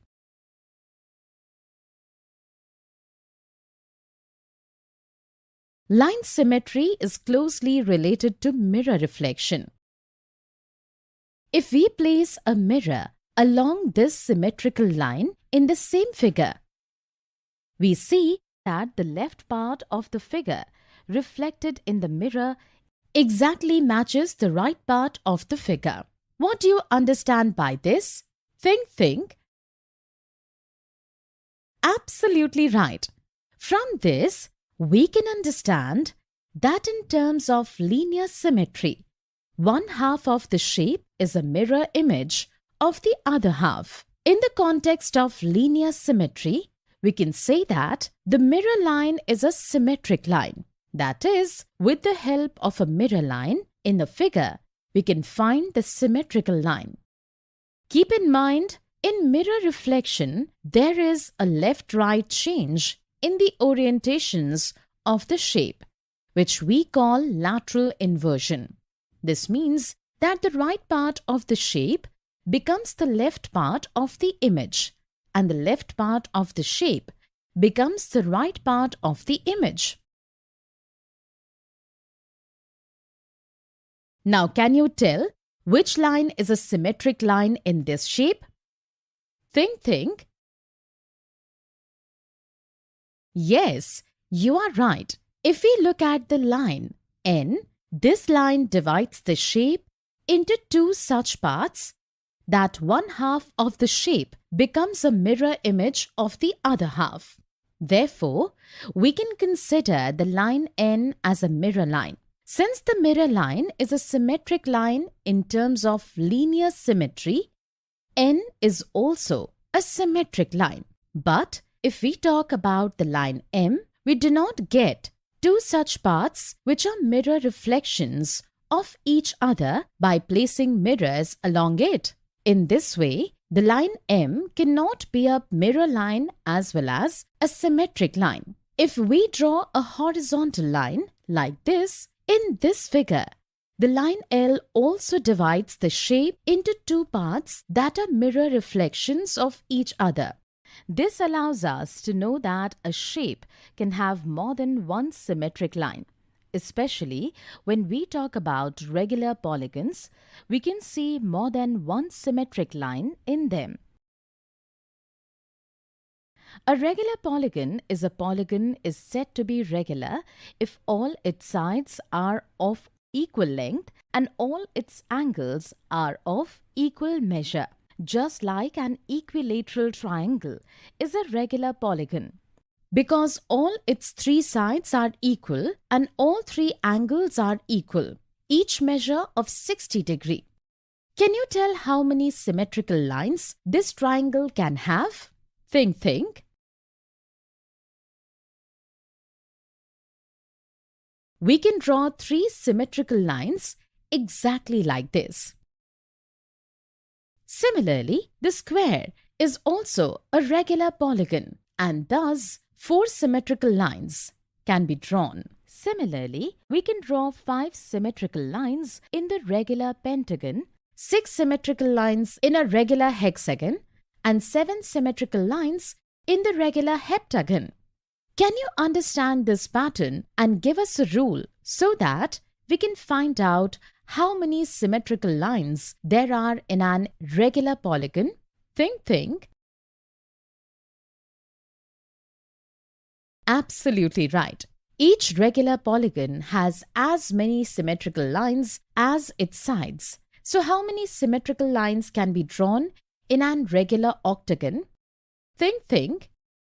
Exactly. 8 symmetrical lines can be drawn in it.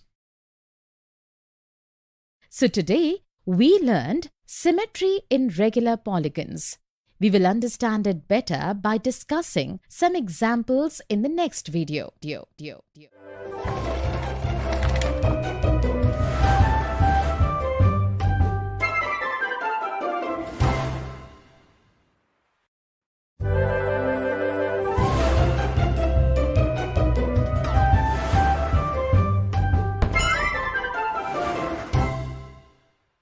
Today we will see some examples related to the lines of symmetry of regular polygons. How many symmetrical lines are there in the figures shown below? We know that a mirror line divides the shape into 2 parts that are exactly like each other, as if they are mirror reflections of each other. In the context of line symmetry, the mirror line can be considered as a symmetric line. That is, we can say that the symmetrical line divides the shape into 2 parts, which are mirror reflections of each other. With this understanding, we can find the number of symmetrical lines in the given figures. If we draw a vertical line in the first figure, then this line divides the first figure in 2 parts, which are mirror reflection of each other.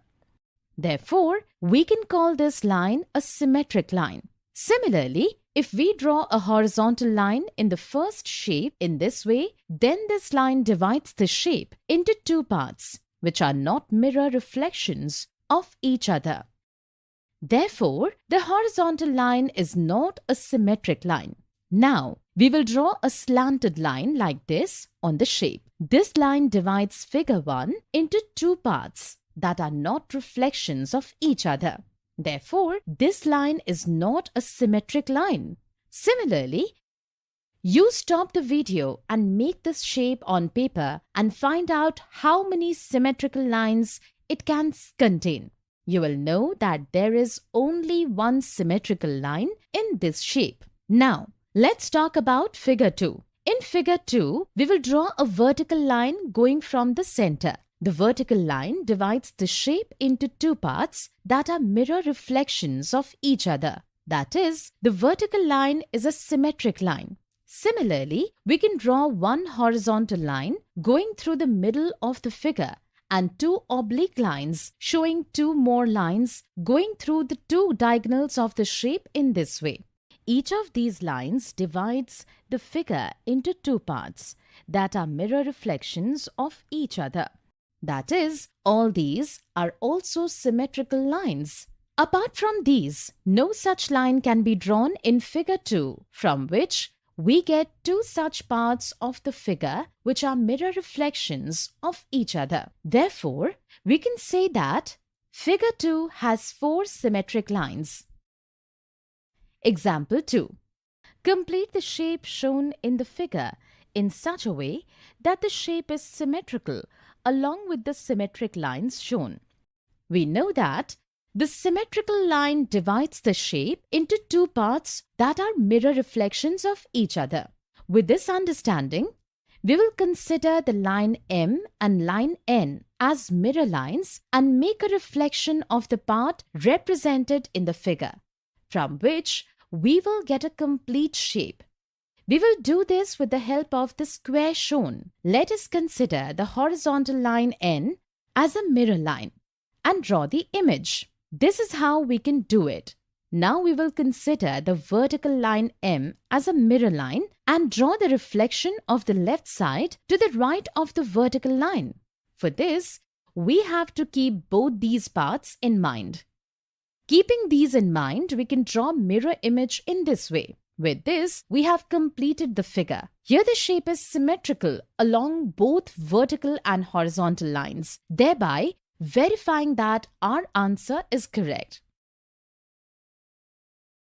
Today we saw some examples related to symmetrical lines of regular polygons. In the next video, we will see some common mistakes related to the lines of symmetry of regular polygons. Polygons.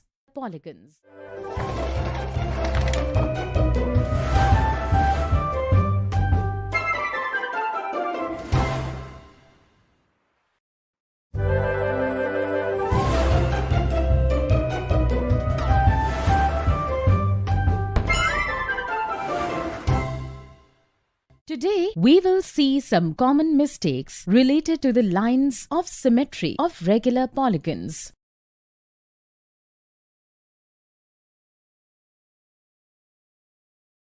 Mistake 1. If some children are asked how many lines of symmetry are there in the rectangle,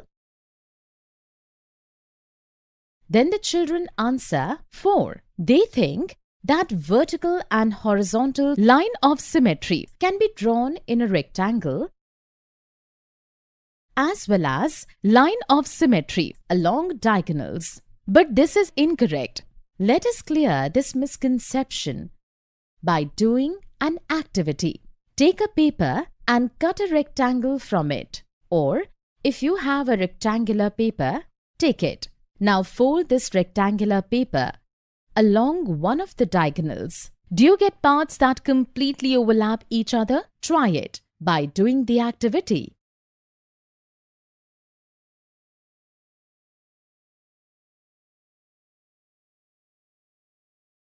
You will know that by folding the rectangular paper along one diagonal, you do not get two parts which overlap each other completely. Therefore, a line drawn along a diagonal in a rectangle is not a line of symmetry.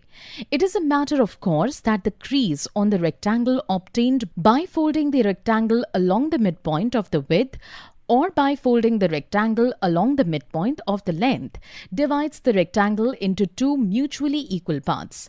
A rectangle can have only two lines of symmetry, one passing through the center along the length and one passing through the center along the width.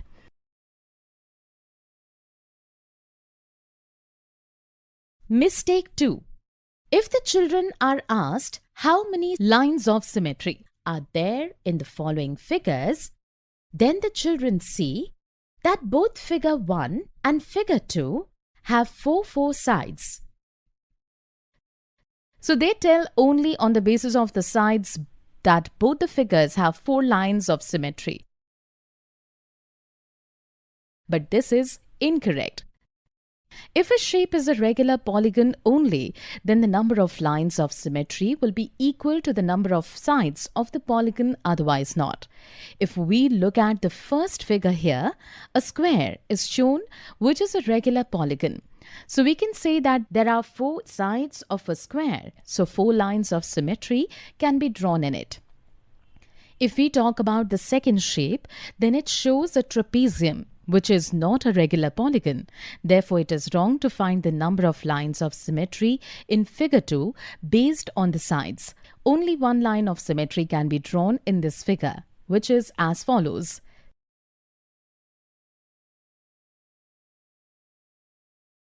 Mistake 3. Some children draw lines of symmetry correctly in a shape, but when they count each line twice by mistake. Like here, they get 12 lines of symmetry, where actually lines of symmetry are 6. In this way, they get twice the number of lines of symmetry than the actual number. Similarly, some children stop counting on the line from which they start counting inadvertently. In this way, they count a line twice. This makes them think that the number of lines of symmetry in the given figure is 7. But it is also incorrect. In order to count correctly, we should keep in mind that from which line we have to count. This will get the count right.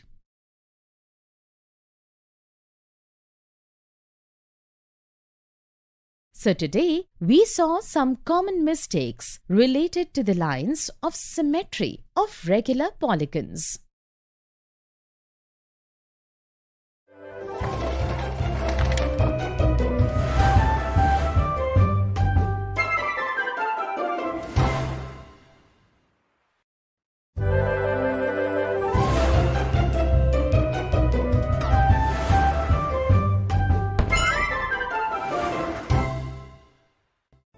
Hello friends, we welcome you all to this video.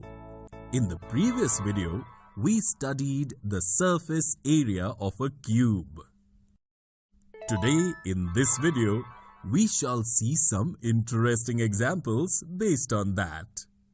Manas, what are you doing? Dad has made this new stool for me. I am thinking of painting it. But I can't figure out how many boxes of paint will I need to paint it. Aha! We can find the solution through mathematics. Do you know what it means? Absolutely! That means it's math time!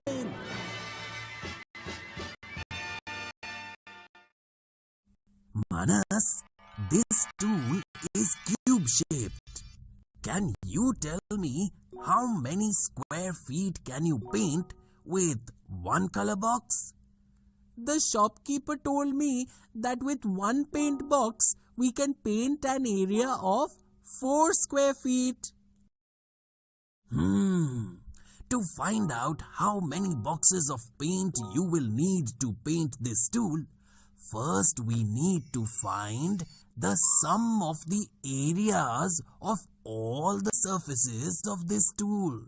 But the sum of all the surfaces of this cubic stool will be equal to its total surface area, right? Absolutely right. Therefore, we will find the total surface area of this cubic stool. Thomas, this stool is cubic. And we wrote this formula for the total surface area of a cube in the formula book of mathematics, where L is the length of the sides of the cube. Now, we just have to write the length of the side of the stool in this formula and we will get its total surface area. Friends, if the length of each side of the stool is 2 feet, can you find the total surface area of this tool? Pause this video to try it yourself and then come back and match your answer. The length of each side of the stool is 2 feet. Let me write it here instead of L. Okay, the total surface area of the stool is equal to 24 square feet. Now, with one box of paint, we can paint an area of 4 square feet. So, if we have to paint the total surface area of the stool, that is 24 square feet, how many boxes of paint will we need? So, we have to divide the total surface area of the stool by 4. Look, Thomas, I got it. 6 boxes of paint are needed to paint the stool. But Thomas, we have only 4 boxes of paint. So what shall we do now? Don't panic, Manas. Let us paint only the vertical surfaces of this tool. Maybe we can paint these surfaces by using these 4 boxes of paint. But Thomas, the vertical surfaces of this cubic stool indicate its lateral surface, isn't it? This means that the sum of the areas of these surfaces will be equal to the lateral surface area of this cubical stool. Friends, can you help Manas find the lateral surface area of this tool? pause the video to try getting the answer yourself and then match your answer. Do you remember the formula for the lateral surface area of the cube that you learned in the previous video?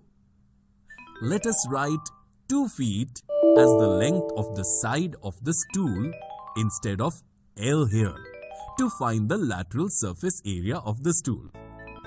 In this way, the lateral surface area of the stool is 16 square feet. With one box, we can paint an area of 4 square feet. So, in order to paint the lateral surface area of the stool, that is 16 square feet, we would need 16 divided by 4, that is 4 boxes of paint. Look, Manas, you can paint the lateral surfaces of the stool with your 4 paint boxes. Let us return back and paint your stool quickly. Then we have to also go to play. Both the friends painted the lateral sides of the stool beautifully. In this example, we have seen how we can use the method of finding surface area of the cube in order to solve some problems in our daily lives. In the next video, we shall see some fun concepts based on this.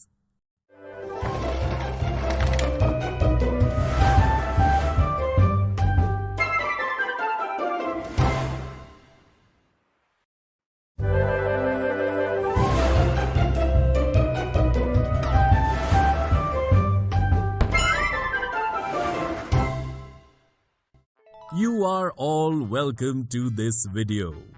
In the previous video, we solved an example based on the surface area of the cube. Today, in this video, we will see some fun concepts based on it. Thomas, you have decorated this box with such beautiful paper. Yes, I first found the lateral surface area of this cubic box and then I cut the paper of that area and decorated the box. Friends, if the length of the side of Thomas's box is 12 centimeters, can you find the lateral surface area of this box? You may pause the video to try it yourself and then match your answer. Oh wow guys, your answer is absolutely correct. The lateral surface area of Thomas's cubic box is 4 times the square of the length, 4 times the square of 12, meaning 576 square centimeters. Thomas, do you know that instead of covering the specific sides of the box, we can also decorate it by changing the orientation of the box and use the same paper? And we won't even need more paper.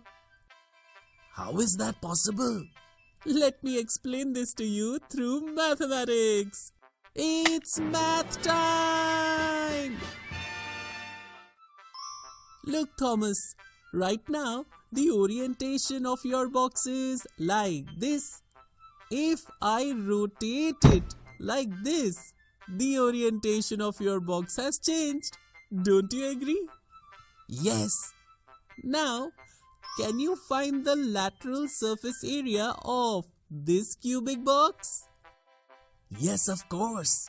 All these faces are square and also congruent.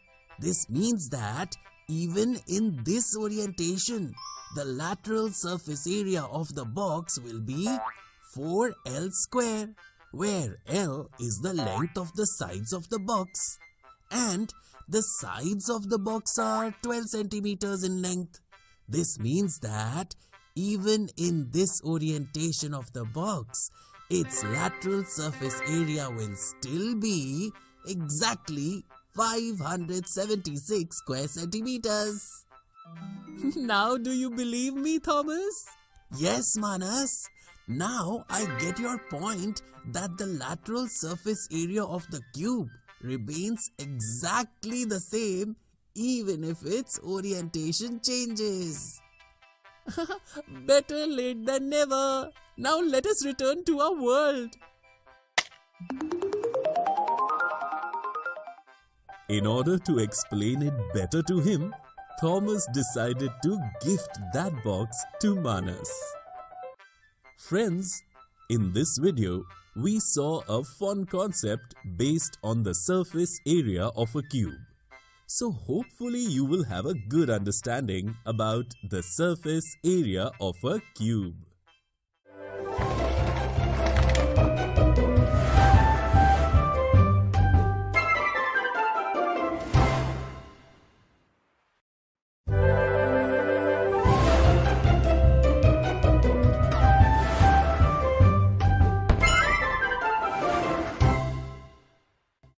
Hello friends, welcome to this video.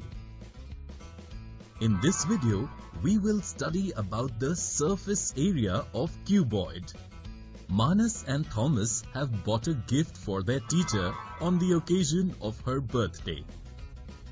Thomas, let's cover this gift box with colored paper and decorate it. Both Manas and Thomas have come to buy colored paper.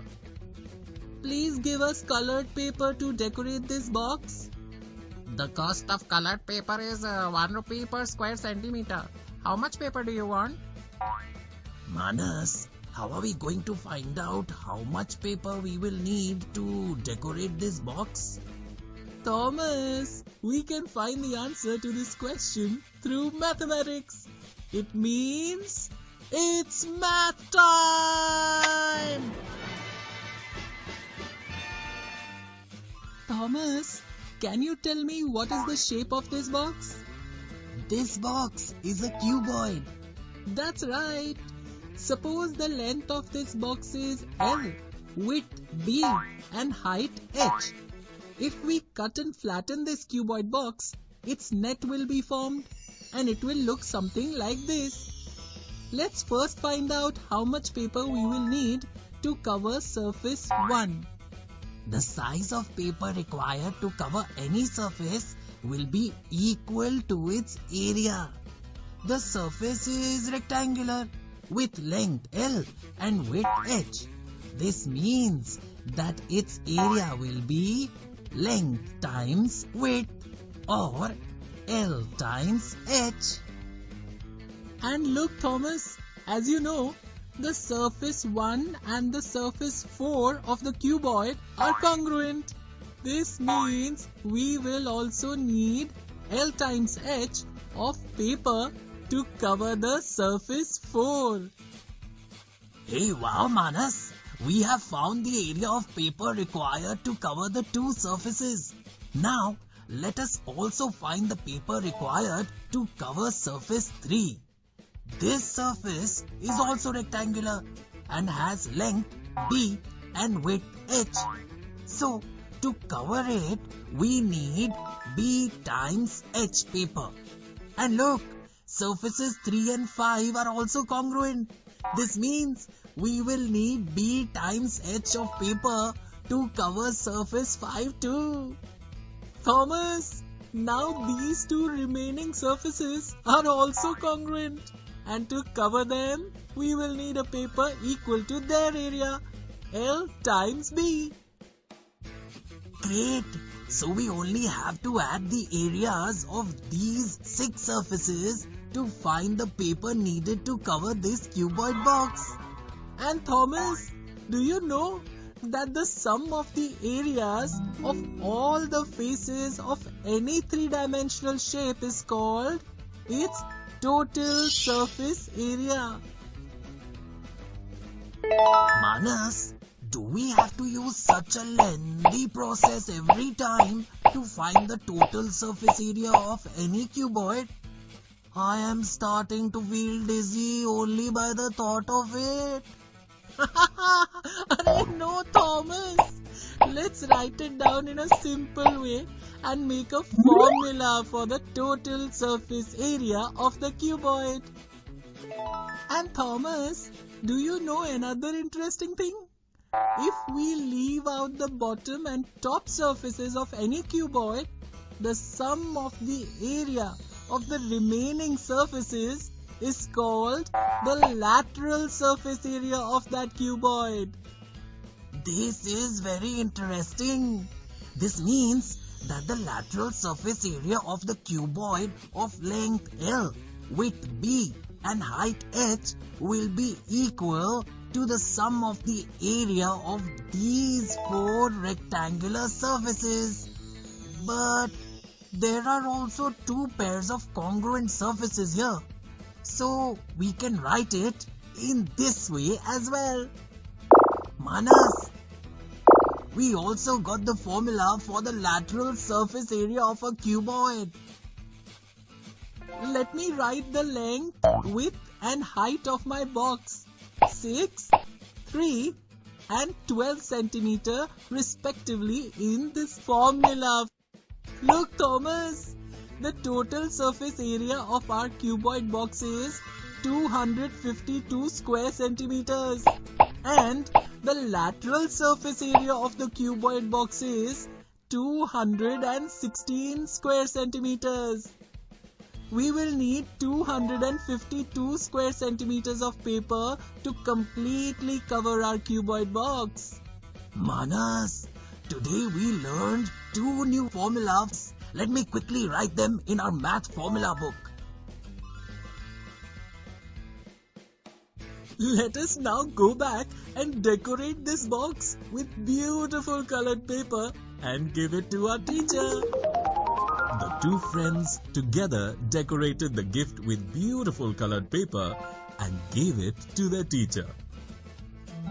Friends, if the length, width and height of a cuboid box are 15 centimeters, 5 centimeters and 2 centimeters respectively, then can you find the total surface area and lateral surface area of this box? We will see the solution to this question in the next video. Till then, try to find a solution to this question with your friends. In this video today, we learned about the surface area of cuboid. In the next video, we will see some interesting examples based on this.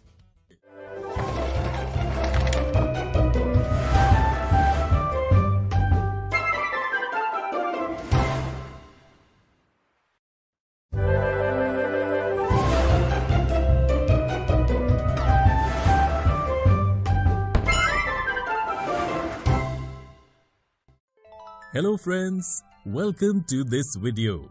In the previous video, we learned about the surface area of cuboid. Friends, did you find a solution to this question asked in the previous video? This is the formula for the total surface area of a cuboid where L, B and H are the length, width and height of the cuboid. Here, we will write the length of the box 15 centimeters, the width 5 centimeters and the height 2 centimeters respectively in place of L, B and H. In this way, we get the total surface area of the cuboid as 230 square centimeters. Now, in the same way, we will also write the length of the cuboid 15 centimeters, width 5 centimeters and height 2 centimeters respectively in place of L, B and H in the formula of lateral surface area of the cuboid. The lateral surface area of the cuboid is 80 square centimeters. Well done friends, your answer is absolutely correct. Now, in this video today, let us look at interesting examples based on the surface area of cuboid. Manas, what are you doing with this suitcase? Are you going on a holiday? No, Thomas. I want to sew the cover for this suitcase. but I'm not able to understand how much fabric I will need to cover these 4 surfaces of the suitcase. Manas, we can find the solution to your question through mathematics. Do you know what it means? Absolutely! That means it's math time! Manas, the suitcase is a cuboid and all you have to do is cover its vertical surfaces. Look closely. Tell me, what part of the suitcase do these vertical surfaces form? Oh yes! This is the lateral surface of this cuboid-shaped suitcase. Perfect! This means that the amount of fabric we need to cover these surfaces will be equal to the lateral surface area of this cuboid suitcase. So now can you find the answer to how much cloth will be required to cover the suitcase? Friends, if the length, width and height of the suitcase are 1.5 feet, 0.5 feet and 1 feet respectively, then can you find the lateral surface area of this cuboid-shaped suitcase? If you want, you can find the solution by stopping the video.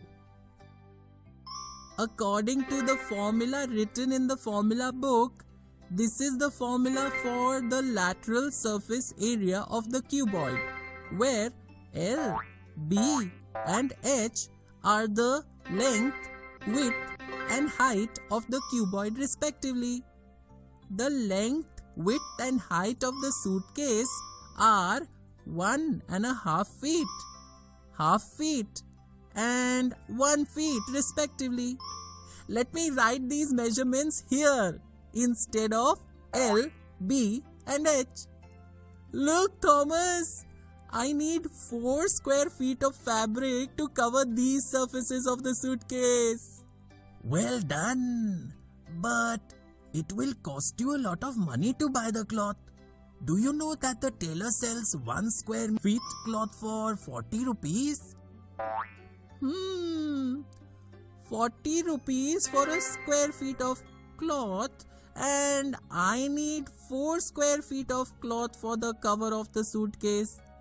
That means I would need a total of 40 times 4, 160 rupees. Mother has given me 200 rupees, so I will be able to buy this cloth. Let's now quickly return to our world and buy the cloth to cover your suitcase.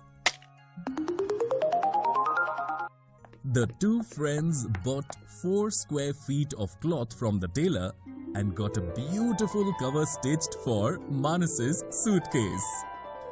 With this example, we have seen how our daily life problems can be solved using the concept of surface area of the cuboid.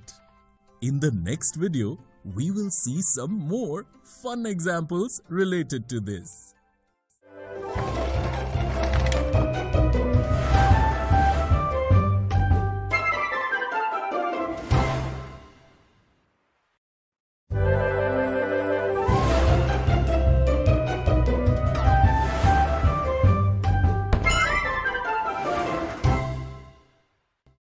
Welcome to this video. In the previous video, we saw some interesting examples based on the surface area of cuboid. In this video, we will see some more fun examples related to this. Thomas, why are all your shoes scattered like this? Yes, I have also been thinking since a long time that I should make cardboard boxes to keep them. Let me help you. Manas, we will both make boxes of exactly the same dimensions. The length, width and height of the box should be 35 centimeters, 25 centimeters and 12 centimeters respectively. The two friends made similar cuboid boxes. Manas, we both made similar boxes. But my box opens like this from the top and your box opens from the right side. So, have we both used the same amount of cardboard? We can find the answer to this only through mathematics. That means it's math time! My box opens from the right side like this. So, this right surface is not present in my cuboid box. This means that to estimate the cardboard used to make the box, I need to find the sum of the areas of these surfaces. But the sum of the areas of these surfaces can be found by subtracting the area of this right surface from the total surface area of this cuboid box. Let me write the formula for the total surface area of the cuboid written in the formula book, and the area of the right surface is equal to the height multiplied by the width of the box. Let me show this here by writing B times H. Now, I just have to solve this by writing the length of my box 35 centimeters, width 25 centimeters and height 12 centimeters respectively in place of L, B and H. Let me solve it quickly. Oh! 2890 square centimeters of cardboard has been used in my box. Let us see how Captain Thomas found the amount of cardboard used in his cuboid box. My box opens like this from the top. So this top surface is not present in my box. To estimate the cardboard used in the box, I need to add the areas of these remaining surfaces. These vertical surfaces then provide the lateral surface area of this cuboid box. This means that I can find this sum by adding the area of its base to the lateral surface area of the cube. This formula is written for the lateral surface area of a cuboid in the formula book. Let me write it here. And I know that the area of the bottom surface of the box is equal to its length times the width. So, I will write L times B here in the place of the area of the bottom surface. Friends, if the length, width and height of Thomas's box are 35 centimeters, 25 centimeters and 12 centimeters respectively, can you find the cardboard used in Thomas's box? Pause the video to try on your own and then match your answer. I can find the cardboard used in my box in this way. 1740 square centimeters of cardboard has been used in my box. Manas, 2890 square centimeters of cardboard has been used to make your box, and 1740 square centimeters of cardboard has been used for my box. Look, we both have exactly the same dimensions, but because of the different way our boxes are opened, the measurements of the cardboard used to make our boxes are different. You understood it right, Thomas. Now let us quickly return to our world and make our boxes and put your shoes in them before your mother returns. The two children made more boxes together and packed Thomas's scattered shoes in them. Friends, in this video we saw another interesting example based on surface area of cuboid. So hopefully you now have a good understanding of the surface area of cuboid.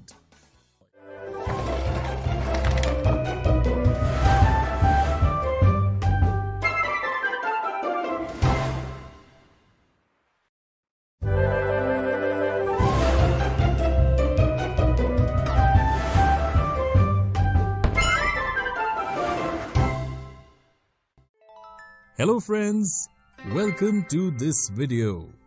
Today we will study about the surface area of cylinder in this video. Thomas, what are you doing here at the tailor shop? Mother has a right circular cylinder shaped box. She wants to sew a cover for the box. She has asked me to buy a cloth to sew the cover of that box. But I cannot understand what size of the cloth should I buy. Thomas, you can find the answer to this through mathematics. This means it's math time!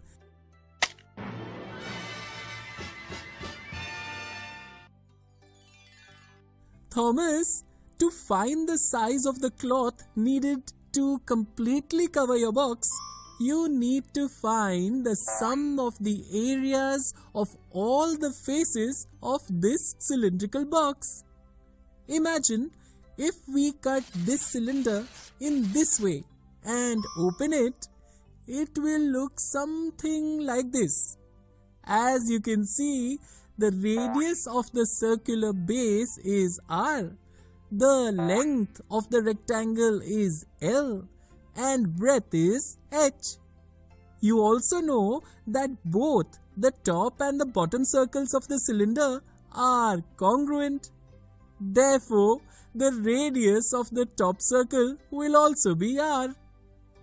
Look Manas, if we fold this rectangular strip of this flat cylindrical shape in such a way, we will find that the length of this rectangular strip is equal to the circumferences of the top and bottom circles of the cylinder. Therefore, we can say that the length of this rectangular strip is equal to 2 pi r. And look Thomas, now if we add this rectangular strip and the areas of this top and bottom circles, then we will get the size of your cloth. But Manas, the sum of the areas of all the surfaces of a three-dimensional shape is equal to its total surface area, right?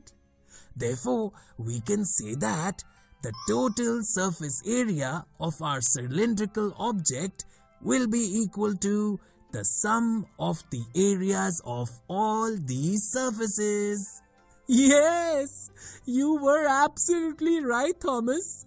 The bottom and the top of the cylinder are congruent circles and both have radius r. This means that their areas will be pi r squared and the area of this rectangular strip will be its length times breadth, which we can write as 2 pi r times h or 2 pi r h, in which the length of the rectangle is equal to the circumference of the circle 2 pi r. Now we can write it this way in a simpler way. Look Thomas, we found the formula of the total surface area of the cylinder as the sum of 2 pi r times r and h, where r is the radius of the top and bottom of the cylinder and h is the height of the cylinder.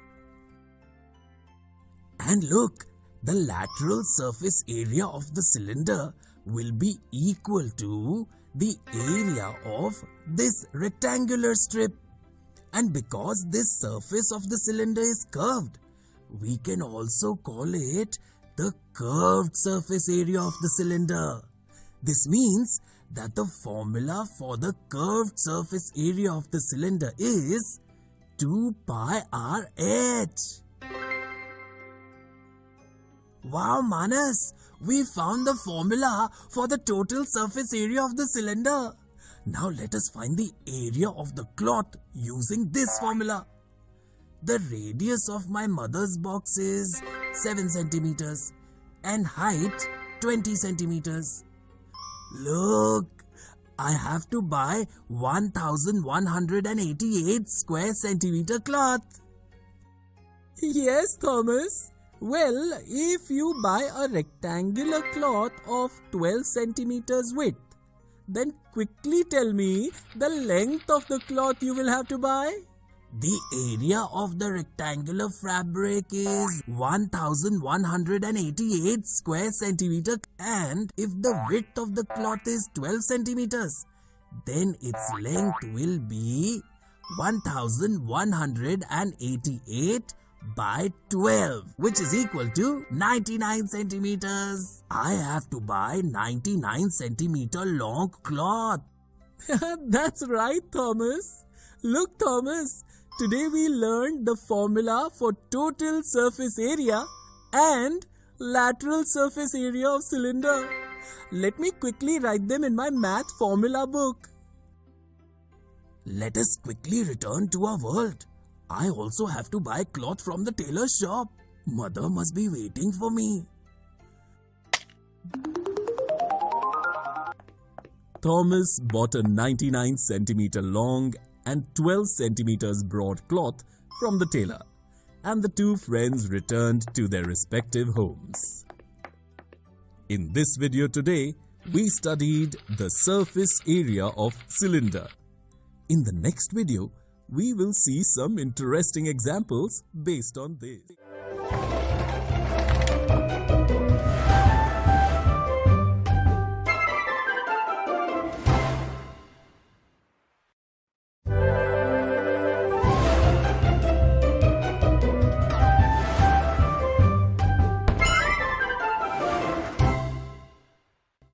Hello friends, welcome to this video.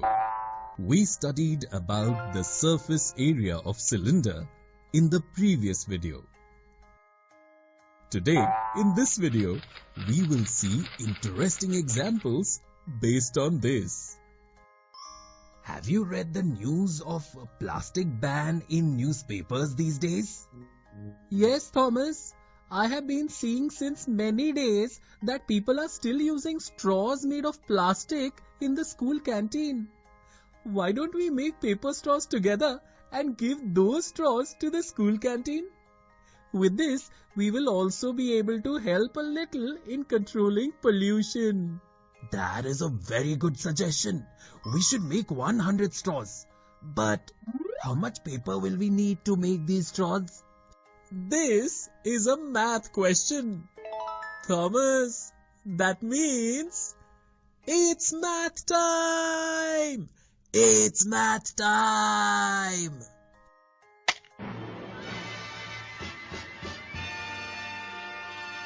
Look, Manas, I have drawn a straw here. This straw is in the shape of a hollow cylinder, the top and bottom of which are not present.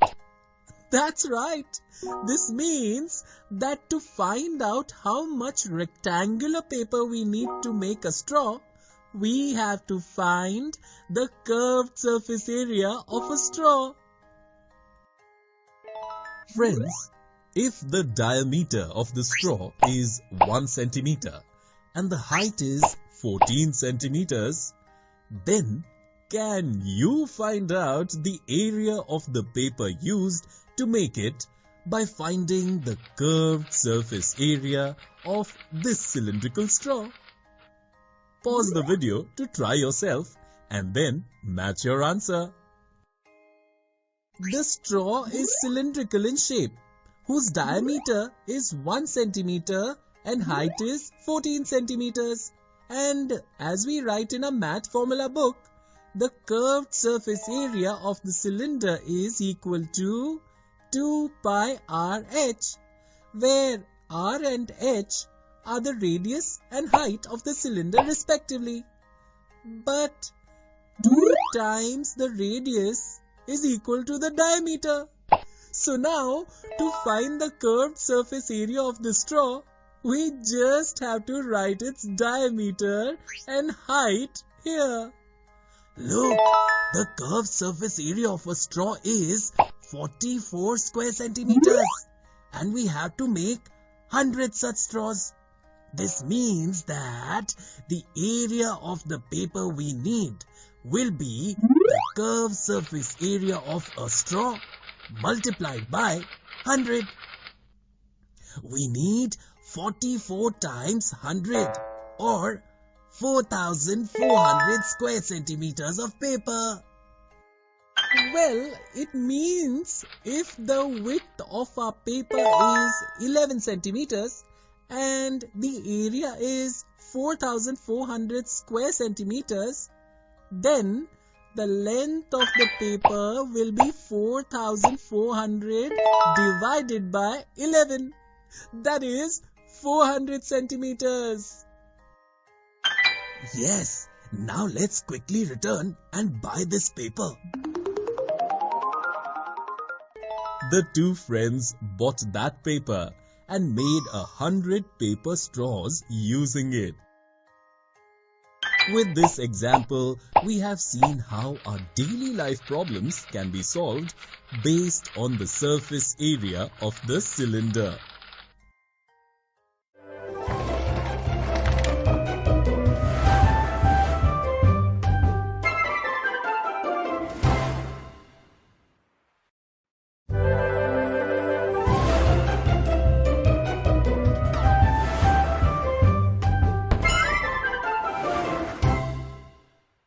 Welcome all of you to this video. Today in this video, we will understand trapezium, isosceles trapezium and properties of trapezium and isosceles trapezium. So far in geometry, we have come to know about polygons and type of polygons. Quadrilateral and angle sum property of a quadrilateral. Can you identify these figures?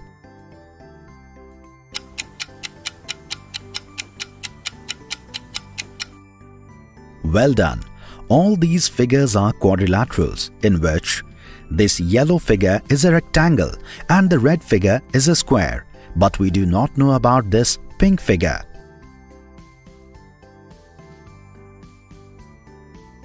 So let's come together today to know about this shape.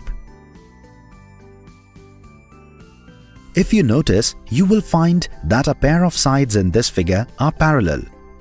Arrow marks indicate parallel lines. Let's see how we called them parallel. If we draw the perpendicular from the vertices of the shorter parallel side, then we will see that these perpendiculars are of equal length, that is, they have the same length, which is why this shape is called trapezium. In this figure, one pair of sides is parallel and the other pair is non-parallel. Can you now identify trapezium from these shapes?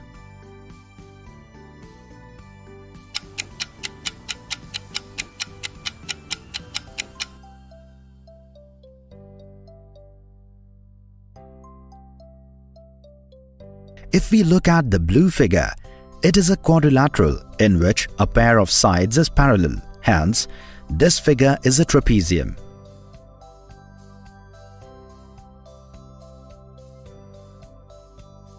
Let us now discuss this brown figure. In this, we see that no pair of sides is parallel. So, it will not be trapezium. In this green figure, we are given a pair of sides parallel.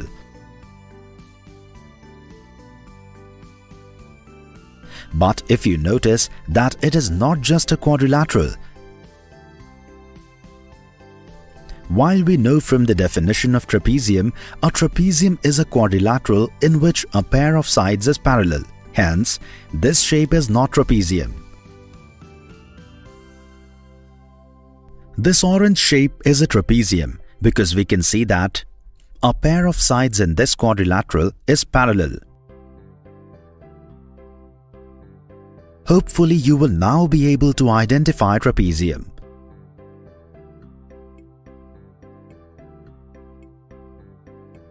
Let us now discuss properties of trapezium.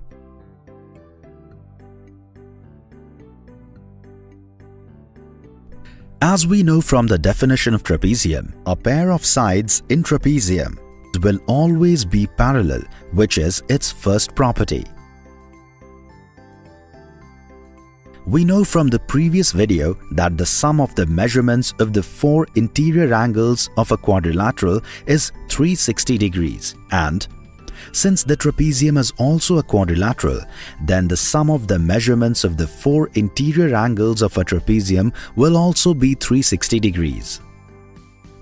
Similarly, the sum of the measurements of the four exterior angles of the trapezium will always be 360 degrees.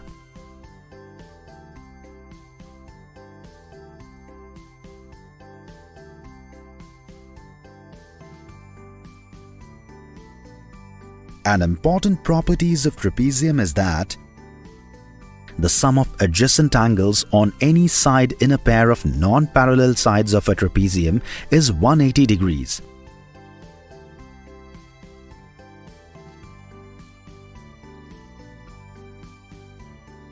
Let us now know about a special kind of a trapezium.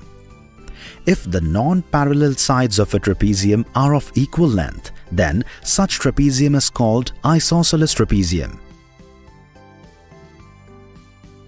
A major feature of isosceles trapezium is that the adjacent angles formed on a side in pairs of parallel sides are always congruent. Therefore, in this trapezium, we can say that angle 1 will be equal to angle 2 and angle 3 will be equal to angle 4. Today in this video, we have learnt meaning of trapezium, identifying trapezoid shapes, properties of trapezium, definition and properties of isosceles trapezium. In the next video, we will see some examples based on these.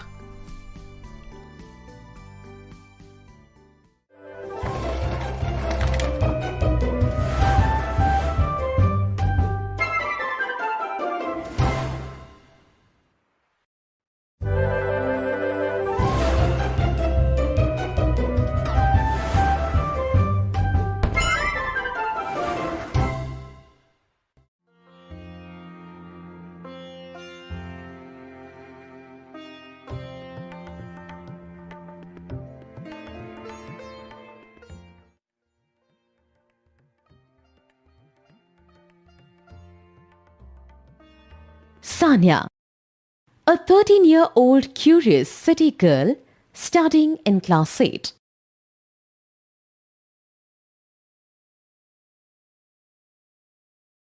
Mummy, Sanya's mother, who facilitates them in understanding different concepts. Kabir, Sanya's 14-year-old brother, who helps her contemplate things and perform various activities.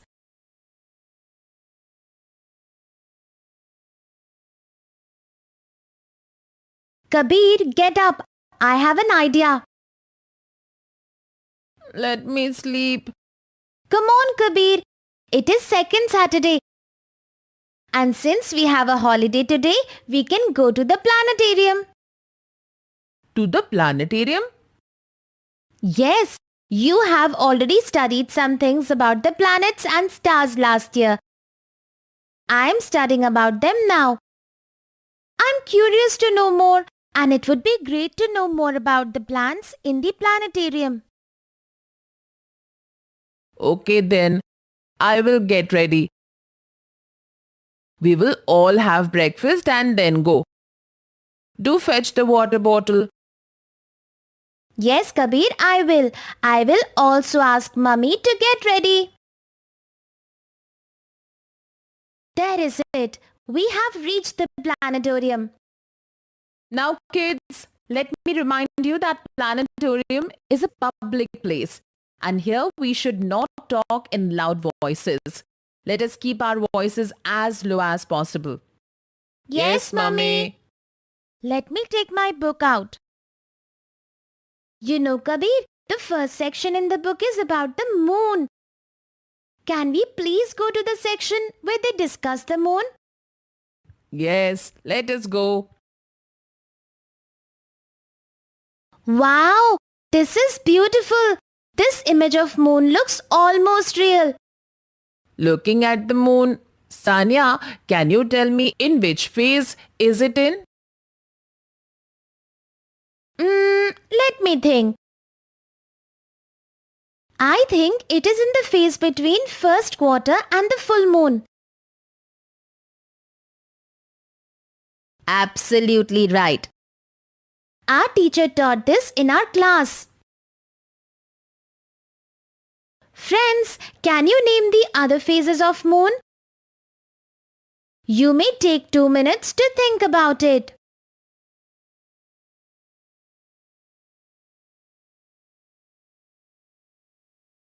New, first quarter, gibbous, full, third quarter, crescent. Sanya, come. Let us watch this video. Okay. This is an absolutely fantastic video. It describes how the moon rotates around its own axis by revolving around the Earth's axis. Yes, which is why at any given point of time, we only see half side of the moon. Also, depending upon where the moon is on the Earth's axis and how much sun's light it is reflecting, we can see that much part of the moon.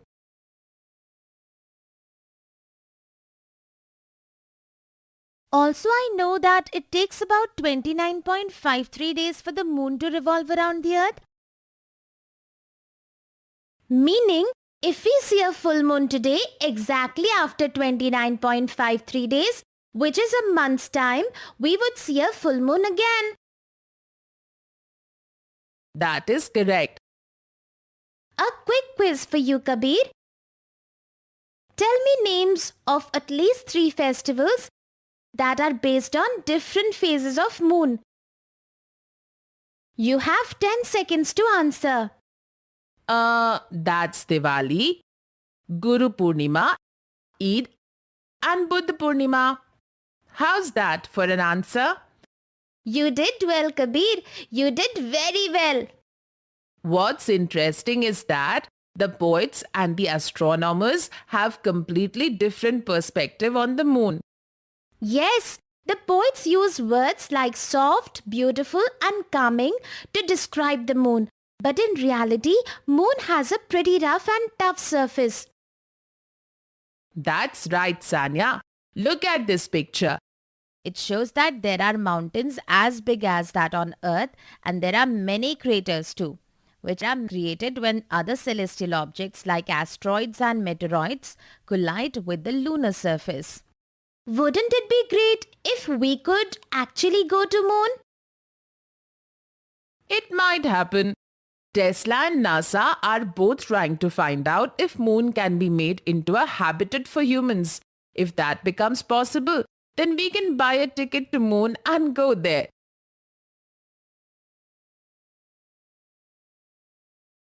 That would be fantastic. Friends, do you know what NASA and Tesla are? The National Aeronautics and Space Administration was founded by the United States government. Its mission is to pioneer space exploration, scientific discovery, and aeronautics research.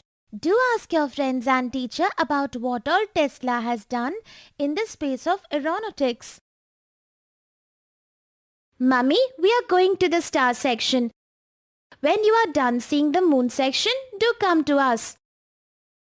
Okay. Among all the stars in the sky, I like the pole star, or like lot of people call it, the North Star, the best. Why so? Because it is easy to find as the axis of the earth is pointed almost directly at it. Our teacher at school said before compass was invented, sailors and travelers would see the North Star and understand the direction of their travel. That is true. You know, the current North Star's name is Polaris. As the Earth's axis changes every 20 to 25,000 years, the North Star also changes. The next star that would become the North Star is said to be Vega. That is an interesting fact. Friends, can you tell me how is the distance measured between celestial beings like Earth and stars? You can take 2 minutes for the same.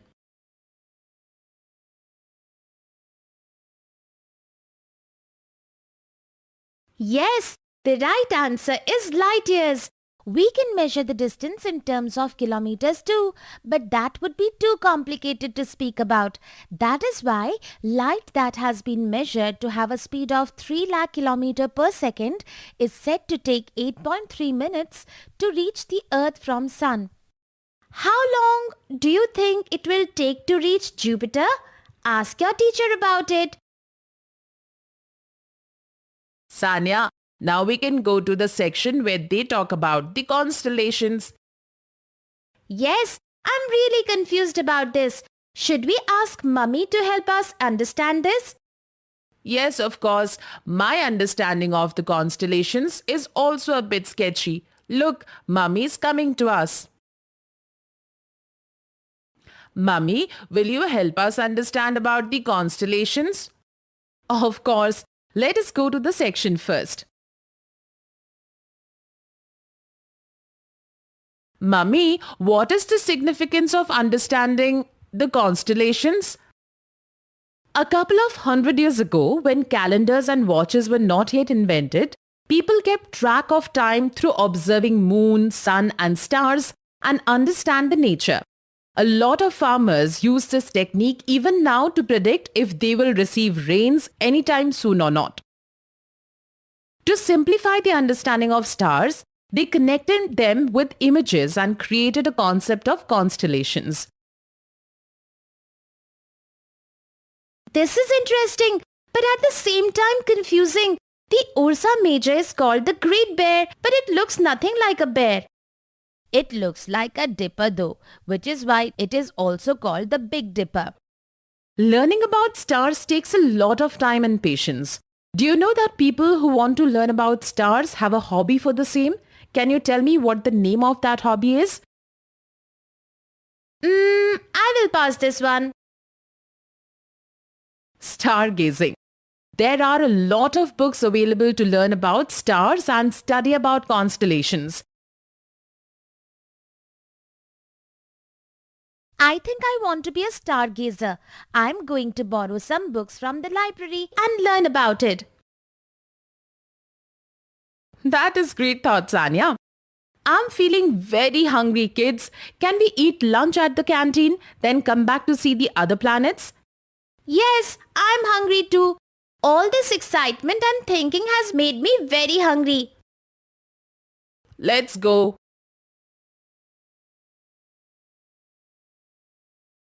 We learnt in this chapter,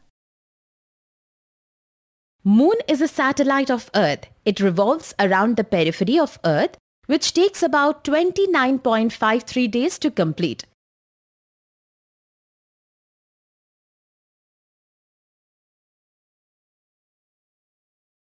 The lunar cycle where the moon keeps changing is called phases of moon. The phases of moon occurs because the moon